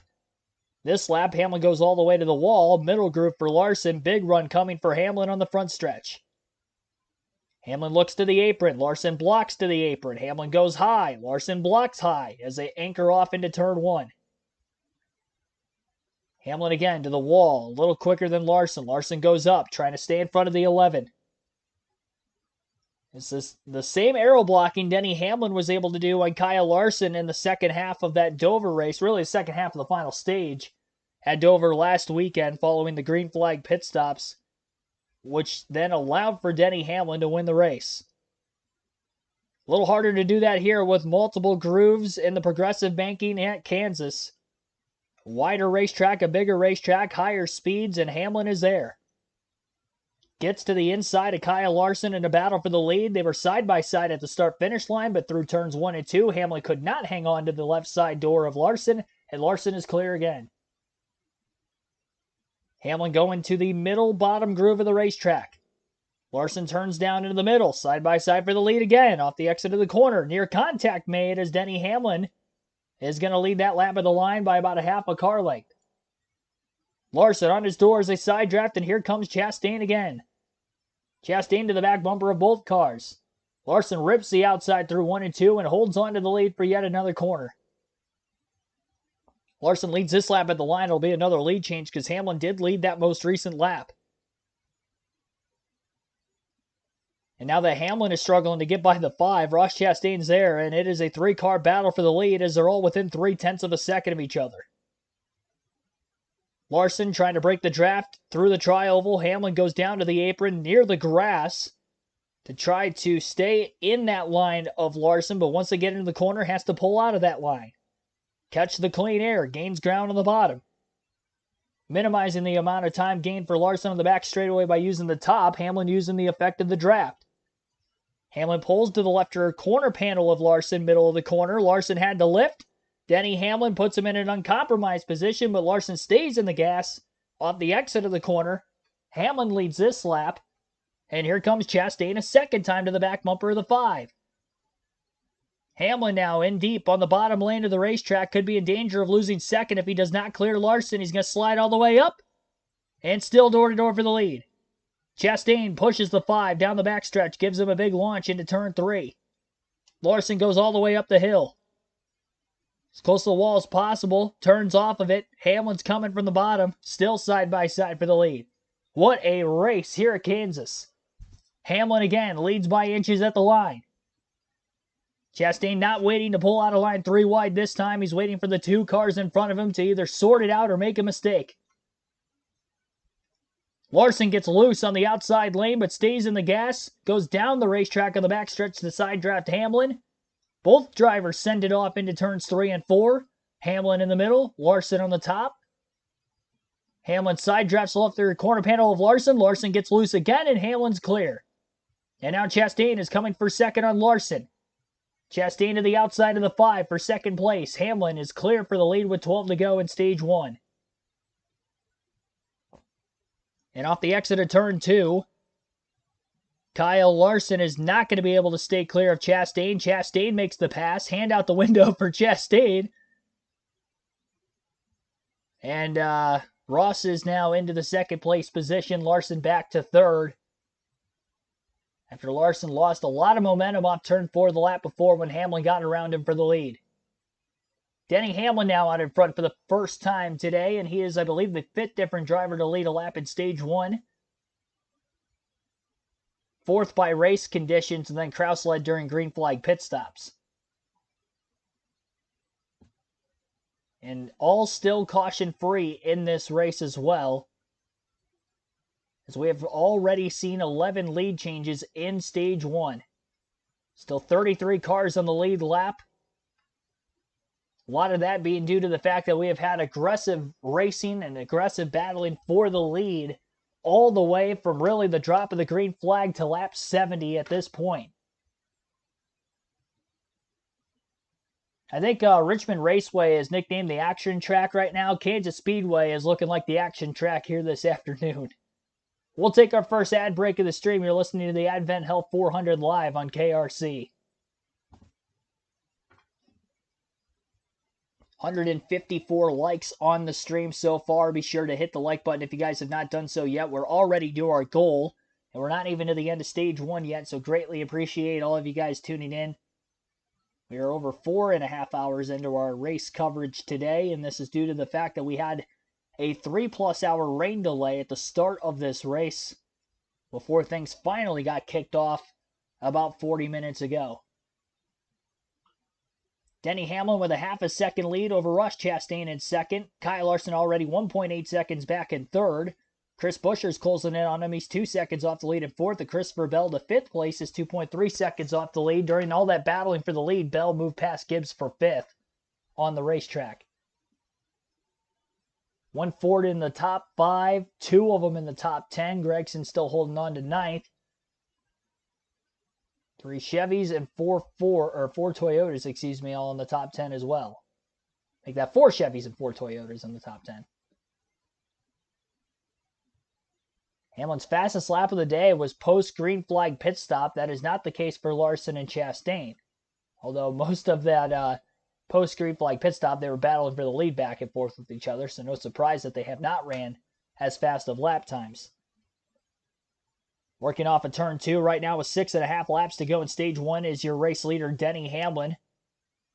Ross Chastain may be trying to make another run for him.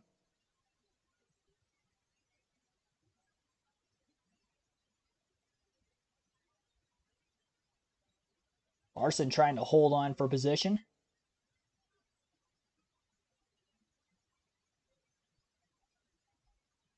Side by side.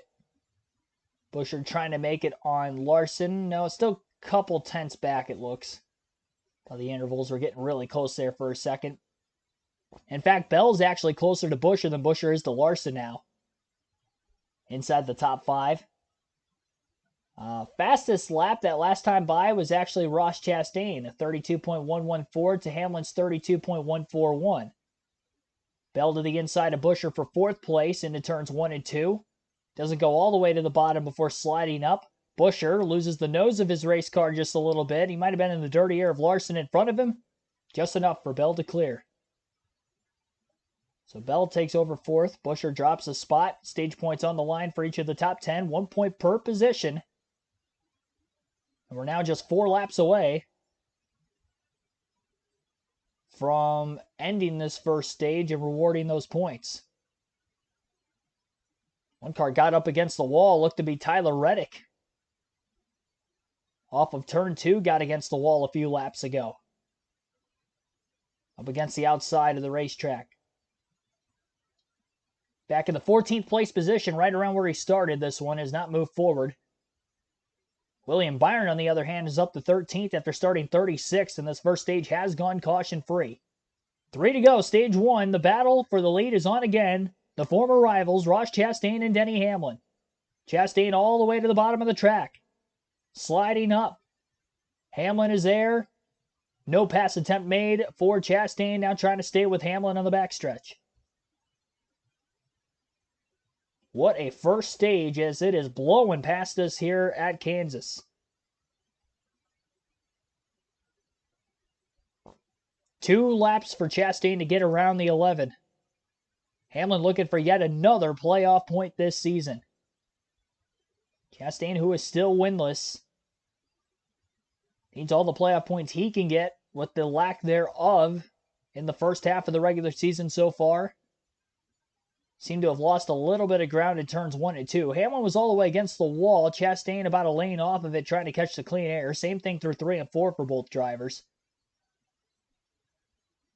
It's going to be very tough for Chastain to get this pass made on the final lap, but we'll see if he can do it.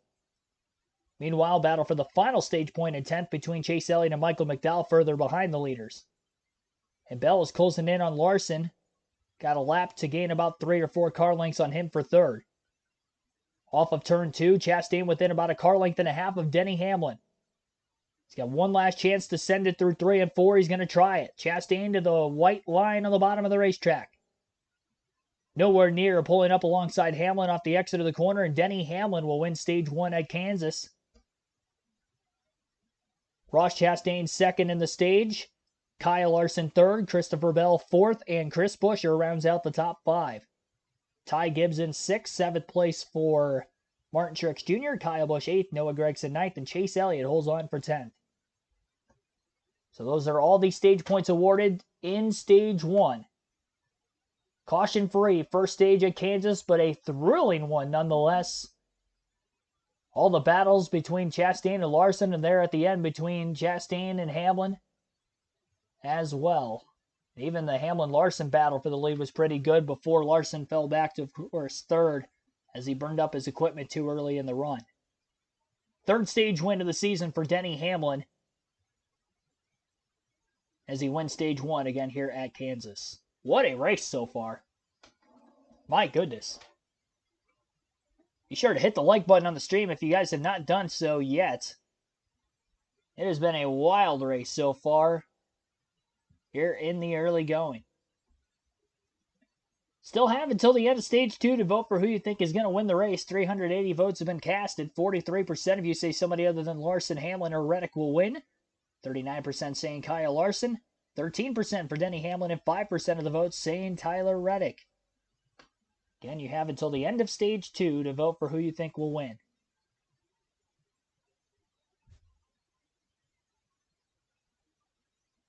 It's been a long day, but I'll tell you what, that first stage flew by. In fact, it was caution-free, and as entertaining as it was, it did not feel like it was 40-plus minutes.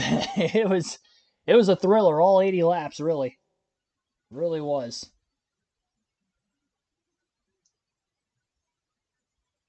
Around, arguably the best mile-and-a-half track on the circuit. Traditional mile-and-a-half track. Now not counting Atlanta, which is now a drafting/super speedway style racetrack. We'll have our second pit stops of the day during this stage caution.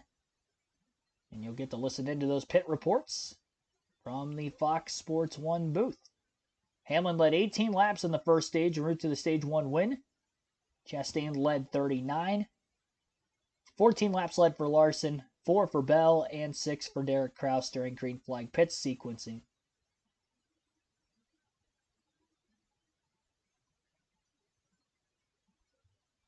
Ten lead changes so far. I said 11 earlier. We had 10.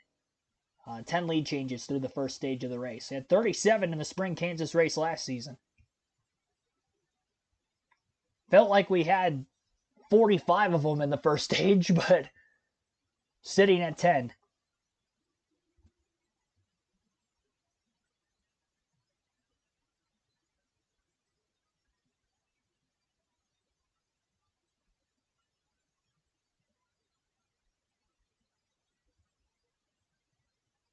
Brad Keselowski on a consumer cellular ad. Center stage. A.J. McCarron leads the St. Louis Battlehawks against the Birmingham A.J. Stallions. McCarron's in the at 4 UFL. Eastern, Saturday on Fox. We're at the end of stage 1 in Kansas, won by Denny Hamlin. Here's Jamie Little. Well, Mike, Legacy Motor Club has a lot of new things going on this year, including their athletic and pit department. And John Hunter Nemechek's team in their first year together, they have been solid. Let's meet Team 42. Brian Backus, front tire changer, former rodeo bronc rider, proud father of Hazel May Lynn, and soon to be Marshall Wayne. Chris Schumann, rear tire changer, husband, father, ex-amateur skateboarder. Hollywood Holding tire carrier from the 757, Norfolk, Virginia.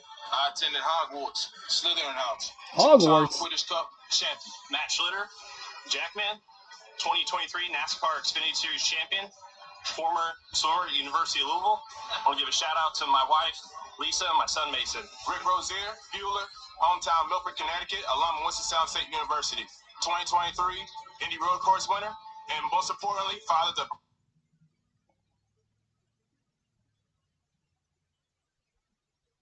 And a slight pause in the action.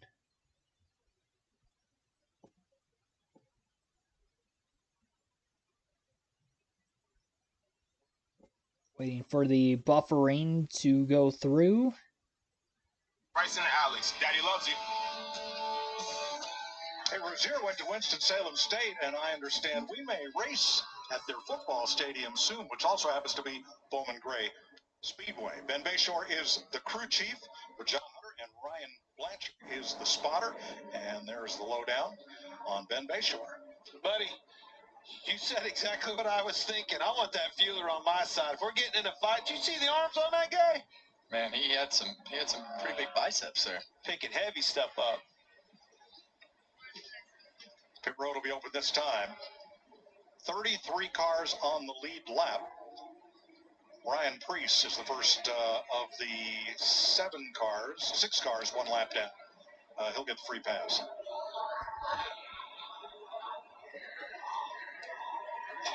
Well, here we go again, Clint. No mistakes. No mistakes. Look, please give me a fast stop. Yes. Get me out ahead of them. Here they come. Let's go to pit road. Regan. Denny Hamlin went into more detail on his loose condition. It was in particular from the late exit and exit of turn 4. Progressively got looser as he would go through the corner. In the 17 car, Chris Buescher in 5th place right now. Lost rear grip in and off of the corners as they ran tight and dirtier, though, Jamie. Larson said, I don't know how much damage I did at the handling, just battling that hard. They said, hey, we've been conservative on air pressure. Let's jack it up a little bit. Air pressure adjustment 4 tires. The one of Rob Chastain, kind of on both sides of it, but overall needs grip and needed those fresh tires. There it is. Lavin got blocked in. You see him way back there. Lots of positions lost. Couldn't get out of the pit stop, guys. Well, right there, you see why qualifying is so important. P1, Christopher Bell. Look at that one. Pit stall number 1. Yep. Denny Hamlin down 7.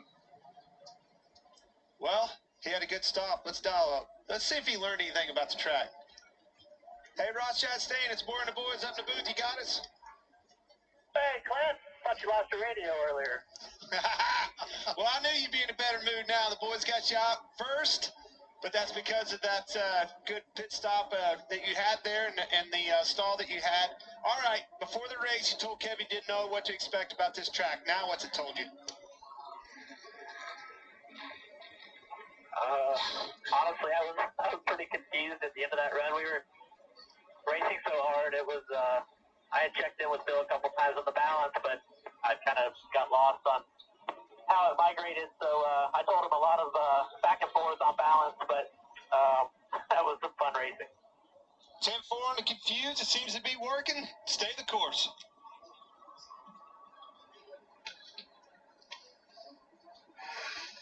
John Hunter Nemechek too fast exiting pit road on that stop. There's how close it was to the race off pit road. Denny Hamlin, stage 1 winner.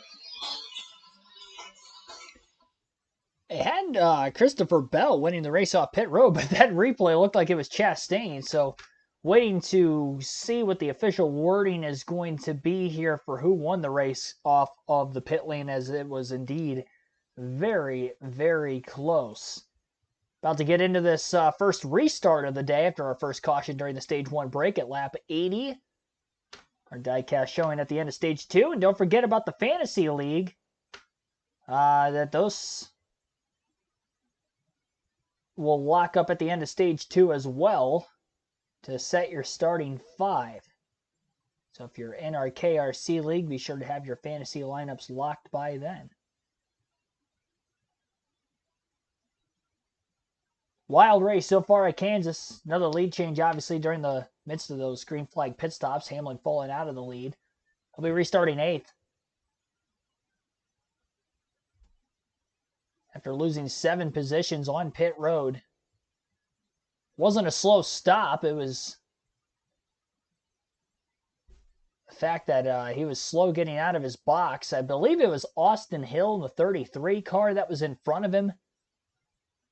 Looked like he was, Austin Hill was in his box, but the way the right rear corner panel was kind of flared out and the team changing the tires on the right rear side of Austin Hill's race car, Denny Hamlin had to stop, check up, make sure that the crew member was out of the way before he could take off completely out of the box, and that's what costed him all that time on pit road.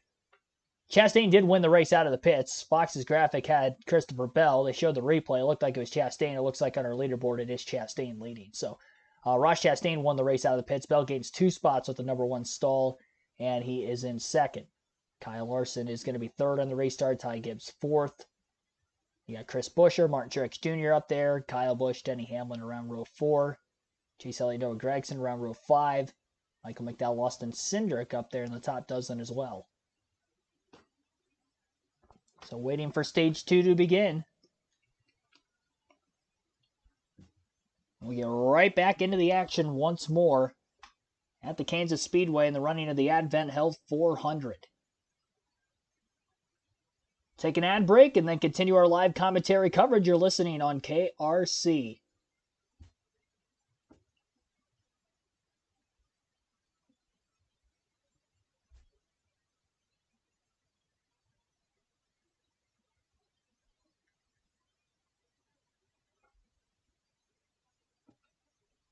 It has been an awfully long stream so far, but honestly, as thrilling as that first stage was, I think it's well worth the wait. So he's pointed a little to the left and a little bit deep in his box, and just these cars you have a tough time turning them sharp enough to get out of the pit box, so it's costing him a bunch of spots. So here's their discussion afterwards. You'll hear Chris Gabehart mostly. Hey, after Brett, if we're dead last on the lead lap, and we're hitting dead last on the lead lap, and leaving dead last on the lead lap for our leader. Just partially on me for going long.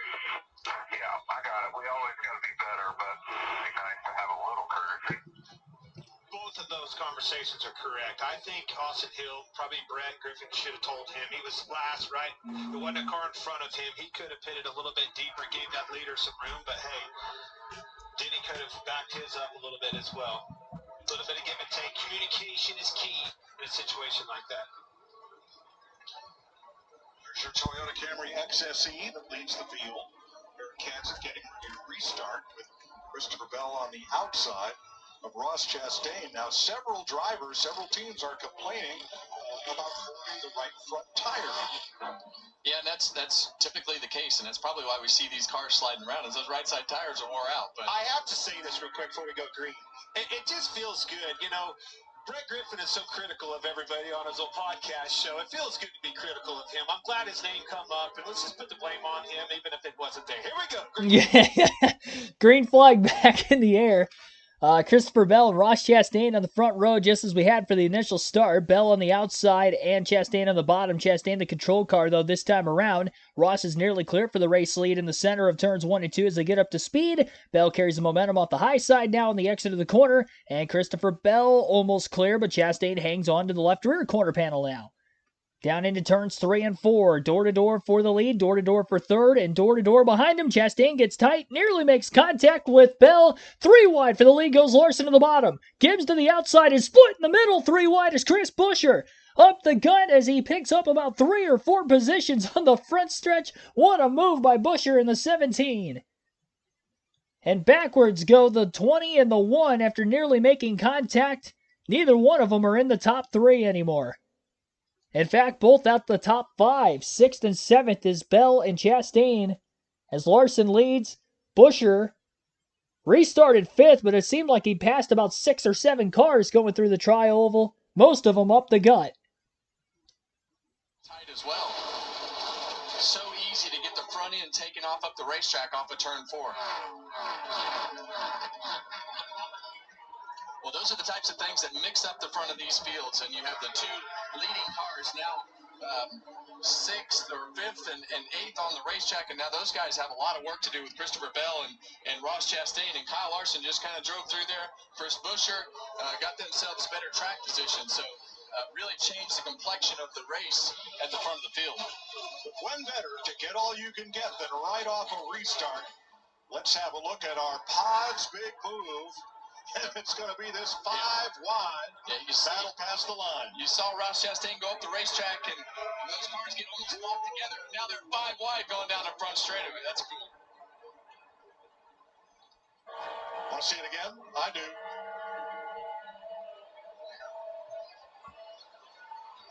It tells you how big it was. Ty Gibbs thought they were going to wreck. Did you hear how big he lifted up out of the gas? Yeah, trying to figure out if they were going to shoot up and be in the wall and right in his lap. He had a head of steam that was so big that he had to let all the way out of the gas. And he came out of it pretty well. He is 3rd now behind Larson and Buescher. About a second back with Truex and Busch and Bell in his wake. I am so impressed with Buescher. Obviously, that was a big move out of him, but coming all the way from 22nd place with that Ford Mustang, that's a good run for them so far. Yes, sir. Well, these Fords have struggled. We expected the RFK cars to have better speed, and this is really the first time they've shown the speed that they should have had. Watching 4 pit stops. Here's Kyle Larson checked in. Top lane, like against the wall, it's just so slick. I'm not confident against the wall. I don't know if anybody is thinking it needs to be, acting here against it like normal, but I can't. Pretty moisture up there, do you think? Tough thing, I mean, it's darker up there, but it doesn't look like a wet So that's pretty typical here, Mike, and especially off the exit of turn 2. You'll get that blackness right up against the racetrack, and the front tires will just not want to turn up there. Exactly what Kyle Larson is talking about, and very slick. So you just slide both ends of the car through there. So far, the only car that we've noticed up and into the wall lightly was Tyler Reddick. Yeah, and you can see on the exit of this corner right here, you'll see the racetrack, and you see how it's dark up there at the top of that racetrack. You have to almost come back down the racetrack in the late center part of the corner to straighten that exit out. Maybe a good adjustment out of Kyle Busch here in this 8 car, moving up through the field. Good run so far, top 5. Car's getting better. Pole last week. This team is definitely inching in on success, where they want to be, where that driver's capable of being. Regan? Well, Mike, you guys talking about the 8-car Kyle Busch, the adjustment that they made. He was extremely tight before the caution came out for the stage break there. They took a pretty big swing at it. They wanted to try and get ahead of it right now to free that car up. So far, working good for him.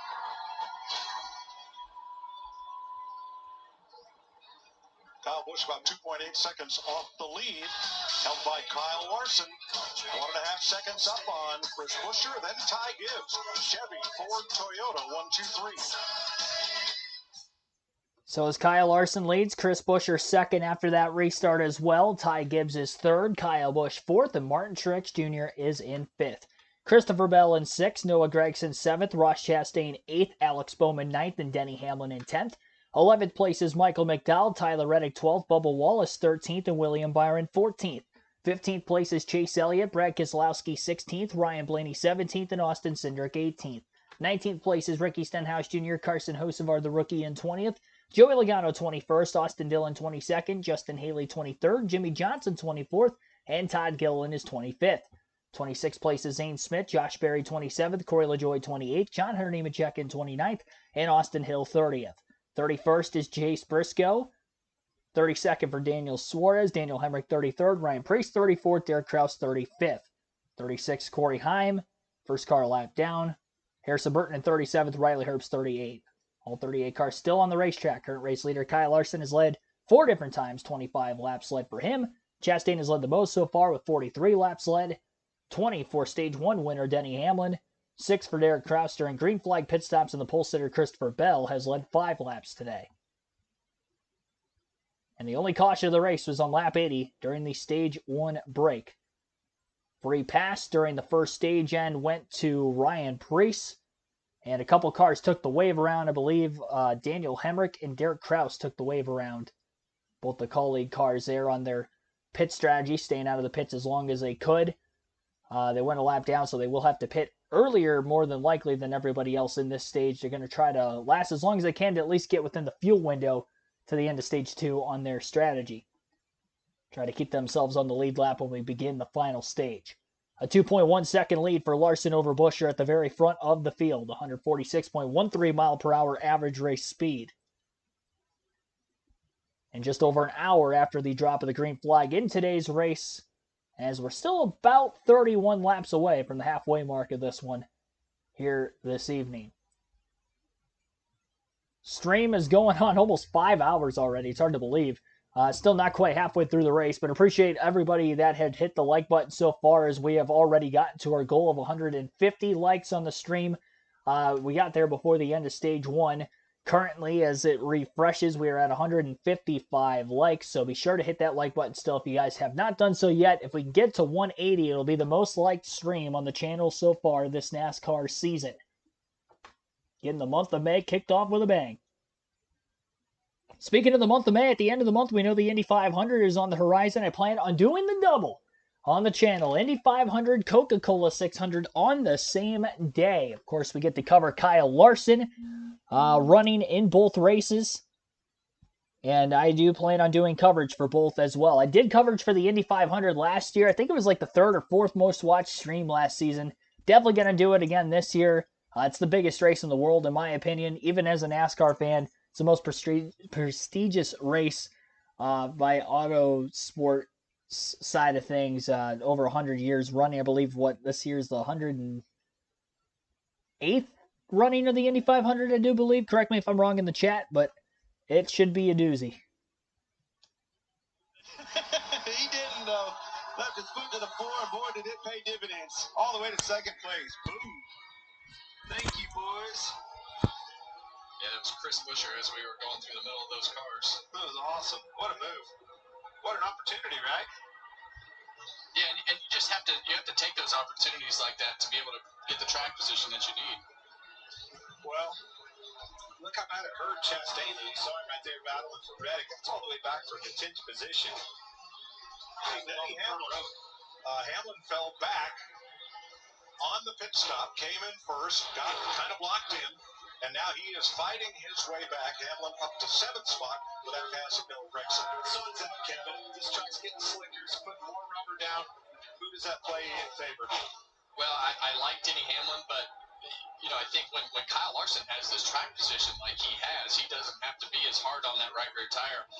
We saw the radio chatter between he and Cliff about being able to have some room to make some adjustments on their cars. So this racetrack is going to continue to change. The rubber is going to continue to go down on the racetrack. We saw all these cars start to slide around at the end of that last run. So with the sun out, that adds another element to this whole equation. And the track temperature of the asphalt up 8 or 9 degrees since the start of this race, and now in full sunshine except for the front straightaway.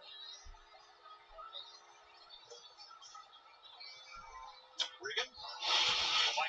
William Byron running in 14th right now, just updated what his car is doing. Take a listen to what he told crew chief Rudy Bugle, what Rudy told him back.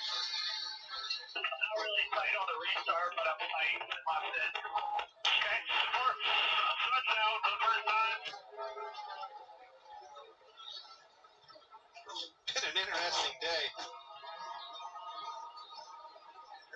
we had some teams with concerns about tire wear. Well, we did, Mike, and Goodyear brought a different right side tire, so Cliff Daniel Cucci or Kyle Larson told me they have a little concern, some questions, so I checked out the tires. Here it is, the right front, some porting after that last run. I asked Jesse Saunders, his car chief, I said, do you have any concern? He said, well, where we're running, how hard we're pushing, there's Jesse right there. He said, we're not concerned. This is what we kind of expected this early in the race, and right now Kyle's saying he needs to be a little freer, a little bit too tight up there as he leads the way. Yeah, I'd say that was probably as long of a run that you'll see today. So I would say that wear will definitely get better as the rubber continues to go down on the racetrack. But they're definitely wearing the tires out for sure. Busher in second, 3 seconds off of Kyle Larson right now. And Larson's lap time's trending about a tenth of a second quicker as he tries to build on that lead. 110 complete for it. 30 laps into the 85-lap stage 2.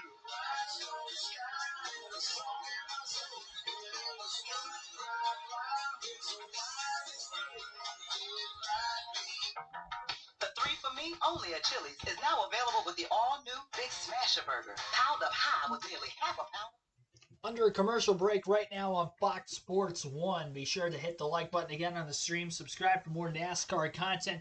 I'm going to keep the ads rolling in the background. I need to get something to eat as we've been streaming for over 5 hours now. So I need to get something in me. So I will have the ads be playing in the background and some more of the race broadcasts over the next 10 to 15 minutes or so. So just let you guys know while I'm not commentating the race for the next little bit.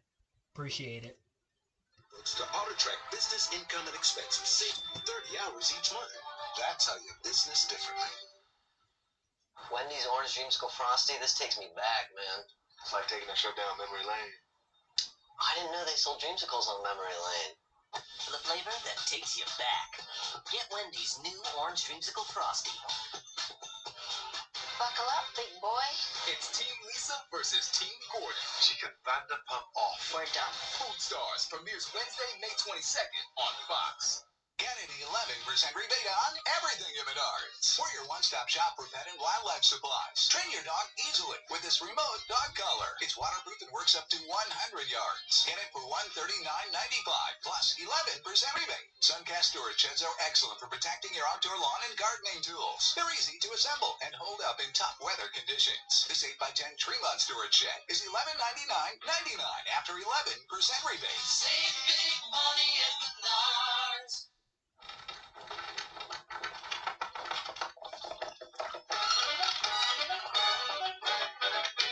It's definitely better. It's the make or break moment. The chance to carve your name into the history books. This is the NASCAR Xfinity Series.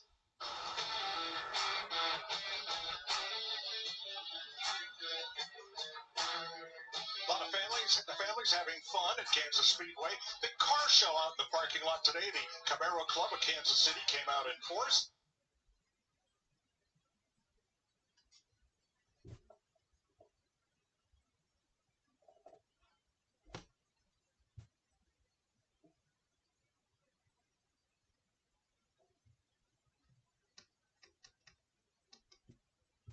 So did the British Car Club of Kansas City, at least until it rained. I don't know if there's any MGs of transit start after that. But Chris Buescher has knocked 9/10 of a second out of Kyle Larson's lead while we were in break. He's down to 2.1. It's a fantastic run for Chris Buescher. Just continues to impress. Needed a good run. This is a confidence booster for him and that team. Look at them. They're ready. They're on the ready. Green flags are coming. I see. Look up. Blaney's on pit road. Won't be long, guys. They're coming. Green flag stops begin. Derek Kraus, Ryan Preece, Todd Gilliland have been on pit road. This is going to start the cycle. Start to see the leaders peel off. Don't want to give up that track position. No mistakes. Green flag stop. Chase Briscoe, Harrison Burton are in. Cars running a lap down. A couple of lead lap cars.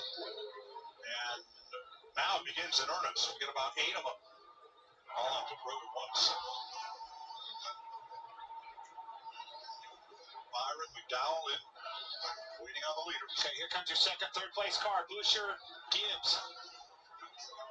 Man, Gibbs made up a ton of ground on Busher coming on to pit road. Look at him door to door on the inside with him. Yeah. Snuck around that inside, Kevin. Actually heard them both. Regan? Well, the 17 of Chris Busher having a very, very good day. Still too tight, though. They have not gotten his car freed up like he'd like yet. Jamie? Ty Gibbs doing a great job running top 5 all race so far. This is touch free, just like the last one. Small air pressure adjustment and 4 tires.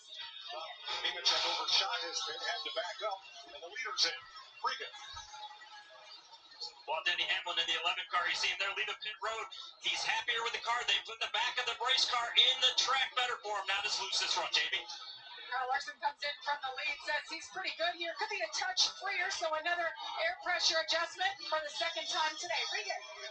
Kyle Busch's race car is turning much better this run. He likes it, told the team it's better through the middle, but it is not loose in yet. 2311 has stayed out. Reddick and Wallace. Oh, trouble. Kyle Larson left front. Oh, no. That'll cost him the lead, won't it? Yeah, you saw the front tire changer going back and forth on that left front lug nut. So Reddick, Wallace, and Daniel Hemrick, the cars that have not fitted in this cycle, among those on the lead lap. Well, just like we saw in the last pit stop cycle under caution. You see this? Look at here, guys. Denny Hamlin went to the back of the field by getting blocked into pits. This time it's Kyle Larson going to get shuffled to 5th, 6th, 7th position there. Yep, 17 is your leader, or going to be your leader, without a caution. Now, Reddick is the race leader about 10 laps ago. He said he ran over something on the track, was worried about a tire going down. We said, come on in if you need to. He stayed out, and he's still out there.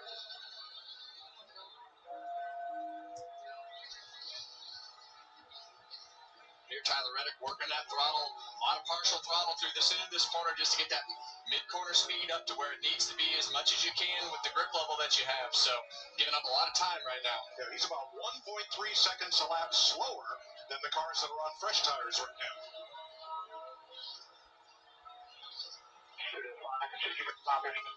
Jamie.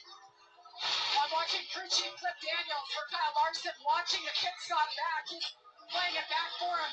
Cliff is actually part of the pit stops. He comes off the box and catches the tires. So you see him right there, watching to see what happens, and then he will radio Kyle and give him a heads up.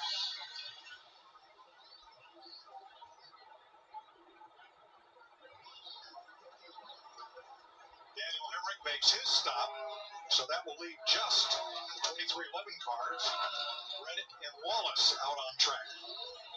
And here's Bubba Wallace.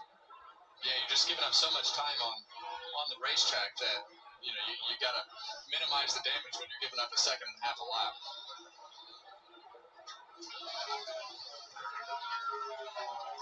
So, Larry, what's the goal here for the 45? You know, the only thing I can figure out Billy Scott's doing is we went back racing with 77 to go in the stage. So maybe he's just going to make sure he splits it right in half, which would be 38 laps a run, which would be going to 126, which is about 2 laps from now, Mike. It's going to cost him a lot of time, though. Look at the difference in the speed last time by.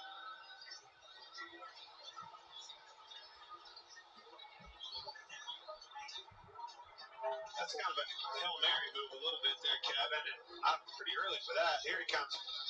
Corey Hunt making his stop. He was 1 lap down. And here is the race leader. Well, typically, you know, we'll see how it works out, but here's your new leader coming by this time as he's going to go by Tyler Reddick. Chris Busher has had a great day so far, taking the lead after Kyle Larson's mistake. Well, trouble on pit road for sure. Couldn't get that left front tire on. Cost him the lead, that 5 car.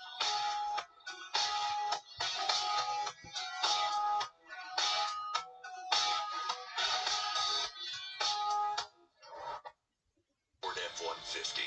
Tough this smart can only be called F-150.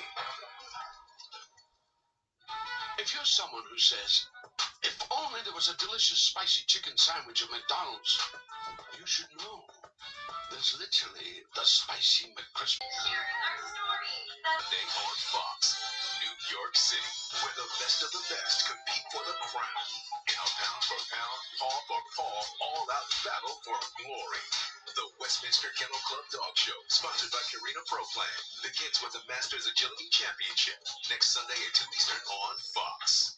Get an 11% rebate on everything at Menards. We're your one-stop shop for pet and wildlife supplies. Train your dog easily with this remote dog collar. It's waterproof and works up to 100 yards. Get it for $139.95 plus 11% rebate. Suncast storage sheds are excellent for protecting your outdoor lawn and gardening tools. They're easy to assemble and hold up in tough weather conditions. This 8x10 tree-mod storage shed is $1199.99 after 11% rebate. Save big money at Menards.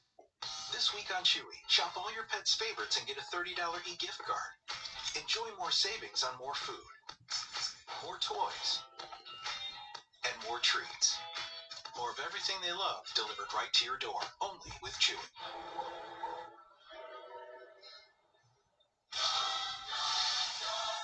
Transform your water and live hydrated. Care for, live more with Liquid IV. This is how Ant becomes playoff Ant. Playoff Ant? Not a thing. How do you spell this? Not a thing. Of course it is. Playoff Wheezy is locked in. It's game time. Playoff Guy is going nuts. Even Chuck's playoff jokes are funnier. No, they are not. Well, sit yourself down and watch some NBA playoff basketball. Because we all know It's not a thing. it's clearly a thing.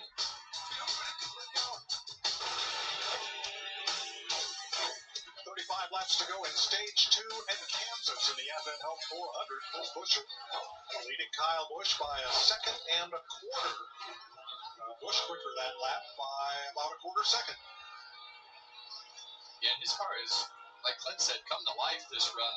They've done a good job in making adjustments on that car, and that's really something that Kyle Busch is very good at, and giving the information to his team, and they've done a great job in making the correct decisions to get what he needs out of that car. So Chris Buescher had the fastest stop, 9.6 seconds, vaulting him from second to first. Kyle Larson lost 6 seconds to Buescher with having to retighten that lug nut. Yeah. And there's the pit road performance. You see the middle column, 9.6 for Buescher's crew, 15.4 for Larson's. Well, right now, Kyle Larson's really showing the speed in his car. He just ran a 31.17. Leader was a 31.44, so he is definitely lit the fuse in that 5-car. One driver having a strong day is Gregson. Mike, it's been a fantastic day for Noah Gregson yet again this week, just now moving up into the 8th spot past Christopher Bell. Talking to the team earlier today, they said it is amazing how his understanding of what he wants the car to do has really come full circle this year. He's back driving like he did and talking about his race cars like he did in the Xfinity years when he was so dominant in junior motorsports. They said his confidence and his personality throughout the shop right now is infectious. The guys love it when he comes around, and you can tell by the performance on the racetrack. You know what I heard most of that interview in pre-race when you interviewed Gregson and Drew? They're having fun, and that's really hard to do with everything that goes into the weekly grind of everything that's going on. But when you... Well, there is no 7 laps. You see Kyle Larson go up the racetrack, a nice straight entry in the entry to the corner, up the racetrack in the middle of the corner, straighten that exit back out, just give himself a little bit of air on that left front corner. You see him all the way below the seam there. Back at 14th, Michael McDowell, who had a top 10 qualifying run. Tyler Reddick. Yeah, and Clinton, as you look at Tyler Reddick, I mean, that's about where he was running before, 13th, 14th, 15th. Didn't cost him as much as I thought. Yeah, me neither. But, the one thing that will allow him to do, having a little bit fresher tire than the other guys, maybe make it a little bit easier on him in traffic as we get deep into this run. Make the passes a little bit easier. And the sun breaks through again out on the backstretch. Not a big factor just yet, but keep an eye on that. Definitely not the conditions that these guys thought they were going to be racing in.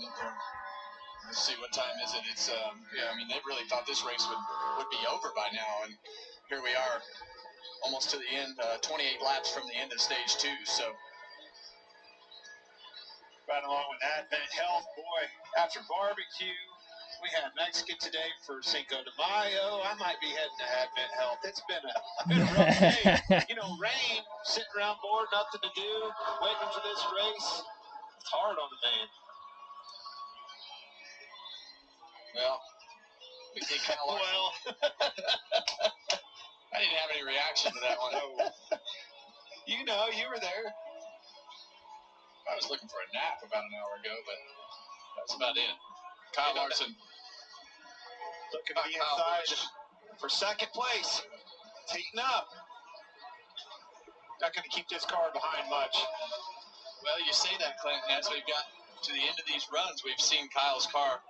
You know, he's had to work his car pretty hard this run because they had to make their way back through traffic. So it's going to be interesting to see how long Kyle can hang with the handling. Larry, take me back to the problem they had with that left front wheel. Does that concern you at all for this next stop and stops ahead for the 5 car? Is that just kind of a fundamental thing? 8 car. He said he is struggling in 1 and 2, and he's forever getting back to the throttle right now on the exit of 2. So close with your leader. Busher and Briscoe, as he was lapping Briscoe, tight quarters off the 2. You know these guys are going to be racing them hard, trying to stay on these lead laps, trying to stay from going 2 laps down. So Chase Briscoe was a lead lap car. He's had 1 lap down in 31st. The last car on the lead lap is Daniel Suarez in 30th. Busch is eating into Buscher's lead. He took away, 0.3 of a second that last lap. Now Larson behind him is pushing him hard. These guys are coming. And they're giving him fit, the leader, Buscher, that is. You know, as I just said, as he catches those lap cars, they're racing for position hard, trying to stay on that lead lap. Again, if you're 1 lap down, you go 2 laps down, that's hard to come back from. Well, you're going to need a favor from That's there. also an opportunity, too, right? When you get these cars moving around the racetrack, you have to figure out how to get around these lap cars. And when 8 car has to start making decisions of Kyle Busch, it's going to be an opportunity for Kyle Busch or Kyle Larson to get by. 7 leaders today so far, 15 lead changes. Chris Buescher's Ford out front of Kyle Busch's Chevrolet by 1.1 seconds. 22 laps to go in stage 2. Chris Buescher with a 1.1 second lead over Kyle Busch in second. Kyle Larson is third. Ty Gibbs fourth. And Martin Truex Jr. rounds out the top 5. Denny Hamlin in 6th. Alex Bowman 7th. Noah Gragson 8th. Ross Chastain 9th. And Chase Elliott rounds out the top 10. So that is the top 10 on the leaderboard. An update on the pre-race predictions, where we're at in the middle going of this one, just past the halfway mark. As of right now, the 3 don't have picks. Joey Logano outside the top 10 in 21st. Brad Keselowski still outside the top 10 in 13th. And the last of which would have been Ty Gibbs. And currently he's in 4th, so he has proven me wrong. That was probably my bolder pick of the weekend. Coming in for not picking the top 10 finish, but still have over a stage remaining. So anything could happen here with more than 100 laps still to go. As far as the sleeper picks, Noah Gragson is in the top 10, currently in the 8th place position. I had Chastain to get a top 10 finish in 9th as well. And the other sleeper pick, at least, would have been Bubba Wallace. He is back in 18th. And both the 2311 Toyotas have been outside the top 10 all day today. Even before Reddick got into the wall, I think he was only as high as 12th or 13th in this race, and he qualified 14th, and that's where he runs right now. So definitely not the day I would have expected out of both 2311 Toyotas. Reddick was one of the must-haves, and initially was my pick to win the race coming into the weekend, but I changed it before the start of the race today. As you guys might have heard during the pre-race coverage, I took Denny Hamlin. Hamlin won stage 1. He is currently in the 5th place spot. He lost 7 positions on pit road after pitting from the lead, coming out 8th in the midst of the green flag, or sorry, not the green flag pit stops, but the pit stops at the end of the stage 1 break. And then I had Reddick, like I mentioned, he's in 14th outside the top 10. The only other must-have would have been Chase Elliott, who has been hanging out in the back half of the top 10. He was 10th at the end of stage 1, and he is currently 10th in the lead going to stage 2. So as of right now on the predictions, looks like 6 for 9 as we currently stand. 120 laps to go, 147 laps in the books. We'll take a quick ad break, continue our live commentary coverage of the Advent Health 400 on KRC.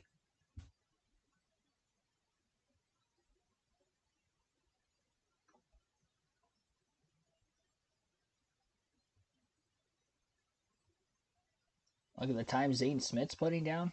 They quick. Did he make an unscheduled pit stop or something? Does he have fresher tires?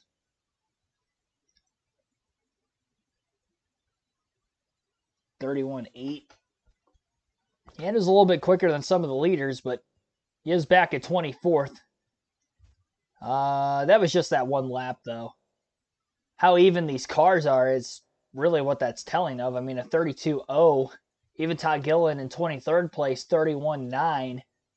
Race leaders at this point in the run are running 31.9. So, yeah, it goes to show how equal every car in the field really is. And obviously some of it's dictating off of where certain drivers had hit pit road during the green flag pit stops. Now, Chris Buescher, the race leader.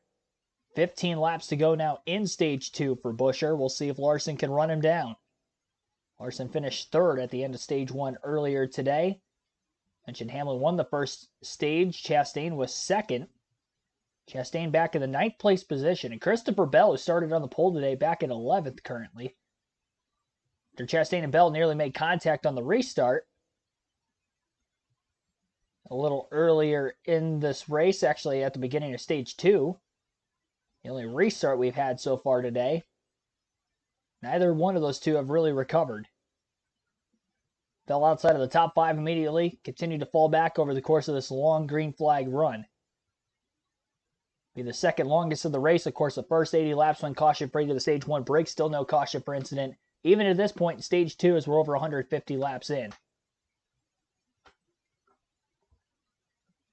13 laps to go. Stage 2 this time by. Kyle Larson now just 9/10 of a second off of Chris Buescher at the front of the field. Kyle Busch has lost a little bit of ground. He was within a second of the race leader. Now he's 1.7 seconds back. It has to do with he's frustrated where he's running. Well, hold on. I think he's also the lucky dog at that point. So maybe a little bit there, but you never know. Yep. So right now, Suarez in the free pass position, and Preece, the last car on the lead lap.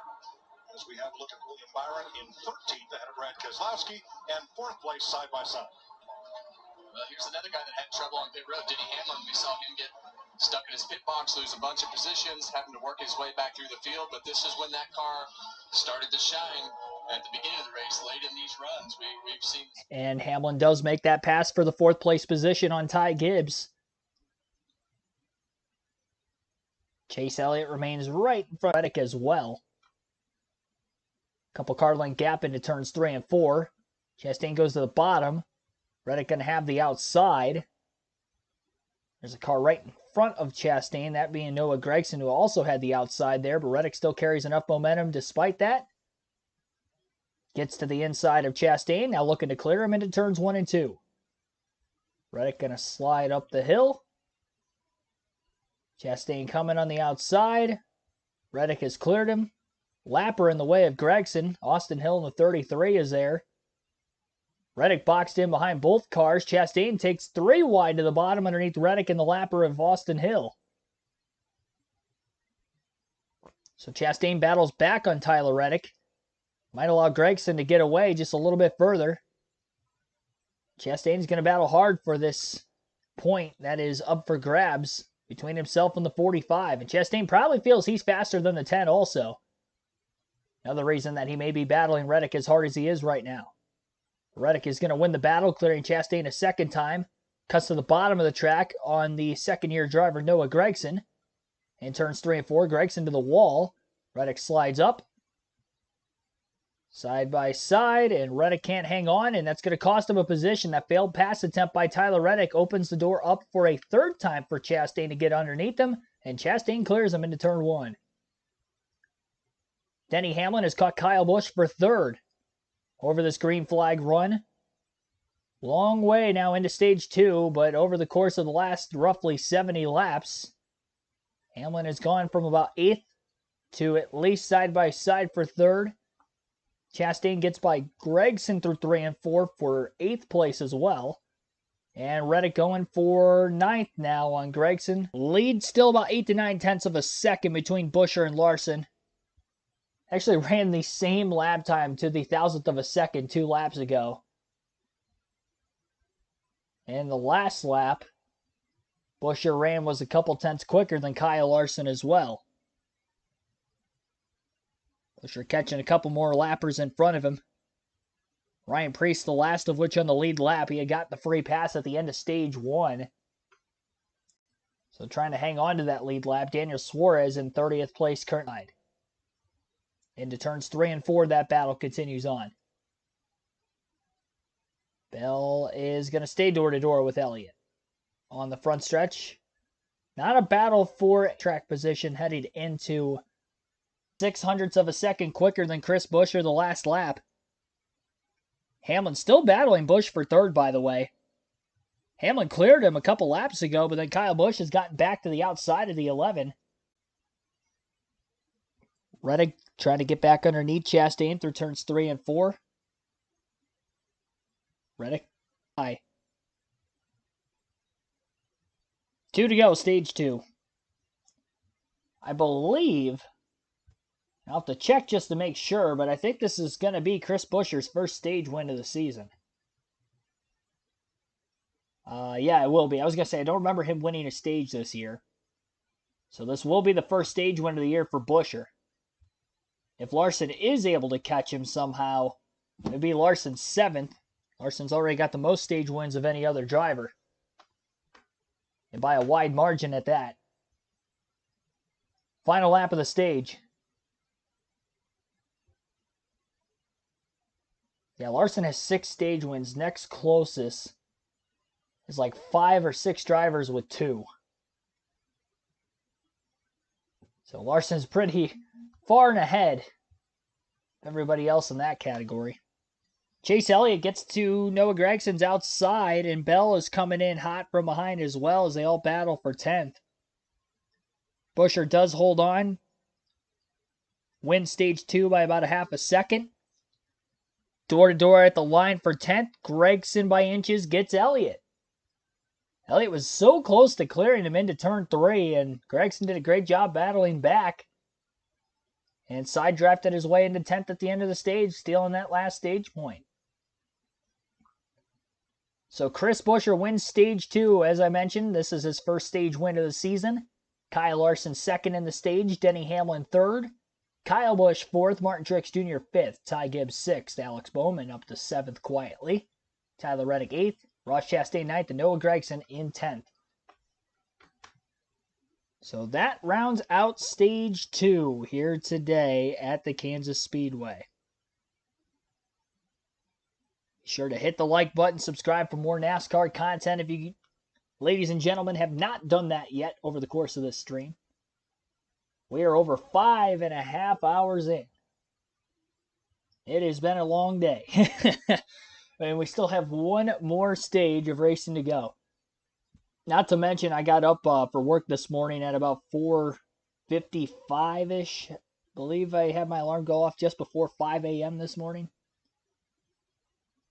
And this was after doing the same thing yesterday and running a truck race until about 10 p.m. last night on the stream. So it's been a long, probably 36 hours or so.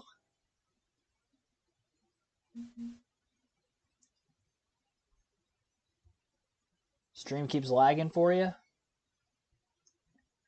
I don't think it's doing that on my end, at least.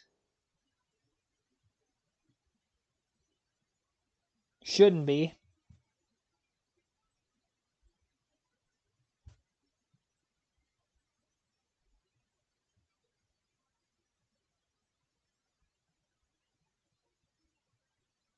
Sounds like it is for a lot of you guys. Not sure what the issue is. I personally haven't had any issues with it all day.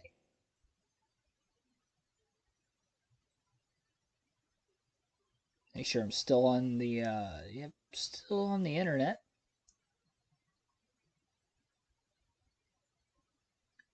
Stream lagging for, it seems like it is for quite a few of you in the chat. I honestly don't know what the problem is. Mainly because I don't see anything on my end. What he's paid to do, but when you go and you look at the race and you look at the scenario, the pit crew gave him the lead again. Yes. They did their job on pit road. They put him in a position to win. Okay? And then they come back in for the last time, and Kyle Larson beats him off pit road. And what did he do? He passed him. Oh my God! Don't use that Careful. word. Careful. Easy, guys. Denny Hamlin passed Kyle Larson. It's an amazing thing. I love that. He did pass Kyle Larson for the lead. Kyle Larson was in front. Denny Hamlin beat him on a restart and passed him. It's amazing. Funny how that works. Oh gosh, let me wipe the sarcasm off just a little bit. Oh, Mike, you know I'm a little bit sarcastic. So we have a lot of fun on the podcast. It gives us a place to cover everything that you don't have enough time to really get in depth with during the races. So it's fun to be able to have that platform. So catch it Tuesdays and Thursdays. 2 new episodes every week. Happy Hour, presented by NASCAR on Fox. And there they are, right together again. Well, you can't keep them apart. I mean, the rivalry is there for a good reason. Those cars are the best cars, obviously. I'm so intrigued by I haven't noticed anything otherwise. and they're there.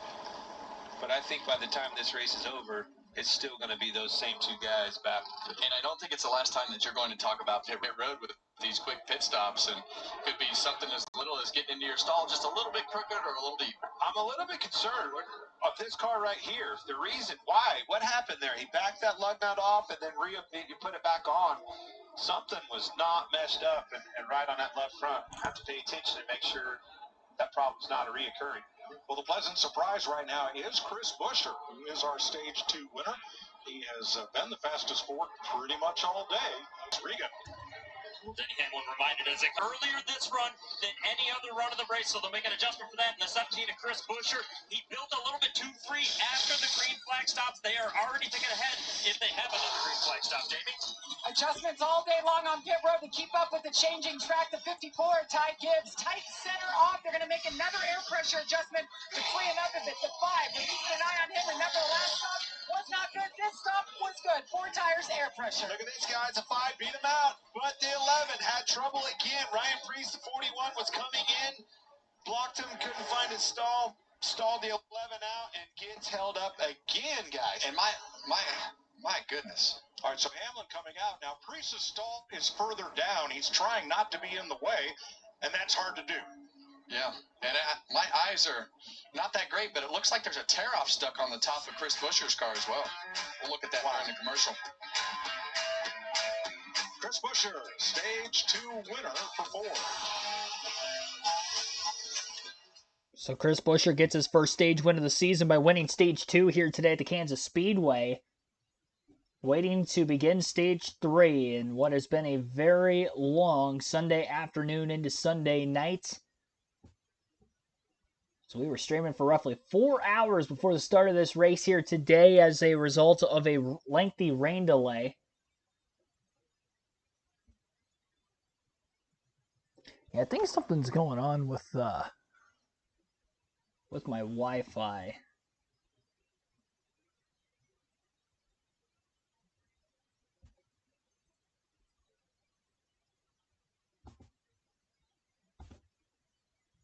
That might be the issue right now.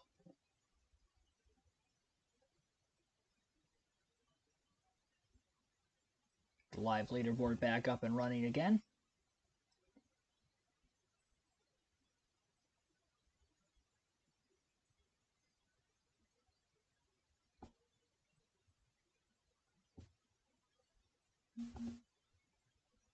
A little bit under 100 laps to go in this race.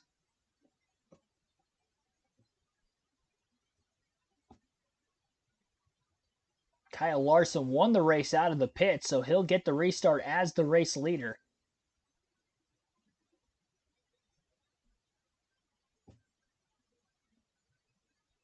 We'll get through the rest of those restart orderings here in a few moments. Now that we are at the end of Stage 2,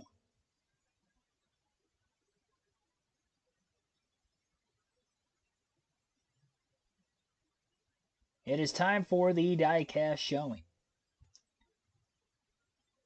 Been waiting almost 5 hours for this. The diecast showing of the day, end of Stage 2 per usual.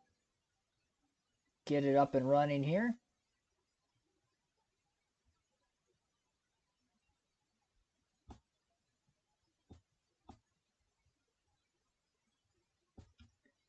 And it is a Jimmy Johnson diecast. He did the command to fire engines for the start of the race today. And this is actually from before he had ever won a NASCAR Cup Series championship. This is from the 2005 season. So a Lowe's 48 diecast here from, again, 2005. Jimmy Johnson.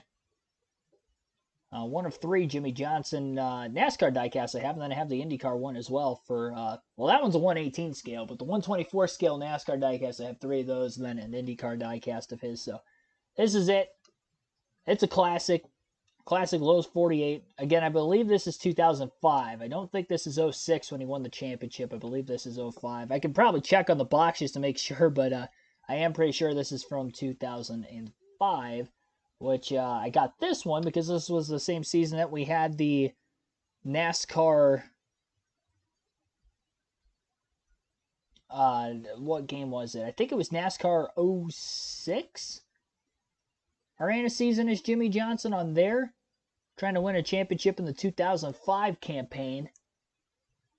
As you guys voted for me to race as in there, so.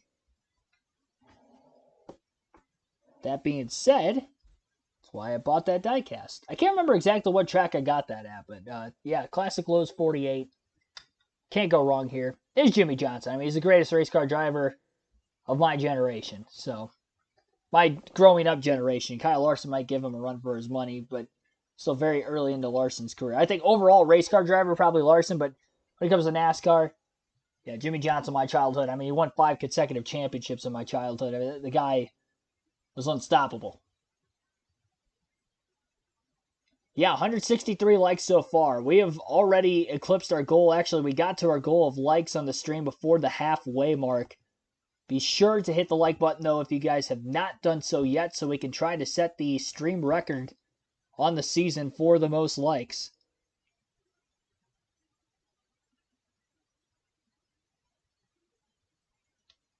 All right, so both stage winners had issues on pit road. Denny Hamlin blocked by Austin Hill, which was not Hill's fault necessarily. Kyle Larson then had a lug nut issue. And now Chris Buescher, his team over the wall too soon. The free pass is Chase Briscoe, so we will restart with 30 cars on the lead lap. Guys, I don't understand them not coming and getting that tear off that roof. That could actually affect the aerodynamics. You had nothing to lose by coming down there and getting it off that roof. Well, you're exactly right, Lane. And it's still on there. You can see it. It's not like we didn't cover it for them and give them some great pictures of it. So hopefully it blows off. Well, clearly they were planning on it blowing off. All right, stage 3. Pace car is in. 2 Chevys on point. Larson and Busch ahead of 2 Toyotas. Gibbs. Green flag back in the air, just their second restart of the day. Only cautions have been for the 2 stage ends. Kyle and Kyle show on the front row. Kyle Busch on the outside. Kyle Larson on the inside. And it'll be Larson winning the battle for the race lead, at least initially in turns 1 and 2. A lot of 3x3 racing going on in the back half of the top 10 as they funnel off of turn 2. 4 wide, in fact, and a little bit of contact between Austin Dillon and Ricky Stenhouse Jr. Dillon lost a little bit of ground. Stenhouse on the bottom groove slides up just a little bit. Very tight 3 wide, and nearly sandwiched in between them was Austin Cindric. Logano takes it 4 wide to the outside of him on the front stretch. All that battling going on around 13th, 14th place, and Bowman now makes contact with Cindric as well into the first turn. Sorry, that is not Bowman. Christopher Bell on the outside of Austin Cindric. Bowman is up in the top 10, currently in 7th. So after stage 2 winner Chris Buescher, sent to the back on the restart, problems on pit road, it has now left him all of a sudden at the tail end of the field. And Denny Hamlin, who won stage 1, trying to work himself forward. Oh, we got a crash. Speaking of Jimmy Johnson, he's hard into the wall. And down into the grass in turns 1 and 2. What happened to Jimmy Johnson? It's Austin Hill damage, and it's Corey LaJoie on that outside. Up 3 cars involved at least. And that will be the first caution of the day, other than the stage breaks. And makes a short day for the 7-time champion. Looks like he's getting out. His day will be done.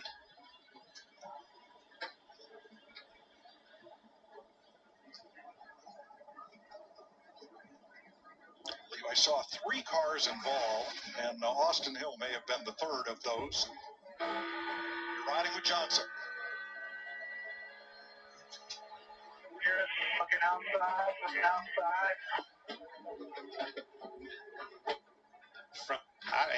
I don't think he got clipped, right? I don't know why, but Really something hard to nailed tell. him. That car just immediately turned around.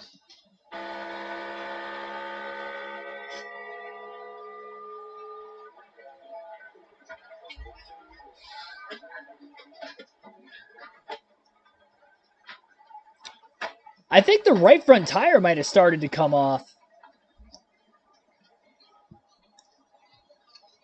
All right, LaJoie has made his way back to pit road as we're under caution at lap 176. That was a hard hit.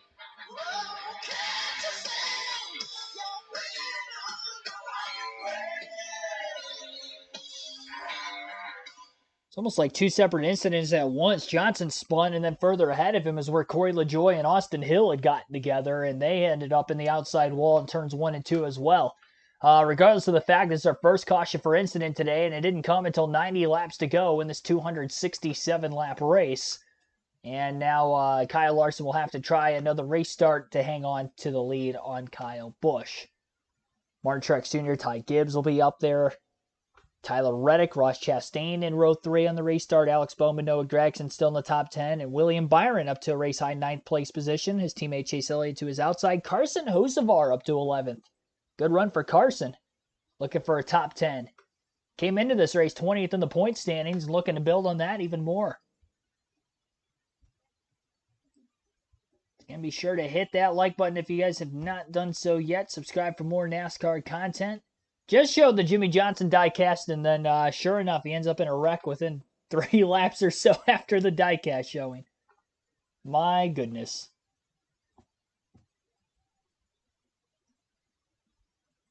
How the heck did that happen? Might have been wrong on the right front tire coming apart, but it didn't look like the way the car hopped coming down across the racetrack onto the banking that looked like maybe the tire was starting to come out from underneath them. Tough to tell for sure. Richard Carr Sr. pulling for Larson. I didn't close the voting poll at the end of stage 2 for who everybody thought was going to win this race today. That has to be a new stream record. 405 votes. That's insane. It's also kind of insane that of 405 votes, we only have 166 likes. So be sure to hit that like button. Helps these streams out a ton. Appreciate everybody that voted in the poll. That's got to be a poll record. I mean, we did have the poll up for almost 6 hours. So, I mean, maybe that was, maybe that's the reason we had 405 votes, but still, that is awesome. 42% saying somebody other than Larson, Hamlin, or Reddick will win. And Larson is currently the race leader. He had 39% of the votes. Denny Hamlin got 12%, and Reddick had 5%. All 3 of those drivers, well, 2 of which I should say in the top 5. Hamlin is back at 13th after 2 slow pit stops under the only 2 caution pit stops today. Credit one bank, ones to watch. So, Clint, who not named Larson do you have an eye on? He's 45 car. Tyler Reddick's won 3 times here in that 45. Anybody's in it, right?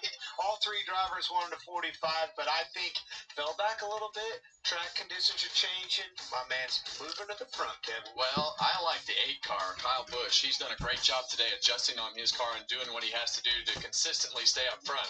Right now, it seems like you just don't need to make any mistakes.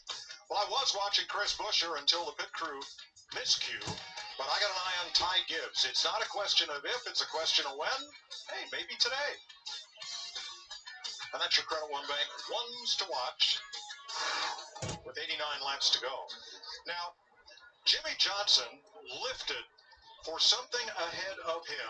Corey LaJoie ran in the back of Johnson, and then Austin Hill was also involved in bringing out this caution. So you're riding with LaJoy. See the tire smoke up there on the outside? I think it was tire. I don't know. It's hard to tell. Well, you're looking in the background of a deal.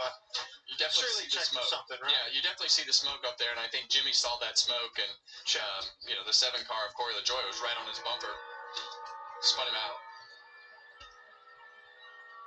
Oh, yeah. I think that was Bubba Wallace, that teal car ahead. Somebody got in his right rear, saw that smoke, made an adjustment, checked up, and got run over. Yeah, and typically your eyes aren't that good, but you definitely caught that one. Good job.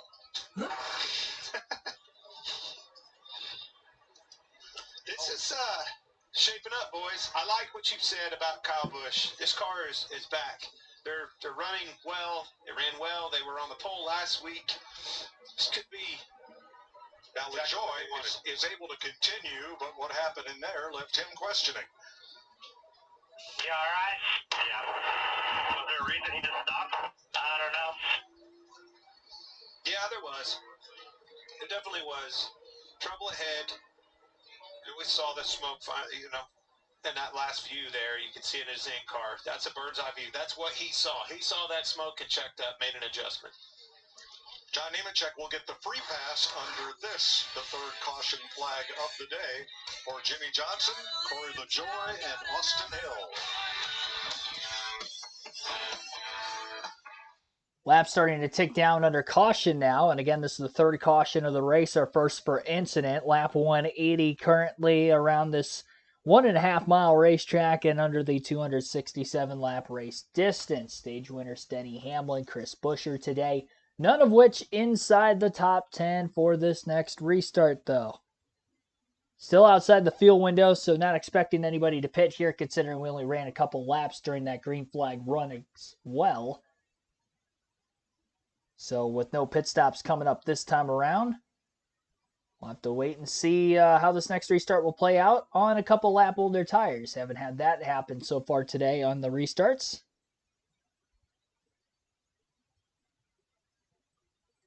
So again, an update on the pre-race predictions, where all those drivers are running now with 87 to go. My pick was Denny Hamlin to win. He is in 14th right now. He did win stage 1. He's like quite a few laps, but not in the top 10 as we speak. The other must-haves, Tyler Reddick in 5th, Ross Chastain in 6th, and Chase Elliott in 10th. The other 3 are in the top 10. 2 sleeper picks today. Noah Gragson in 8th. Having a solid run. He's been top 10 all day, top 10 in both stages so far, as well as where he runs currently. And Bubba Wallace back in the 24th place position, an abysmal day for him. Especially when you know that he is a former winner at Kansas and how good 2311 has been. Now, Reddick has not been great at all today until the very end of stage 2, started to charge forward, and maybe he's got something all of a sudden being in the top 5 for the first time here this evening. The other predictions would have been the don't have picks for finishing outside the top 10. Joey Logano 17th. That's about really as high as he's been in the running order today. Brad Keselowski also outside the top 10, back at 25th. He was as high as 13th at one point in stage 2, but 25th now. And Ty Gibbs was the other don't have pick, and he is currently in 4th, so he's the only one of those 3 that is in the top 10. So as we run right now, 7 for 9 on the predictions. We'll see how that goes. We continue onward in the Advent Health 400 at Kansas. Go to mile, huh? All right. First one, who wants it? How do we do? I love you guys. Hot is the tailgate king. Kansas, man, always so much fun.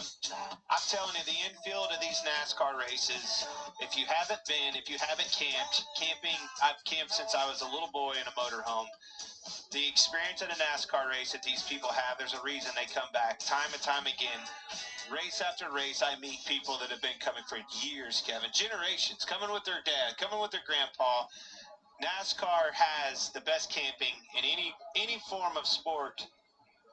I can tell you, people at a NASCAR track have more fun than ever. Is that Jimmy's car going through the campground? See, where else can you go and see it? Like a 7-time champion? I suppose. All right, on the choose, Kyle Larson on the inside, Kyle Busch on the outside. John Hunter Nemechek was the free pass. He was also speeding on pit road, so he does not get to choose. You know, one that we didn't get choose. the free pass and speed?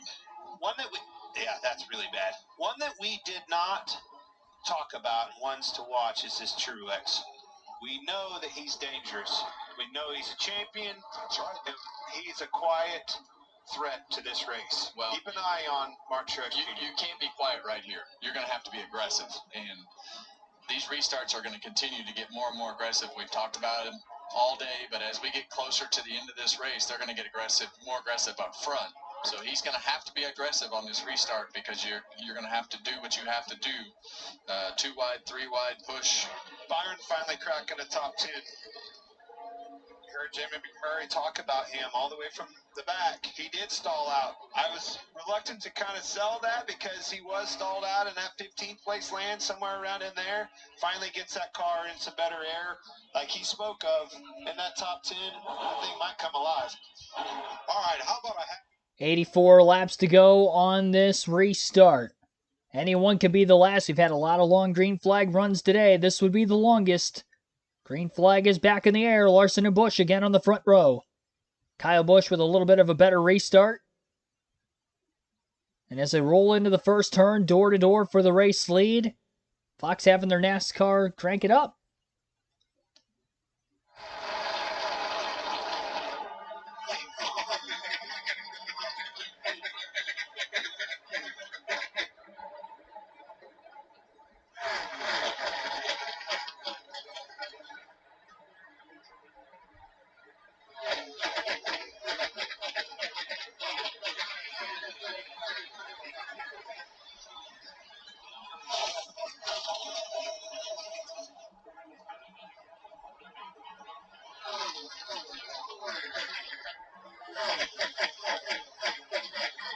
to the wall? They're wrecking on the back straightaway. Trouble back straightaway. Bubba Wallace gets turned around by a car bouncing off the wall as they were 4 wide coming off turn number 2.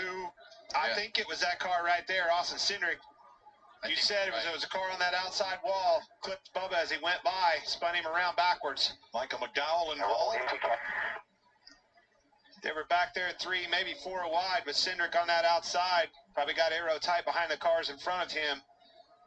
Caught in the wall. Well, they were 4 wide with Logano on the bottom, then Christopher Bell, then a third car, Cindric, and then another one. AMR safety crew. Looks like Denny Hamlin may have made contact with Austin Cindric to start this one.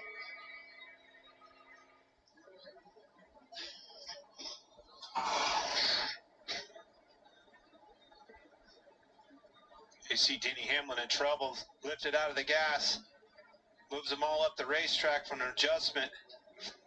Logano comes up, Bell comes up, and the 11 gets into the 2. Then when he spins back down the track, he clips Bubba in the right rear, turns him around. And everybody scatters, fly off that thing. Yeah, and that is not what Bubba Wallace needed. They've had a rough few weeks. Finishing races is so important. You see just wrong place, wrong time, but you get in the middle of the pack like that, things are going to happen. See Cindric come back down and clip that right rear of Bubba Wallace. You see the right rear wheel flopping around. That toe link broke. Boy, and then hard into McDowell. Austin Dillon had a ringside seat. So did Harrison Burton. And Nemechek takes evasive action way down to the track apron. Hemrick makes it through.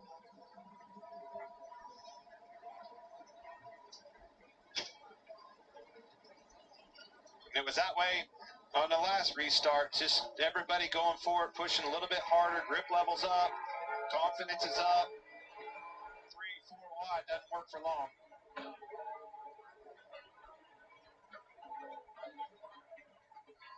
A pinball, Yeah, that could have been Denny Hamlin. It could have very easily been Denny Hamlin. You know, you make those mistakes or you're not running good and you get in the middle of the pack and things like this just happen in a split second.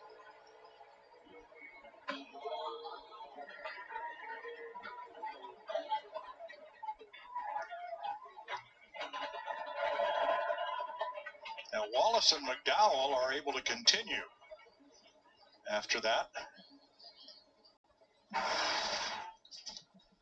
While Austin Cindric will climb out of his number 2.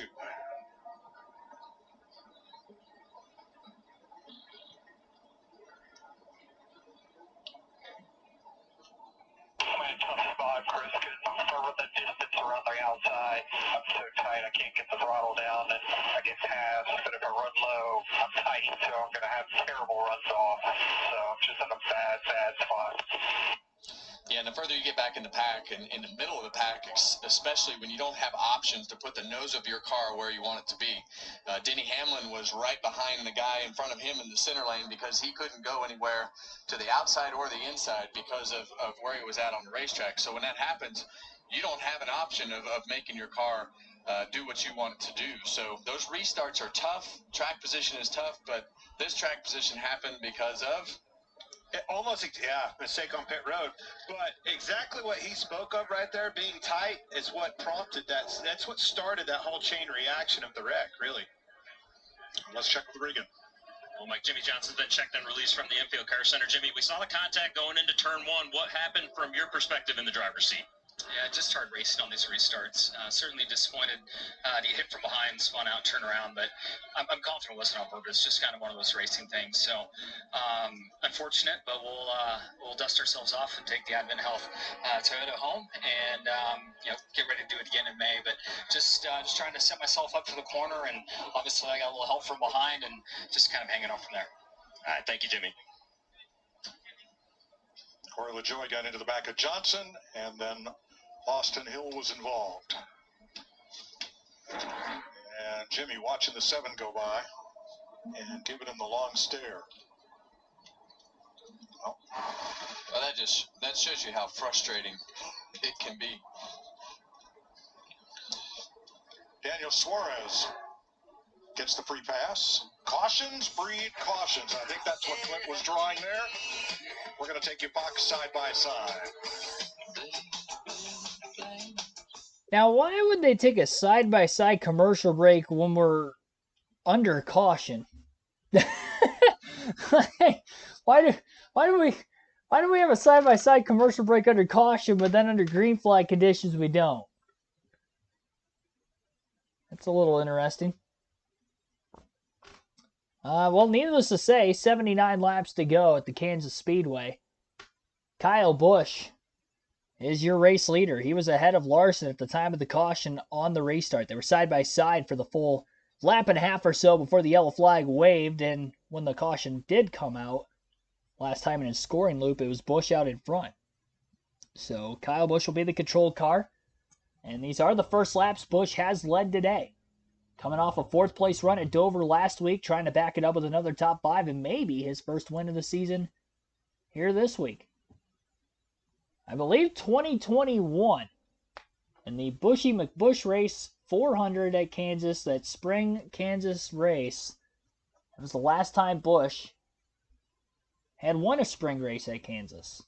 And I believe it was also his birthday on that day as well. It was his last win with Joe Gibbs Racing. Here in today's race, he leads at the very same racetrack with his new team at RCR 3 years later. It's not his birthday today, but has to be getting close, knowing that we usually run the spring Kansas race around this date every year, or at least early May, late April, somewhere around those parts, on a year-in, year-out basis.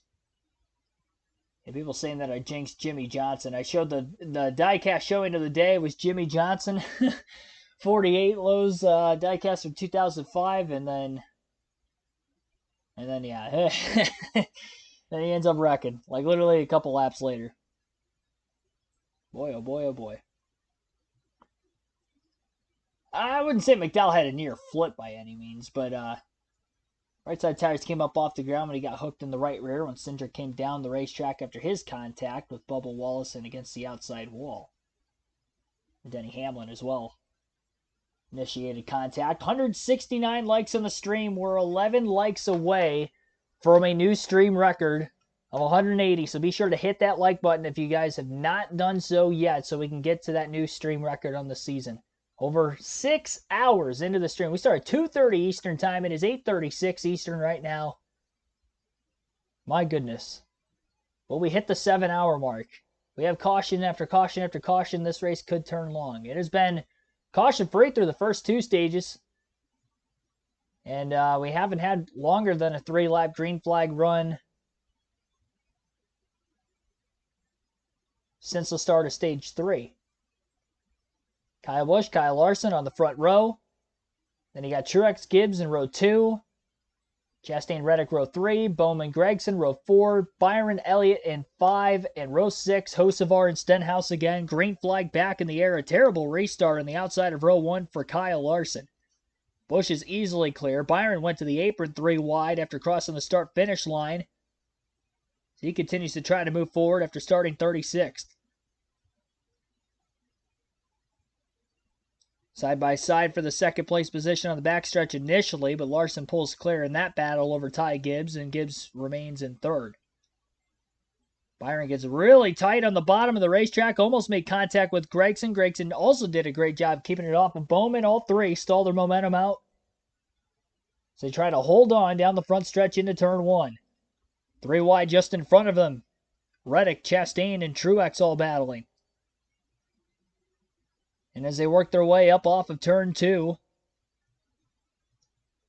caution is out again. And this time Harrison Burton's around off turn 2.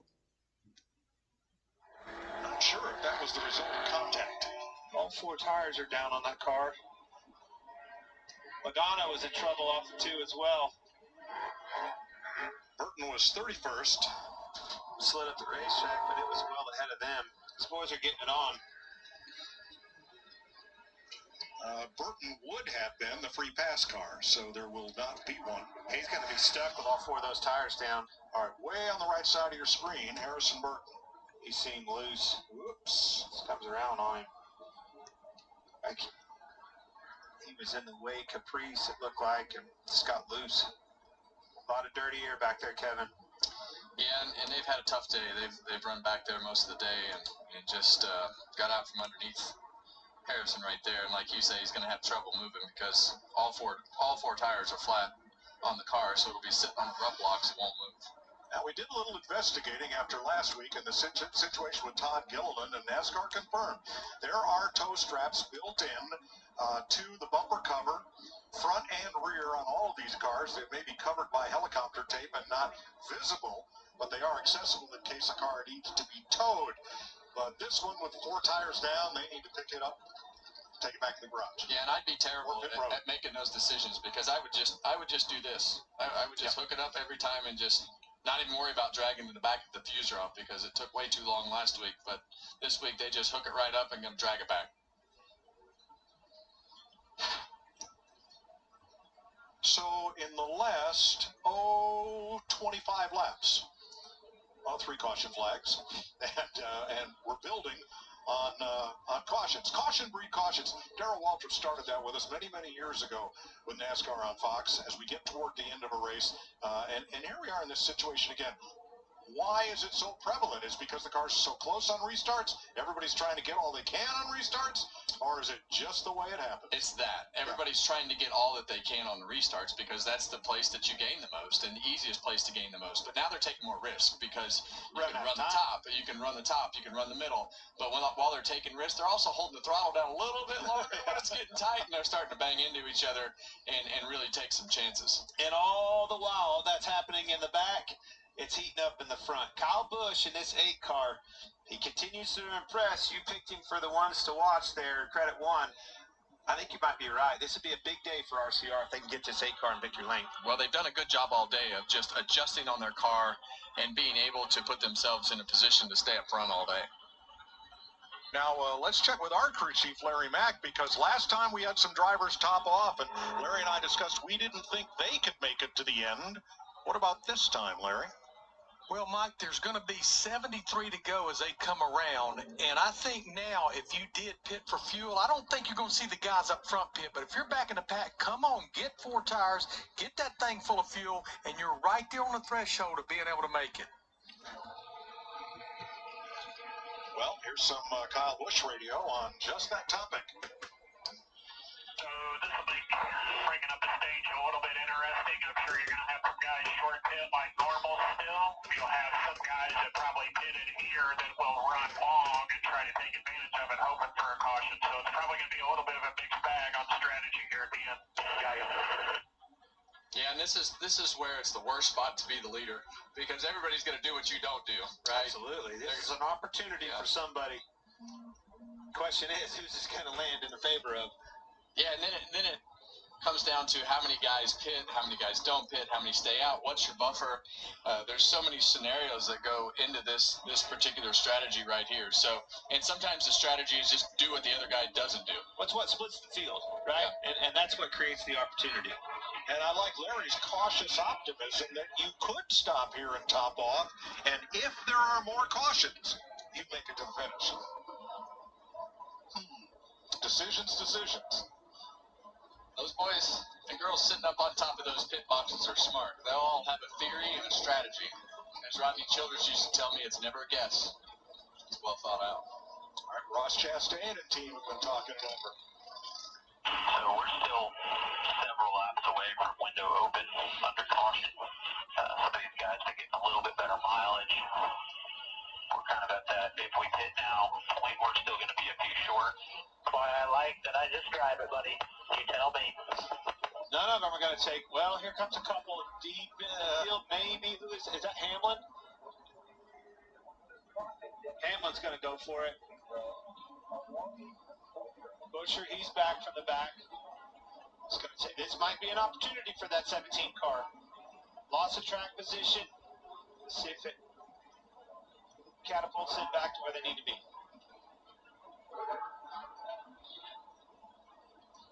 Not as many as I thought, though, huh? Kind of goes back to what Phil Surgeon was talking about with Chastain. Yeah, and it definitely, you just never know how this is going to shake out. So you might as well do the opposite of what the leader does. So 12 cars on the lead lap pitted under this caution. Let's check with Regan. Well, Austin Cindric standing outside the Boot Car Center right now. Having a decent day, Austin, stayed in the top 15 all day long. Heard you say you were getting happy with your race car. How frustrating is this to be out now? Yeah, it's frustrating. Like you said, we had a solid day. Pit crew had done an awesome job. Yeah, I mean, it's just racing, man. I mean, when you're 4 wide, the first car to hit the wall is going to be me, right? So, yeah, I was trying to keep it off the rest of the field. I guess other cars got caught up in that, but yeah, I knew the 20 car was down there. I didn't know the 22, and I saw the 20 flash of purple just shoot up in front of me, and 11 had to hit the brakes. I had to jump on the brakes. It just sucks. I'm snapping for Mustang was decent. Like I said, I had a decent day. It just sucks to give away all those points. We're just on the fringe there, man, and we gotta make the most of every day, and I know it's a long way out, but yeah, don't like watching the end of these things. Glad you're okay. Thanks, Austin. Thanks, Regan. Next Sunday on FS1, we're going to throw it back at legendary Darlington Raceway. Pre-race is 1:30 Eastern for the Goodyear 400, which will take the green at 3 next Sunday on FS1. So on the choose, Busch to the inside, Larson outside, Truex inside, Gibbs outside. Have we seen the last caution? No. Not chance. Well, I have to ask. Yeah, and I think it's going to be interesting on this restart to see what these guys on sticker tires do firing off, because on these cycle tires, it just, the front doesn't turn. There's, especially when you get further and further back in the pack, it just becomes harder and harder to get the throttle down and get the front of the car to turn. Now, the first car on fresh tires is back in the 8th row. It's Brad Keselowski in the 6th. Of the cars that just stopped, he is the first one, Keselowski, and the cars behind him on fresh tires for this restart.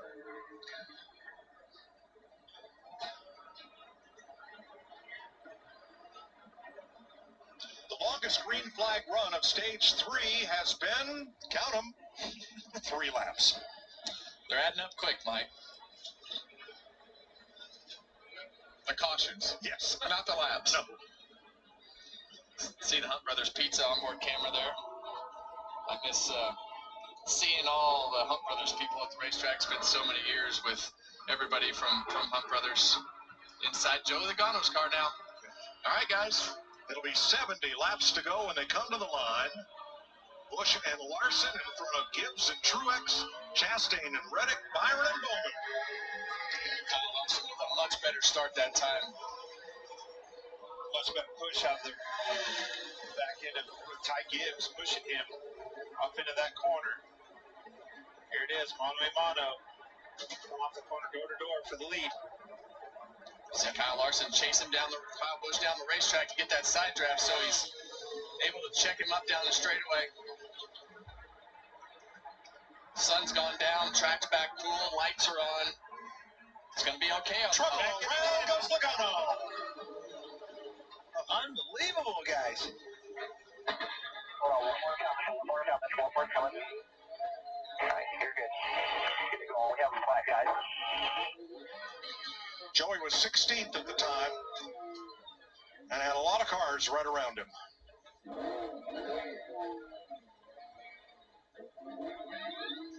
Now he is just short of the start-finish line on the track apron. And flat-tired, he is not going anywhere.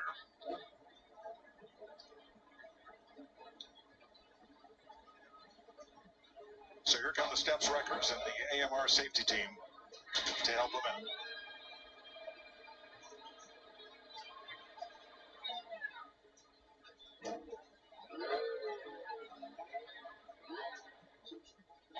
I believe there was contact with Briscoe. Well, watch 14, Briscoe moving up. He was in trouble. Moves up, looks tight. You see him lifting out of the gas. Next thing you know, it's put Logano in a bad spot the way he went. Got clipped a little bit by Gillen on his outside. That all started because of 14 in trouble. Yeah, it's become worse for Joey Logano on the front stretch. He's sitting on those rub blocks and stuck.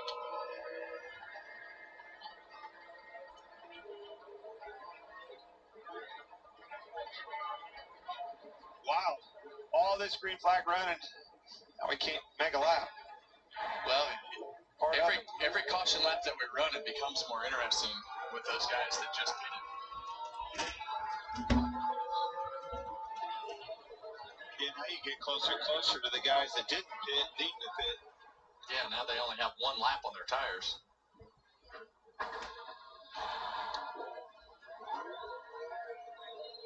Now the rear tires are up, the front tires are down, so that car won't go anywhere. And he's hooked up to the record. Here's some Kyle Busch audio. This puts you in a little bit of a predicament here because now, by the time you go back green, you're going to be pretty much ready to go the whole way. Yeah, and those that just did it will either fuel only here and jump you. Exactly. Exactly. This is going to be just what the doctor ordered for the 11 car. These guys all have to pit right here. It's going to land it right in their lap. Who else? Buscher. We'll have to see. And that's why you take those chances when you have the win in the bank or you're running in the back or whatever the scenario is, to do the opposite of the leader, because you just don't know how the cautions are going to fall. So do something different. And that'll give you an opportunity that you may not have otherwise had.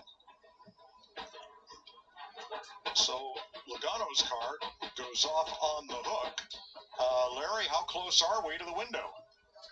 Mike, I'm confident pitting right here, no matter what you do tire-wise, as long as you pack it full of fuel, this puts you in the window to make it to the end.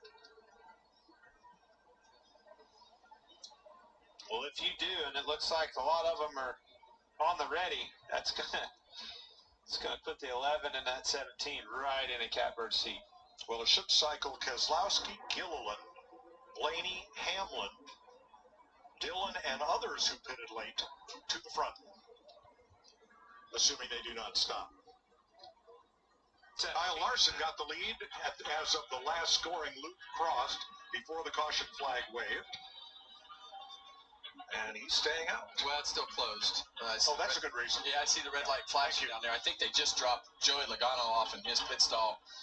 So they're going one more lap. I'm very confused because at one end of pit road, I see a green light. Yeah. But that's for exiting the pits, not for entering. I live confused, so don't worry about it, Mike.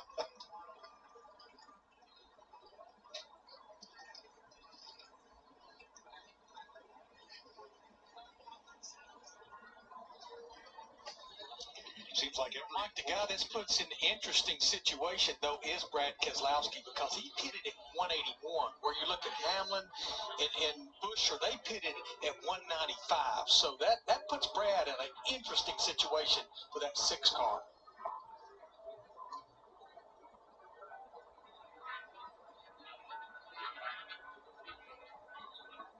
But we saw Chris Buescher. Oh, man. You know, if you're Chris Buescher and you have the hiccup on pit road, what do you need to do? Separate yourself. Try to find something within this race that's going to separate yourself from the rest of the competition and create that opportunity. That's exactly what that afforded them to do right here. We'll find out what Atlanta Braves means. That's the code they just gave Kyle Busch, the 8 car. Atlanta Braves. Corey Heim gets the free pass on this caution flag, the 6th of the race, and the 4th caution in the last 23 laps. Now, pit road is open, and here they all come. Regan? Mike, lengthy discussion back and forth between Kyle Busch and Randall Burnett about what they were going to do. It ended up being an earthquake as the pit call, which should be 2 tires right here. They talked about it for a while. In the 45 car, Tyler Reddick had been getting better all day long, but he has been tight all day long. They've had to free that car up. Jamie? And same thing with the 54 Tigers. They've been tight. They've been freeing him up. They came in because the leaders came in. Late side is the call for Kyle Larson. In for 4 tires. Air pressure adjustment. Almost hits the 21 on exit. Puts a lot of cars in front of those 4 tires on Larson. Yeah, but I like it, Clint. I like 4 tires. I think it makes you more versatile on the restart, lets you maneuver that car. So we'll see. 65 laps to go in Kansas as most of the lead lap cars choose to pit under this caution.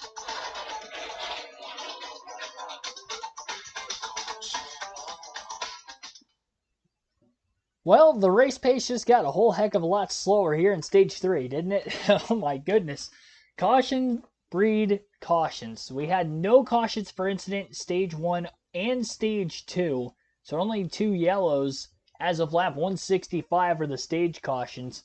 Fast forward to lap 175, we get an incident, 4 cars involved. Daniel Hemrick, Corey LaJoie, Austin Hill, Jimmy Johnson took Johnson out of the race. I believe Hill and LaJoie are still running. Then we ended up having another caution off that restart. Austin Cindric, Denny Hamlin made a little bit of contact off turn 2 and they were 4 wide. And that ended up taking Cindric out of the race. Bubba Wallace and Michael McDowell had significant damage out of that. Hamlin continued on with very little damage. He just had the contact with Cindric, which initiated the Cindric spin. Cindric is out again, but it looks like Bubba Wallace is, I think, still in the lead lap.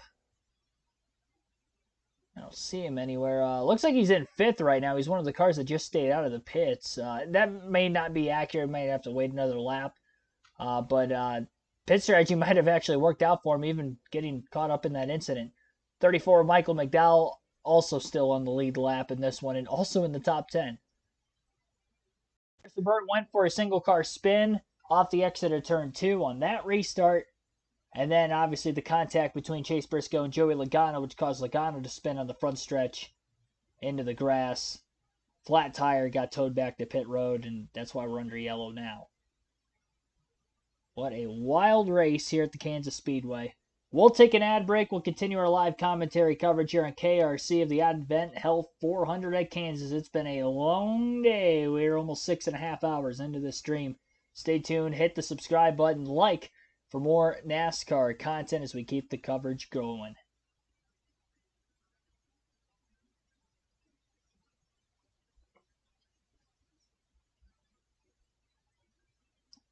The plan is still to have the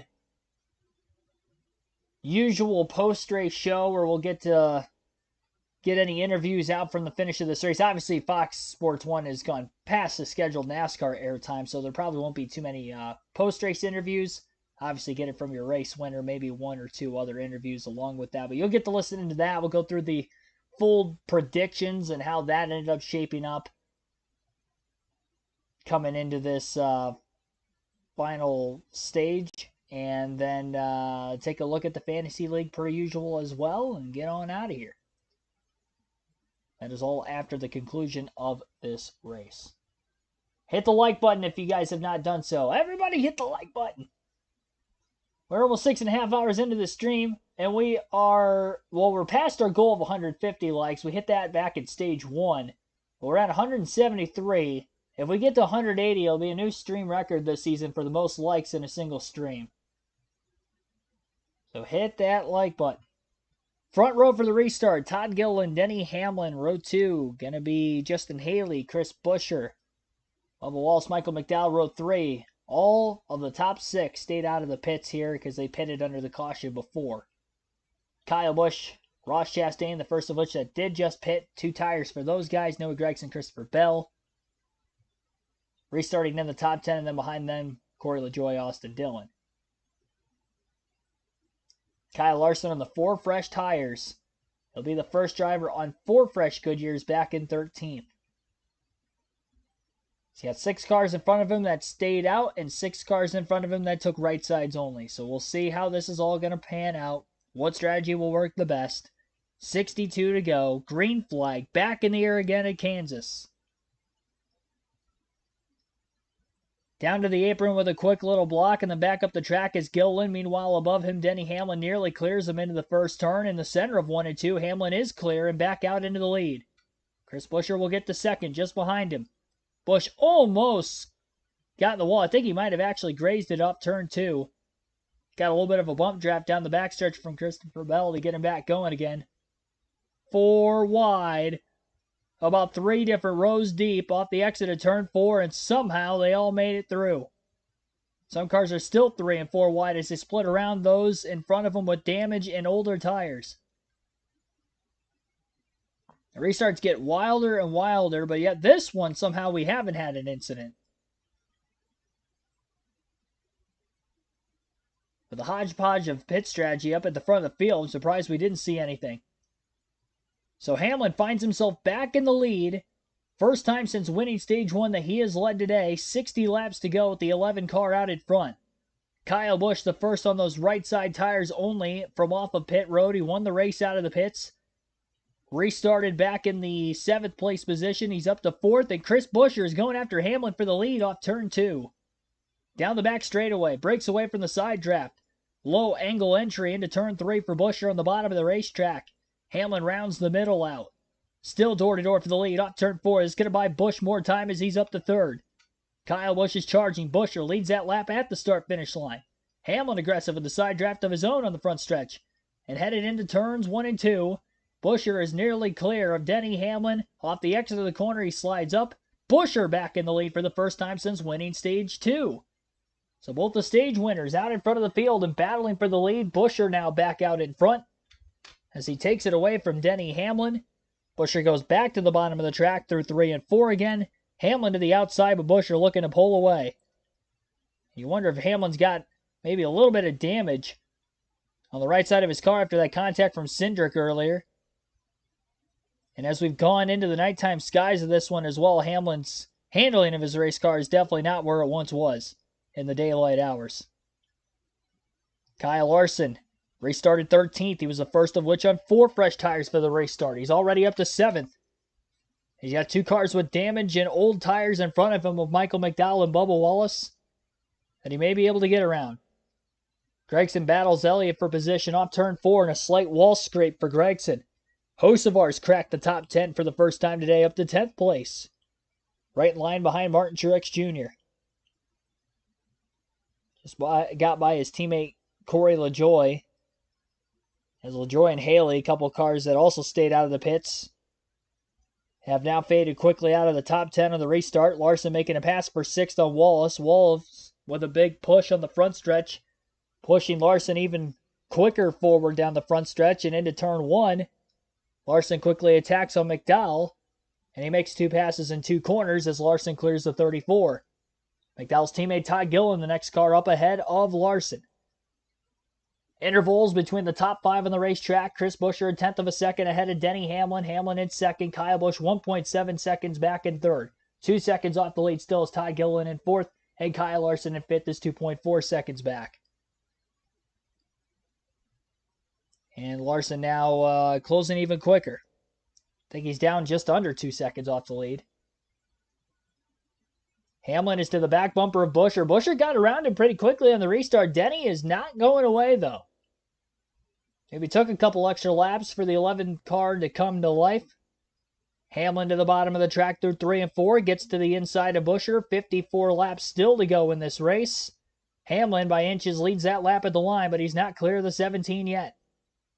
Into turns 1 and 2. Hamlin sails it off into the corner, bottom of the racetrack. As he goes up to try to clear the 17 of Buescher, he is not, and they're side by side again down the back straightaway. Hamlin broke away, not too aggressive with the side draft into turn 3. Takes the middle groove. And as he works his way off the exit of the corner, Buescher nearly gets into the wall. Tight door-to-door racing in a battle for the race win. And the late going here at Kansas. Still a little over 50 to go, but this is starting to look reminiscent of how Stage 1 went when the 11, the 5, and the 1 were all battling for the lead at random points in time, pretty much from the start of that stage to the finish. Larson gets by Gilliland for 4th. Hamlin slides clear of Buescher. Buescher going to try a crossover as he's got the momentum brewing off turn 4, but he's not going to get back to the door of Hamlin. Hamlin still about a car length clear into turn 1. Another lead change at the line with the 11 out in front, and now Buescher dives to the inside. And Buescher's not going to be able to pull alongside Hamlin. He stays behind him on the backstretch again. More battling going on. Just outside the top 10, Chase Elliott gets by Tyler Reddick for 11th.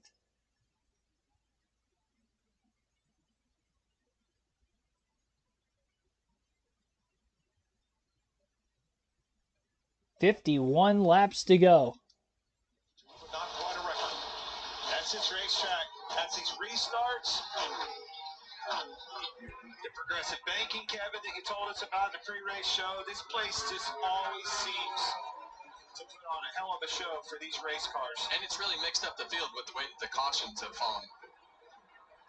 Hocevar in the top 10. He finished a career best 10th at the last mile-and-a-half track we visited, Texas. He restarted 21st.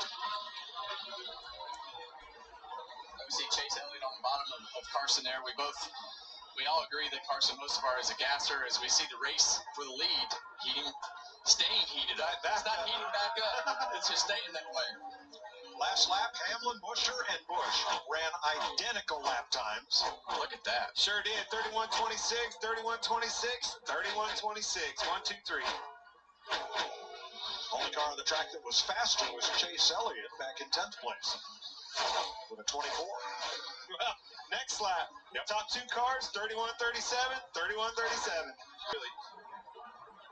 Blaney and Gregson, 16th place.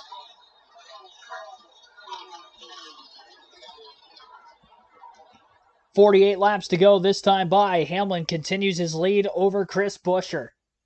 Kyle Busch again in second. Kyle Larson in, Kyle Busch in third.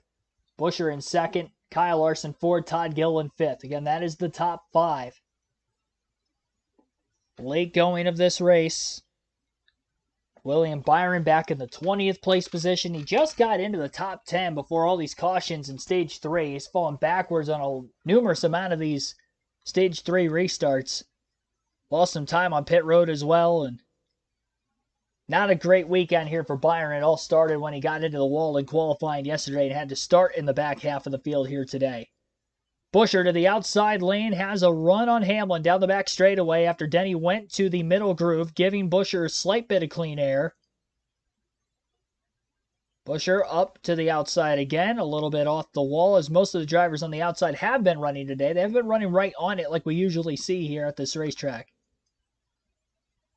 A lot of drivers reporting that it seems to be a little bit more of a lack of grip up there near the wall. So running about a half a lane to a lane off of it has been kind of that preferred outside lane today. Hamlin gets right up near it, turns off of it in the center of 1 and 2 this time. Buescher almost had him cleared in the center of the corner. By the time they got to the exit of turn 2, Hamlin's about 3 car lengths clear now into 3. Really widened that gap out quite a bit over Buescher. Kyle Busch, that last lap, was about 2/10 slower than the two cars in front of him. So the two fastest lap times that last lap were the top two in the field. And Kyle Larson kind of mixed in there with a 31.3 of his own.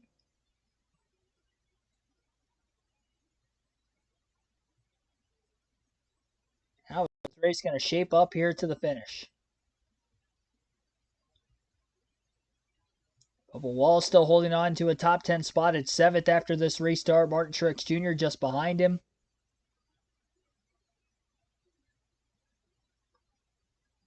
Hocevar's falling outside of the top 10 now. He got up to 10th initially after gaining 11 positions on this restart. And a wild ride over those first couple laps. He's now back to 12th. Chase Elliott has re-entered into the top 10 in his spot.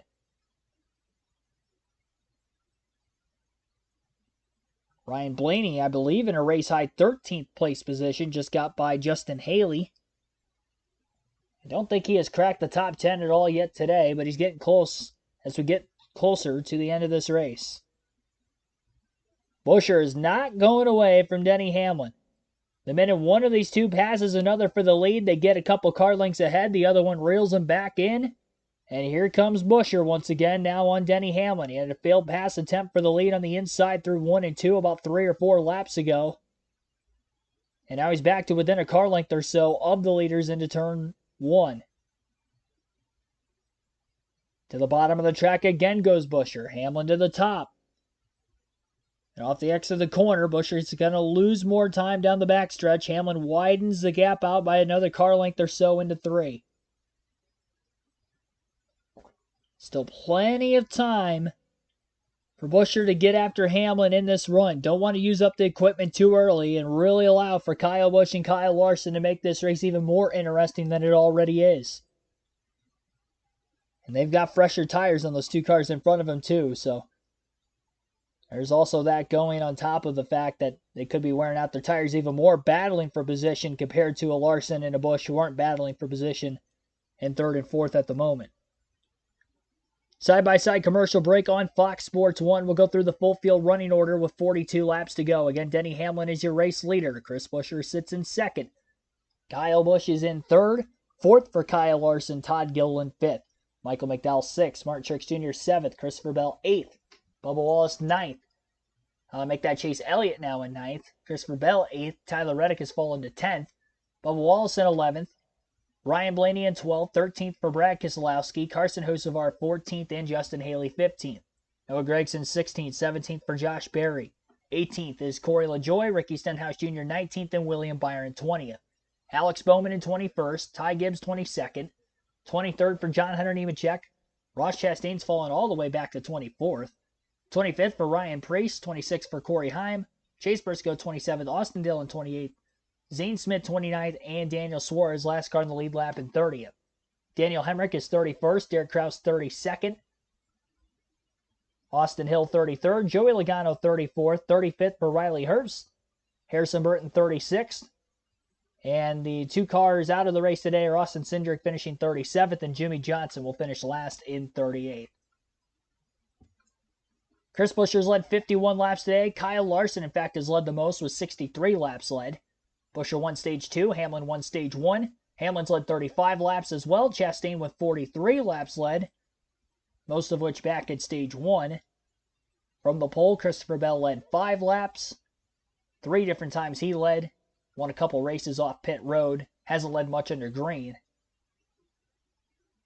Todd Gilliland led 4 laps under pit sequencing on this restart, staying out.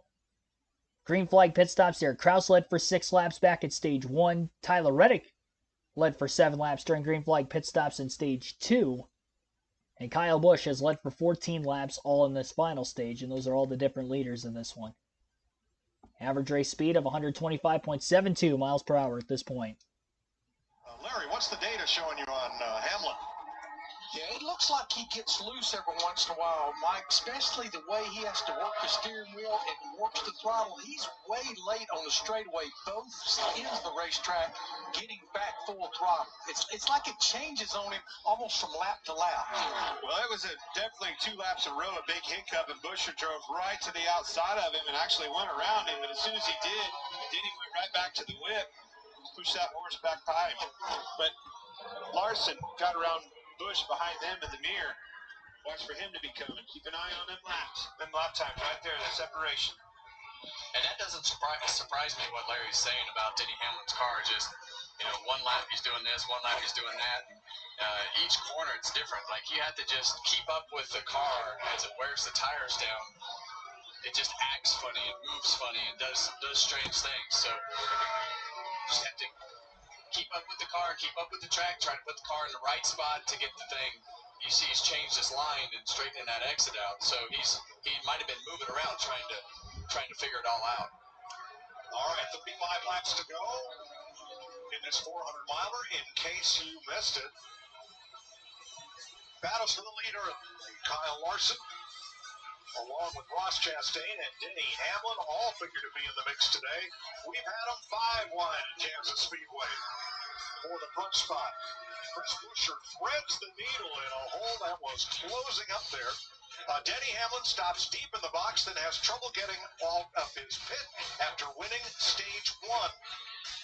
Then stage 2, the tire changer for Chris Buescher is over the wall too soon. He has to restart in the back. Jimmy Johnson lifts and Corey LaJoie gets into the back of Johnson's number 84, ending the 7-time champs day. And then cautions breed caution. Austin Cindric gets bumped and turned around. Harrison Burton goes for a solo spin, as does Joey Logano. In all, 4 cautions since the start of stage number 3. And here we are with 32 laps to go. And Denny Hamlin trying to hold on to a tenuous 4/10 of a second lead over Chris Buescher. Buescher's led 50 laps today. Ford had led a total of 45 laps here in the 4 races with this 7th-gen car. Kevin, I'm thinking this 11 car is managing. I don't know if he's managing the tire grip, right tire wear, fall off speed, or fuel mileage, but I think he's managing. When he wants to and he goes to the whip, that thing will pick up 2/10 on him in a hurry. Think back to the pre-race show this afternoon, Clint. He was talking about backing the corner up for air blocking and fuel mileage and all those things. I think he might have I think he tried to check up just a little bit too much, and Chris Buescher ran around the outside of him. Maybe I'm wrong there, but the inconsistency in the laps makes you think, and looking at the radio chatter, that they're needing to save some gas here and there because they've told him if he gets in a position to have some of those fuel savings. Regan? Well, Kevin, just to back up what you guys are talking about right now, about a lap and a half ago, crew chief Chris Gabehart reminded Denny again, you have to manage everything right here, so makes sense what you guys are saying. Yeah, and I think that, back in that, trying to use that air blocking and put the car in the right spot, backing up that entry, letting off early, because we've seen him run some 3160s, and he's also run some 32 flats, so I think he's definitely in that position of trying to save gas when he can, but I think he got passed because he mismanaged and almost checked up too much. Chase Elliott moved up to 8th there on Michael McDowell. Again, McDowell on the older tires. Ty Gilliland still holding his own there in 7th. Hamlin and Buescher out front, headed at lap 195, but with only 1 green flag lap on their tires before the next 4 cars came in at lap 202. Yeah, and I think if Denny Hamlin is in that spot, Chris Buescher's in that spot too, from a fuel standpoint. So Kyle Larson behind him. Starting to catch him a little bit. I've been watching that gap. It goes from a second to maybe 1.2, back to a second. You see all these guys starting to chop that exit at turn 2. Straighten that exit out, because we heard Kyle Larson talk earlier about that black rubber up against the wall and how it got slick. It's obviously pretty slick on the exit over there right now, because all these guys late center have straightened that exit out to come down below that top seam. Watch them come off this exit of turn 2. see these guys go right through the middle of the corner. You see Chris Buescher, you see Kyle Larson. They're all starting to straighten that exit to get out of that third lane because it just doesn't have the grip, whether you're sliding the front or walking the back up off the corner loose. Last week, Denny Hamlin tied Lee Petty for 12th on NASCAR's all-time win list. When informed of that, Hamlin said, "I couldn't carry Lee Petty's helmet." He was genuinely humble at the achievement. Well, his next win will tie him with Rusty Wallace, another driver like Hamlin with an outsized personality and a penchant for winning. That would be win number 55, would put him 11th. Next fellow to catch would be Kevin Harvick, 10th with 60. Here's a look at Denny Hamlin's career with the 54 victories, including 3 Daytona 500s. And there's the career win list, numbers 9 through 12. Well, Clint got it out of him today on the pre-race show. He said, "Is this the year to win the championship?" What did he say, Clint? Well, I told him. I mean, he wins last week in Dover, right? And how did he do it? He called his shot. I said, that's the second time he's done it. Like, Denny, it's this easy. Call your shot. They say you're going to win the championship and go do it. Put the pressure on yourself. He did it. He said it. I'm going to win the championship. I've been watching Denny for several laps, and he is moving around, and it's got to be because of what's in his mirror. Moving around, leading this race as much as I've ever seen him do on the racetrack with his line. 14th right there as we give a listen to Denny Hamlin's radio. I gotta have the advantage both, but I need more. I know it's hard, but you gotta roll back to that throttle. I don't need any throttle to fight. That's a tough one, Kevin. You have to save more fuel. That's not enough. Well, this guy's getting bigger in the mirror, Jack. Yeah, and the more laps he runs, the more dominant that top becomes. So putting the car in the right spot is important to be able to do that in front of Chris Buescher. But the throttle spikes that he's talking about, Denny Hamlin is notorious for these big throttle spikes to help the car turn, but also keep that mid-corner speed up. He'll go to full throttle, go right back out of it, full throttle, right back out of it. So they're asking him not to do that with his race car, which is going to affect how it drives. So, Larry, both those two lead cars were on pit road at lap 195. Toyota versus Ford. Is one or the other apt to get a little better gas mileage? Well, all I know is Scott Graves is basically telling Chris Buescher to do the same thing, and they're monitoring the 11 radio, and they just told Chris that Gabehart's telling Hamlin to do the same thing. Roll back in the throttle. Don't spike the throttle, so both crew chiefs telling both drivers the same thing.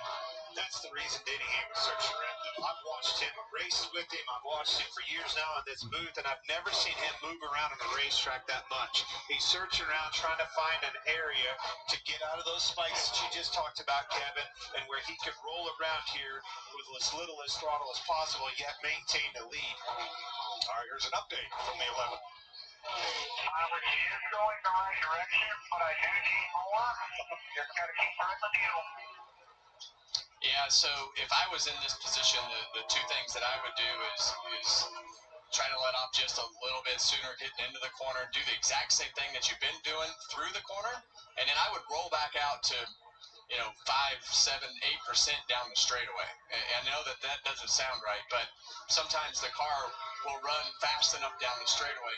You got to roll out of the throttle and run 85%, 80% down the straightaway and go full throttle to maintain your speed through the corners. Well, all right, that sounds like a plan, but how hard is that to do when you got a mirror full of the guy you're trying to beat for the win? Well, keep an eye on those. Yeah, you see the 11 car right there. He had that little bit of throttle, but they should be telling Denny Hamlin that the guy behind you is in the same position. Do all you can. I like that. I need to know what he's doing too. He's in the same predicament. They're telling him the same thing. See the throttle? See the 85% on Chris Buescher's car. That's the best way to save throttle, is to not go to full throttle. Get what you can through the corners, but try to save a little bit of throttle down the straightaway. I've also noticed Larson. He's falling off too. I think they're telling him the same thing. Well, what they're telling them, and I quote, both of them right now are being coached to save fuel when they can, but they're really not able to. That's what they're telling Kyle Larson. Yeah, so if you're Kyle Larson, you want to be able to try to push them as hard as you can. But you see 17 car again, he's 89% throttle in the middle of all the way down the straightaway. So all about keeping the corner speed up to where you want it to be. And as soon as you get that car straight, you start letting out of that throttle to save gas. All right, Jamie, how about Larson? Yeah, I've been listening to his radio clip. Daniel told him exactly what you guys are talking about the 11 and 17 saving. He did not tell his driver to back off save at all. In fact, he said we're 3 laps to the good right now. Larson was on pit road 7 laps after Hamlin and Buescher.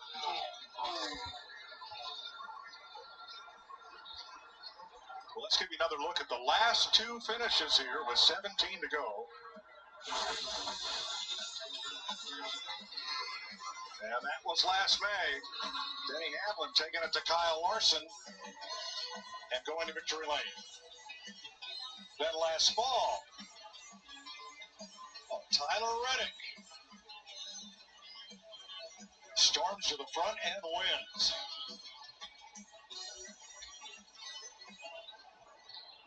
16 to go. 5 cars within 5 seconds of the leader. I think Buescher pulled the chute for a little bit. He's trying to save a little bit more. He really fell off the last 3 or 4 laps. Fastest car on the racetrack is Brad Keselowski in 7th. Yeah, he's going to fall in that group that doesn't need to save gas. You know, it's really the guys that are in the bad spot are Denny Hamlin, Chris Buescher, Todd Gilliland. Those are the guys that are really in a box. Todd Gilliland's going to have to pit. Been a good day for him. 30th, you see it just keep marching slowly to the front into a single digit here, running 7th. Gilliland's last stop was lap 180, and as Larry pointed out, he's had the same left side tire since the start of stage 2. Kyle Busch looked like he got high, got trouble. Here comes Truex around him.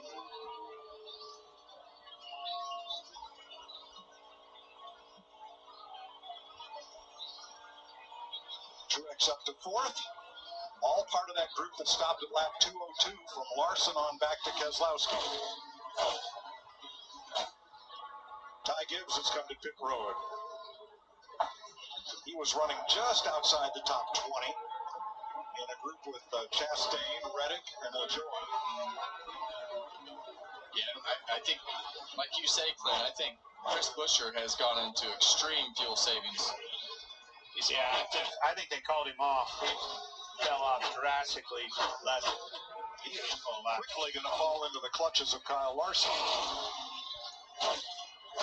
Yeah, but look how far Larson fell back. I mean, he had it to a second one time.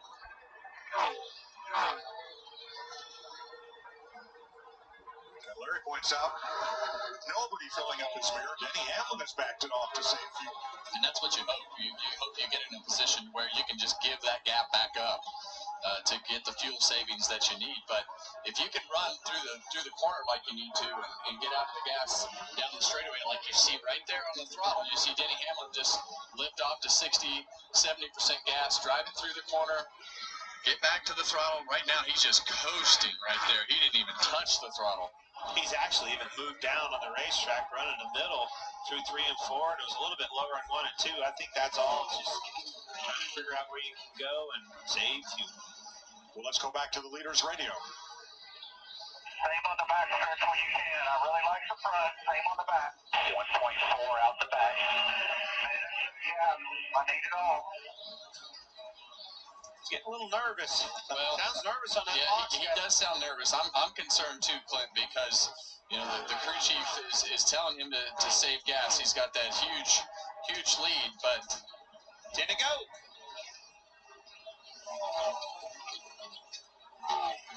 There was a big portion of this run that they didn't look like they were saving much gas at all. Ty Gibbs, 54's got new tires. He's going to be flying around that group. He was with Zane Smith. Just going a lap down to race leader Denny Hamlin, and Carson Hocevar has had to come to pit road, falling off the lead lap.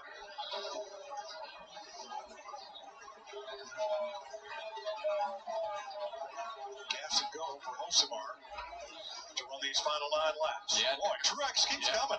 Yeah, here comes another car that doesn't need gas. Martin Truex is going to push the really got issue. that thing wound up. Chris Buescher's in fuel savings mode, and Martin Truex is in full gas mode. Yeah, going to have to let him go. Question is, can Truex run him down? Larson's backed off even more. They're calling him off. Yeah, that's Busch. Well, Truex is coming after Denny Hamlin, working ourselves down to 7 laps to go. This time by Truex is the fastest car on the racetrack. He was 4/10 quicker than Denny Hamlin the last lap. Chris Buescher in the 17 is back to the 3rd place position. Larson's fallen well off. He's now back to 6th. Brad Keselowski, Martin Truex Jr., the 2 drivers trying to push the issue. And now Truex is within 0.7 of a second of Denny Hamlin as he has to split the lap traffic to the middle group through 1 and 2. Hamlin able to run the wall. Hamlin's going to have to pick the... Oh, Busch is around off turn 2. Caution's out. Station. Just trying to get it back rolling there before the leader gets there. Leader is turn 4. Kyle was 5th when he went around. Wow. Well, so much for all that. Well, Larry, does that just change everything? I'll let you point this out, then we'll talk about it. All right. Stepped out from underneath it. Well, we were just talking about Kyle Larson's car and just probably getting light on its feet right there, and that one did as well. What we were talking about is Truex running Hamlin down in a big way. Yes. Man, I wanted to see if that was going to come to fruition. We're not going to. Now the pressure's on. But yeah, it's on pit road. That's right. It's on the crew chief for the strategy. As you hear, Kyle Busch just... Did he zip a left front down on the flat or not really? Hard to tell. Yeah, hard to tell. It looks like it just kind of just stepped out. But the pit crew's a lot of pressure. All right, Larry Mack, it's all on you. All right, we've run 55 laps. Everybody has sticker tires. That's not an issue. We've got 23 drivers on the lead lap. You've got to come to pit road, but I am not going to rule out someone rolling the dice or some rolling the dice and throwing just right sides on that car. Oh, yeah. Oh, that's for sure. We learned that with the last stop. It was those 2 tires. Yeah, but the last stop, they didn't have a lot of laps on their left side tires. Right. This is going to 38 did. This is going to have a full run on their left side tires. So it's 38 You had need half the friends race with on you, them. though. Yeah. You need friends to change, too, as well. You can't just do it by yourself. Yeah, I think your buffer is going to be the thing that helps you, but it is. I think there's going to be a bunch of them put 2 tires. I'm putting 2 tires on. You put 4 on, you're in trouble. Yeah. Now, Denny Hamlin's had issues on pit road, getting blocked coming out of his pit once through stopping in the box a little too deep, and then again during traffic. Hill will be 2 laps down, so that'll be a clear out. Okay. Here's the 11th. All right, that's a lot of tire wear, bud, but it's going to be a green light checker. I think the call is vegetables. Okay. Nobody likes vegetables. Did you hear that? Did you I hear know his he voice? didn't like his vegetables. Nope. Yeah. What's a vegetable, Kevin? I don't Because know. no driver likes just 2 tires. That's Yeah. what they're talking about.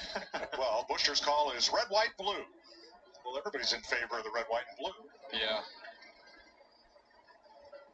I don't like code words. I don't either. I was never smart enough to just figure out if I was 2 or 4. They start saying code words. You got stuff taped in the car. Undo this tape so you can see all the code words. It gets a little confusing.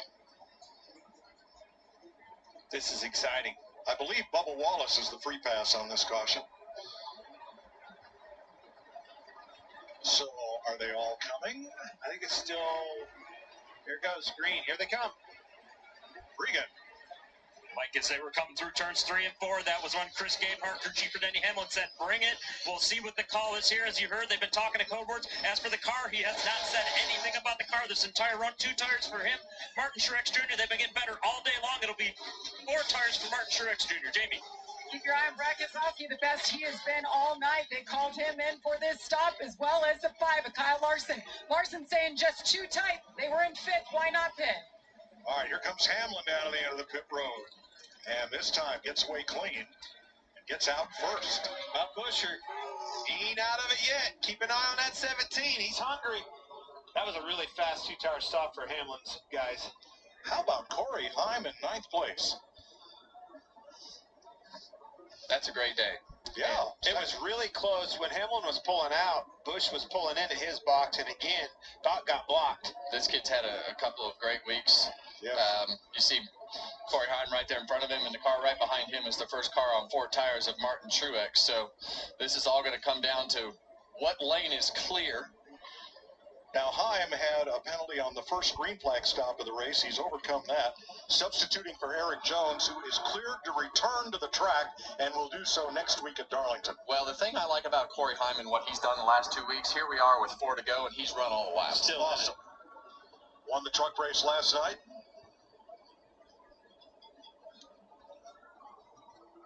How about a little radio remix?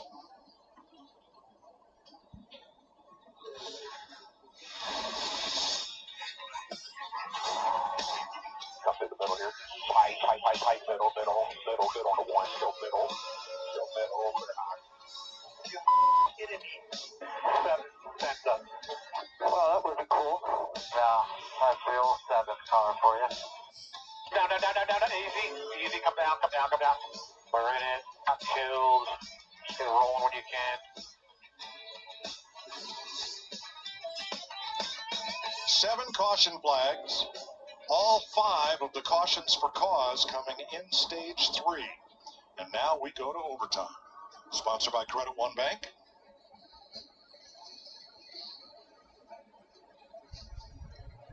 Two-lap shootout.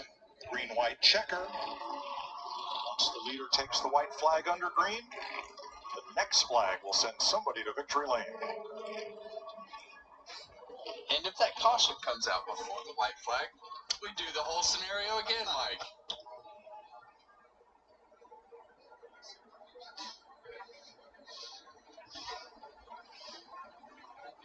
So we'll restart with 31 cars on the lead lap. Ty Gibbs, Austin.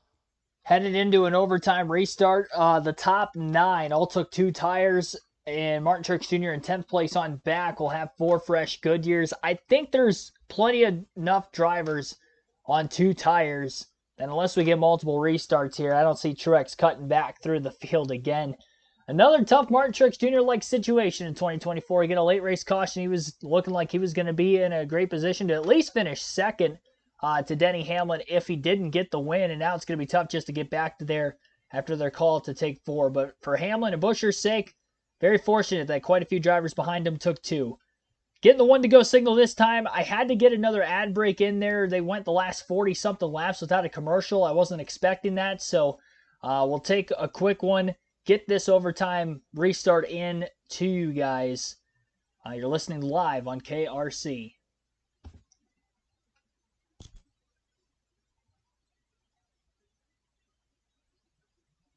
Pull the fox. Unintentionally. We didn't have any during the 4-hour rain delay earlier. This has been a 7+ hour stream. We started streaming at 2:30 Eastern time earlier this afternoon. It is currently 9:34 Eastern time. It has been a long day. And thank you for everybody that has hit that like button on the stream. Be sure to do so if you haven't yet. The goal is to get to 150. We hit that. Let's see if we can get to 200. We did just break a stream record today for the most liked stream of any live commentary stream this season. So greatly appreciate that. 183 likes and counting as of right now in the late going. Subscribe if you're new. We're on the road to 10K. On the road to 6K, and we're buckling up for an overtime restart finish. Again, Denny Hamlin, Chris Buescher in the front row. They battled for the lead for a vast majority of Stage 3 post second to last pit stop, which turned into the second to last pit stop because of this late caution with 6 to go following a Kyle Busch spin after he was running in the 5th place spot. Hamlin on the inside, Buescher on the outside of row 1, green flag back in the air, Truex back in row 5 on 4 fresh tires. Larson gets a great launch, doesn't push Hamlin on the restart, takes it 3 wide to the bottom of the racetrack, and Chris Buescher trying to hang on in the outside lane. What a restart for Larson, especially if he could stay to the inside of the 17, but he can't. Buescher's clear for the lead on the backstretch. Into turns 3 and 4, Larson shoots to the bottom of the track, Buescher down to block. Larson now carries his momentum to the outside. Buescher again to block. Hamlin's 3 wide middle in the third place battle. White flag in the air, 1 lap to go. Buescher trying to hang on to get his first win of the season. Playoff spot on the line. He came into this race the last driver above the cutoff line on points. Hamlin sliding the car, falls to 5th off of turn 2. Larson with a great deal of momentum off the exit of that corner and into 3 and 4. He's going to get to the outside of Buescher. Buescher's going to squeeze him. They make a little bit of contact that's going to leave the bottom of the racetrack open. Off the exit of turn 4, more contact. Banging fenders, door to the line, nearly 4 wide. And Chris Buescher, I believe, has won the race. Chris Buescher does it. Thought he lost it, squeezing Larson up the racetrack. Elliott and Truex were coming on strong on the 4 fresh Goodyears. But Chris Buescher has won the race by inches.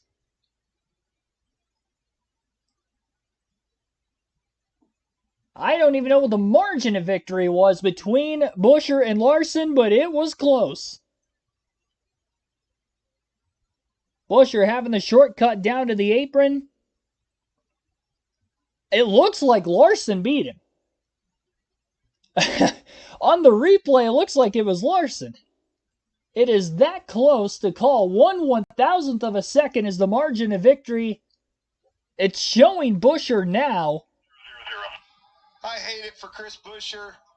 Is it not Buescher? Larson got the run on the outside. It's Larson. That is a bold move. Did you hear what he just said? What? 0.00. Look at these guys. Crushed. Unbelievable. That was an incredible last corner. And they came together coming out of turn number 4. Look at him. That may have made all the difference. He's pumped. 25th career win. Well, that's what we talked about going into turn 3. It was going to be that cat and mouse game. Buescher left that outside lane open just far enough for that guy. You don't see that very often. I love this. An Alan Kulwicki-style Polish victory lap for Kyle Larson. To put the net down, wave to the crowd, let them wave back. And Scott Graves and company just have to wonder what might have been. All right, let's unpack this last lap at Kansas. Well, it all came down to the exit of turn 2, like we talked about. We see the last lap. Kyle Larson kept himself in position right here to get a good draft down the front straightaway. He knew he just needed to stay close right here. Chris Buescher decided he was going to the bottom. It's all about choices of lanes going in the corner. Kyle Larson did exactly what he needed to do. He got a great run off the corner. The bottom of Buescher didn't get as good of a run. And right here, it's a guess. Where's he going to go? Chris Buescher was in the middle of the racetrack, left a lane at the top, and Larson just sucked it up. Wow. He suited in there really hard. He tried to keep him up against the fence. They banged coming up off the corner right here a couple times. It's just a wild finish. How Buescher saved that car on the bottom like that is beyond me. Oh my gosh. Just like a horse race. By nose. What a way to kick off the month of May for Kyle Larson.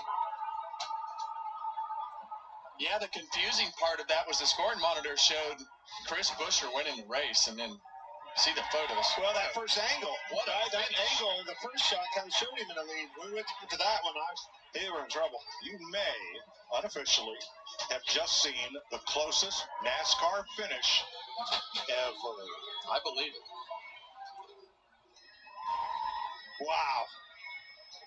Second win of the season for Larson, and his second at Kansas.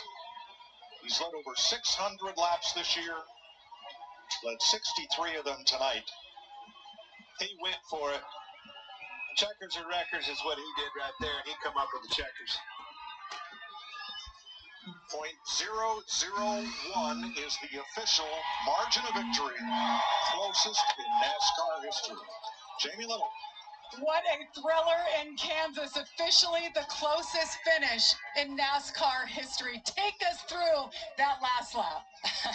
I don't know. That was wild. I was obviously thankful for that caution. We were dying pretty bad, and was happy to come out, third, and figured my best shot was to choose bottom and just try and split 3 wide to the inside, and worked out my car, turned well, and was able to get some runs, and got through 1 and 2 really good down the backstretch and had a big toe on Chris and got him to kind of enter shallow, and I just committed really hard up top and wasn't quite sure if we were going to make it out the other side. I got super loose in the center, and then we're just trying to, like, I'm trying not to get too far ahead of him to where, you know, he can side draft, and then I'm just trying to kill his run. So it was just, it was crazy. I mean, that race from start to finish was amazing. That first stage was incredible.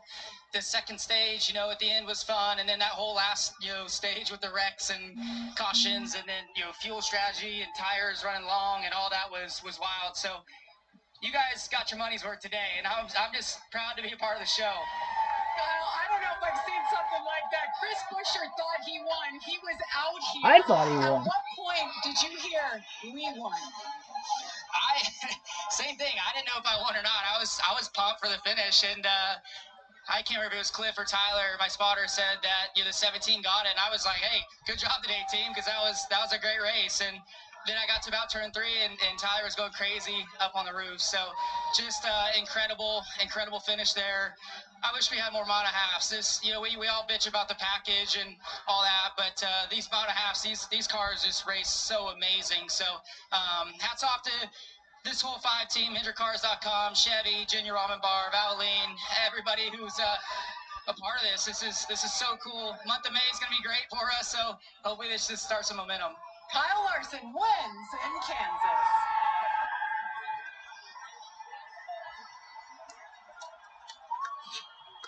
On the other side of that extremely close finish, Chris Buescher, you thought that you had it. It was so incredibly close. You guys did a fantastic job all day long. What are the thoughts right now as you digest this? I don't know what to say right now. I haven't seen a replay other than just a picture, and I sure can't see it in that picture. So that sucks to be that close.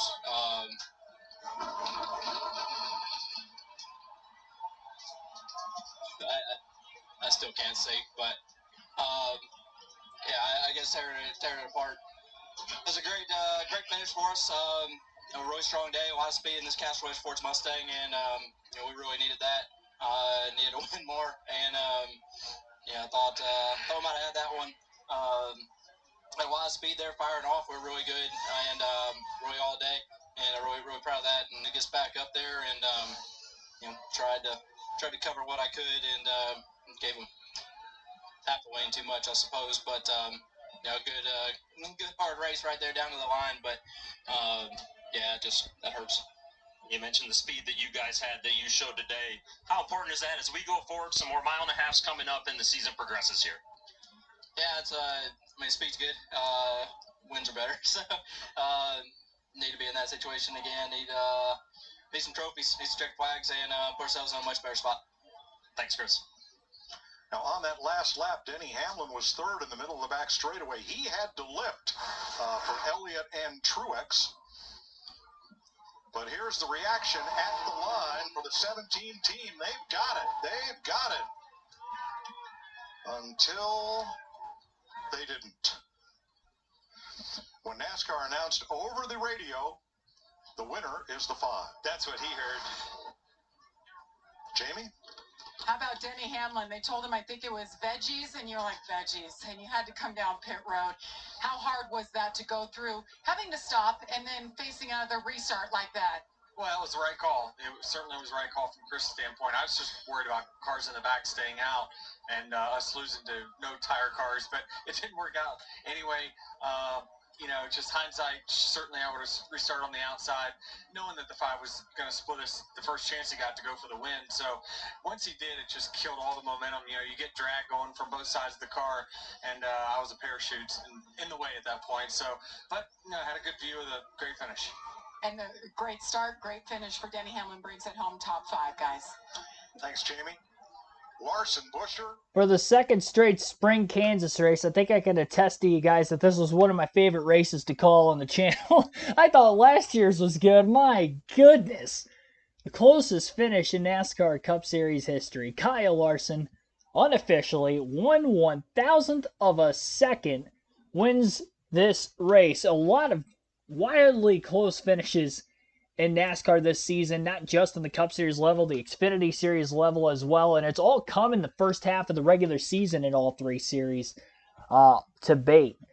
We'll go through the full field finishing order. We still got a full post-race show here. We're over 7+ hours into the stream, but I think it was well worth the wait to see the finish of this one here today. Kyle Larson with the race win.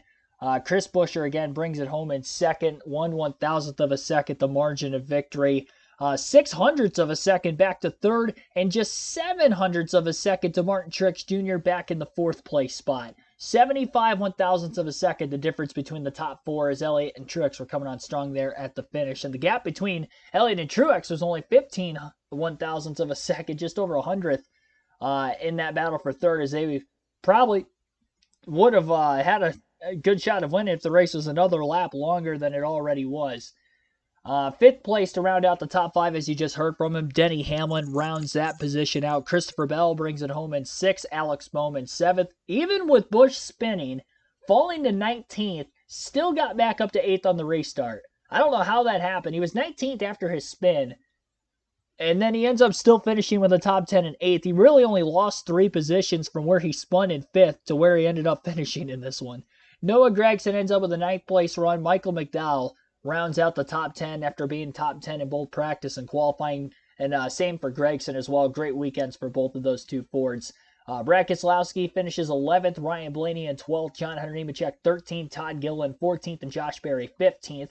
Ricky Stenhouse Jr. 16th, 17th for Bubba Wallace, Justin Haley 18th, Ross Chastain 19th, and Tyler Reddick 20th. Chase Briscoe 21st, Corey Heim 22nd, 23rd for William Byron, 24th for Carson Hocevar, and Austin Dillon 25th. 26th place finish for Corey LaJoie, Daniel Suarez 27th, Ryan Preece 28th, Zane Smith 29th, Daniel Hemrick 30th, Derek Kraus final car to finish on the lead lap in 31st. Ty Gibbs a lap down in 32nd, Austin Hill 33rd. 2 laps down was Joey Logano in 34th, Riley Herbst also 2 laps down in 35th, Harrison Burton 6 laps down in 36th, and the 2 cars at DNF today were Austin Cindric and Jimmy Johnson, as Cindric finishes 37th, Johnson 38th. Most laps led today was Denny Hamlin, who also won stage number 1 in this race. 71 laps led for Jimmy. Chris Buescher, who won stage 2, led for 54 laps, and your race winner, Kyle Larson, led the most times today, tied for the most, at least with Hamlin. 6 different times he led. 63 laps led for the 5 en route to his victory. We went 1 lap past the scheduled distance in this race, 268 out of the initial 267 laps we were supposed to run. We've had a lot of overtime finishes over the last month and a half or so, after having no overtime finishes in the first 6 Cup races of the season. I think of the last 7, 5 of which have finished in OT. Other drivers who led laps today, from the pole, Christopher Bell led 5. 1 lap led for Brad Keselowski in the middle of green flag pit stops. Derek Kraus led during green flag stops for 6 laps. Todd Gilliland in pit sequencing led for 4. Kyle Busch led for 14 laps under green flag conditions back in the beginning portion of stage 3. Ross Chastain all the way back at stage 1 and a little bit of stage 2 led for 43 laps. And Tyler Reddick also led 7. I believe that was during green flag pit stop cycling as well. That was during stage 2. So in total, we ended up seeing 10 different drivers lead at least 1 lap in the race today. And amongst those 10 different drivers to lead, looks like we ended up having 28 lead changes. So 10 different leaders, 28 lead changes, and 7 cautions, 5 of which for incident, and all 5 of those incidental cautions came out in the final stage of the race. And then, of course, the 2 stage breaks at lap 80 and lap 165. 126.96 mile per hour average race speed, 3 hours, 10 minutes, and 41 seconds total time on the race, after an even longer rain delay before we got things kicked off in this one. Appreciate everybody tuning in. We'll still stay live here on the channel. Fox is off the air right now. They got the UFL on, it looks like, or soccer or whatever. I don't know what exactly is on, but the race is no longer on FS1. They went way past their scheduled airtime, of course, of this one. They were originally supposed to be off the air at 6:30, and it is now 10 till 10, at least here on the East Coast. Only other things we have to go through now, my predictions and then the Fantasy League. So we'll go through the predictions here real quickly first. Based off the pre-race predictions, I did take Denny Hamlin to win. He had a good run and was leading with 6 to go when the caution came out initially for the Busch spin. If he wouldn't have won, it would have been interesting to see if he would have made it on fuel or not. It was going to be very close between him and Truex in the win. Neither one of those two get the win, but they both had top 5. So again, still got the top 5 for Hamlin, so at least I was right on the must-have pick there. Tyler Reddick did not finish inside the top 10, finished in 20th, despite running top 10 for the majority of Stage 3 after not getting a top 10 run for pretty much the entire first half of the race. Late in Stage 2, he got some stage points, and I believe it was either 7th or 8th at the end of the second stage based off of a green flag pit strategy run they ran at Long, and then had fresher tires at the tail end of that, was really able to cut through the field as a result. So 1 for 1 there. Chase Elliott had a top 10 today on the must-have pick. He was top 10 at the end of Stage 1. Stage 2, he didn't get any stage points, but ends up finishing 3rd. And he actually only had 2 tires, as well as, of course, Buescher and Larson in front of him. Barely held off Truex, who was the first that finished on 4 fresh tires at the end. Ross Chastain, I also had pegged for a top 10, led a bunch of laps today. Had a lot of stage points, as I mentioned he probably would.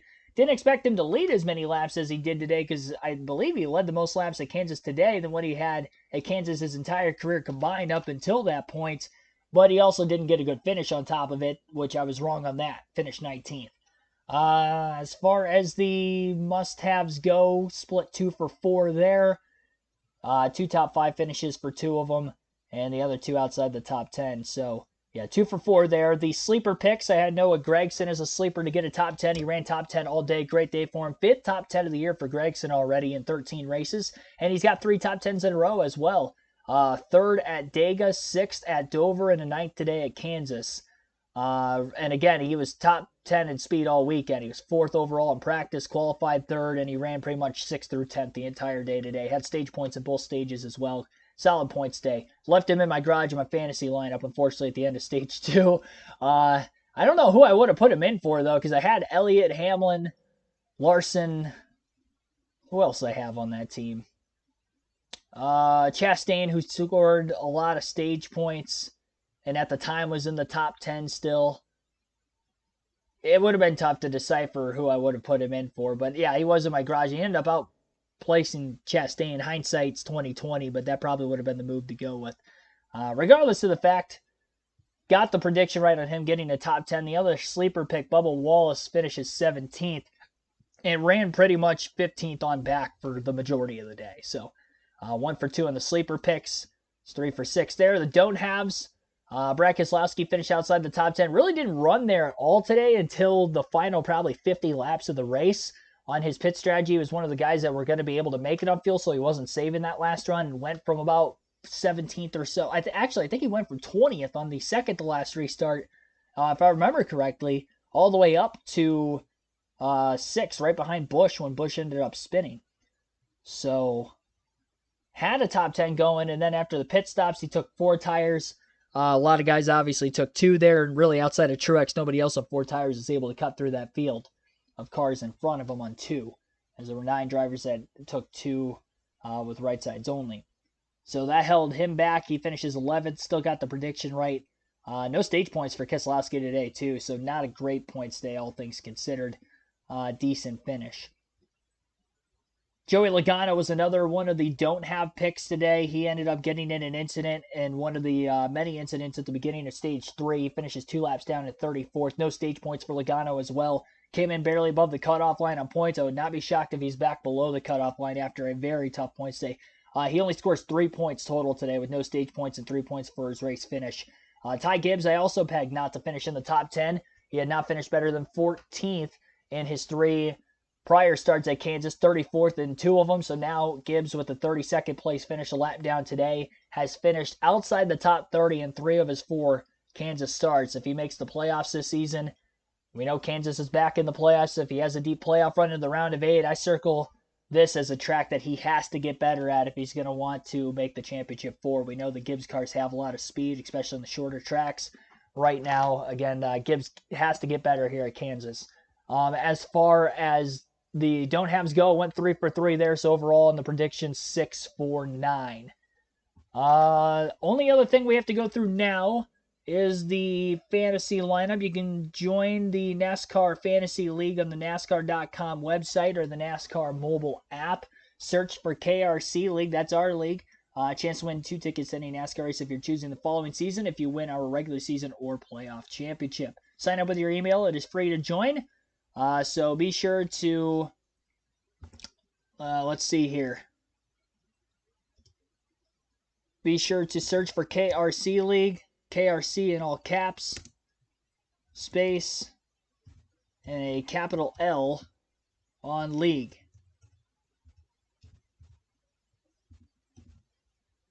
I'll put it in the chat real quick. There it is, KRC League. KRC again in all caps, space, capital L on league. That is the league name. Go through the point standings. Troy the Great was second coming into this weekend with 21.99. Frank T26 with 21.85 was third. Hercules Harrigan was in fourth after winning last week, 21.39 for her. And Dale 30 with 20.94. So that was the top 5. I was 10th in points with 19.94 total on the season. My team this weekend, mentioned I had a pretty good week. I had Kyle Larson on the team. He wins the race. 17 stage points. Chase Elliott only had 1 stage point, but finishes third. Top 5 there. Denny Hamlin, top 5, a lot of stage points, got a stage win. I think actually Hamlin had the most stage points of any driver today. Ross Chastain was in the starting lineup. Not a great finish, 19th. Did score 11 stage points. Got outscored by Gregson there in the garage. And Tyler Reddick, in fact, after not getting that many stage points today, ends up with a not-so-good finish at the end of it as well, finishing in 20th. So only 3 stage points for him. 17 place points. 20 points total for Reddick. Okay, Gregson was in my garage. Bonus points, I had Hamlin over Larson because I actually picked Hamlin to win the race today. Larson won, so missed that. Chase Elliott beat Bubba Wallace, got that prediction right. Byron did not beat Truex, and Reddick did not beat Bell, so I only got 10 bonus points. That really hurt me this week, I think, was the bonus points because the team overall didn't seem to be all that bad. 196 points for me. I finished 13th, but most importantly, your race winner, 2 weeks in a row, Hercules Harrigan, wins. Now, it is a tie. We have co-winners this weekend. 248 points between Inside Uranus, the defending regular season champion, and Hercules Harrigan. Actually, back-to-back regular season championships for Inside Uranus in the Fantasy League. But good bounce-back week for him. Again, tied for the win with Hercules Harrigan. Troy the Great, third, 242 points. Ghost NYX, 236 points at fourth. Monster Jam X10, who came in as the points leader, leaves with a top 5, 232 points. Good week for him as well. So that is the point standings shakeup. I want to see who was on the fantasy teams of the 2 that tied for the win this weekend. Also had Chastain, Hamlin, Larson. The difference between mine and Hercules Harrigan's team had Kyle Busch, which ended up getting a top 10 still, and had Christopher Bell, who also had a top 10, so they all finished in the top 8, so that was big. And then the bonus points went 4 for 4 in the bonus points, which also helped win the league this weekend. Inside Uranus also had Larson, Hamlin, Busch, Bell, Chastain, so no surprise that the teams were the same there. And I would imagine 40 bonus points as well. Yep, so same exact teams is why they tied at 248 points with the win. Alrighty, so that is going to wrap up our long stream. We are 1 minute away, which by the time I announce the schedule for next week, because we do have to go through that before I end this as well. Start times for next weekend. Triple header at Darlington. You thought this race was good. It's going to be tough to beat for the rest of the season. I thought Atlanta was going to be tough to beat. And then we had Bristol. And it was up there. It was up there. I'd still probably favor... I don't even know if I'd favor Atlanta over Bristol, because looking back on that Bristol race, it was probably the best Bristol race I've ever seen. and then you go to this weekend at Kansas, and we have 3 races that are just absolute bangers, and probably Race of the Year candidates, all 3 of them. They really are. And we still got more races left this season. We're only halfway through the regular season. What a year it has been. It seems like the racing's either really dull or just at an all-time high and there's no in between. That's the kind of season we've had so far with the Cup Series especially. Next weekend, Darlington, all 3 series will be racing. we'll start off with next Sunday. Next Sunday, Cup Series live commentary stream will be at 2:30 p.m. Eastern, same start time we had earlier today. Believe it or not, that's when we started live streaming. We were 7.5 hours into the stream. We're minutes away from the finish. This race went long. We had about a 4-hour rain delay at the start. It's been a long one. Needless to say, Truck and Xfinity Series action next weekend. It's going to be 3 straight days of streaming. So next Friday night, Truck Series at Darlington will be the next stream. That truck race will begin at 7:30. So again, truck race at 7:30 next Friday night. And then after we get done with that Friday night stream, we come right back here in the morning for NASCAR Cup Series practice and qualifying. 10:30 a.m. will be the start time for our second stream next weekend. On Saturday, again, NASCAR Cup practice and qualifying from Darlington Saturday morning. So we got Friday night truck race at 7:30 Eastern, and we do it early in the morning with practice and Cup qualifying all in the same stream at 10:30 a.m. A doubleheader on Saturday after the Cup practice qualifying stream. We have Xfinity Series streaming. That race will begin at 1:30 Eastern time in the afternoon. And then after that's over, about 24 hours later at 2:30 Eastern time, we'll have the NASCAR Cup race. Hope to see you guys for that one. Camera will be back on next week. Appreciate all the support as always. And what a stream. We set some stream records here. First time this season we have hit over 200 likes for a live commentary stream. We're at 204 and counting as of the end of this race. No surprise with how this thing ended up.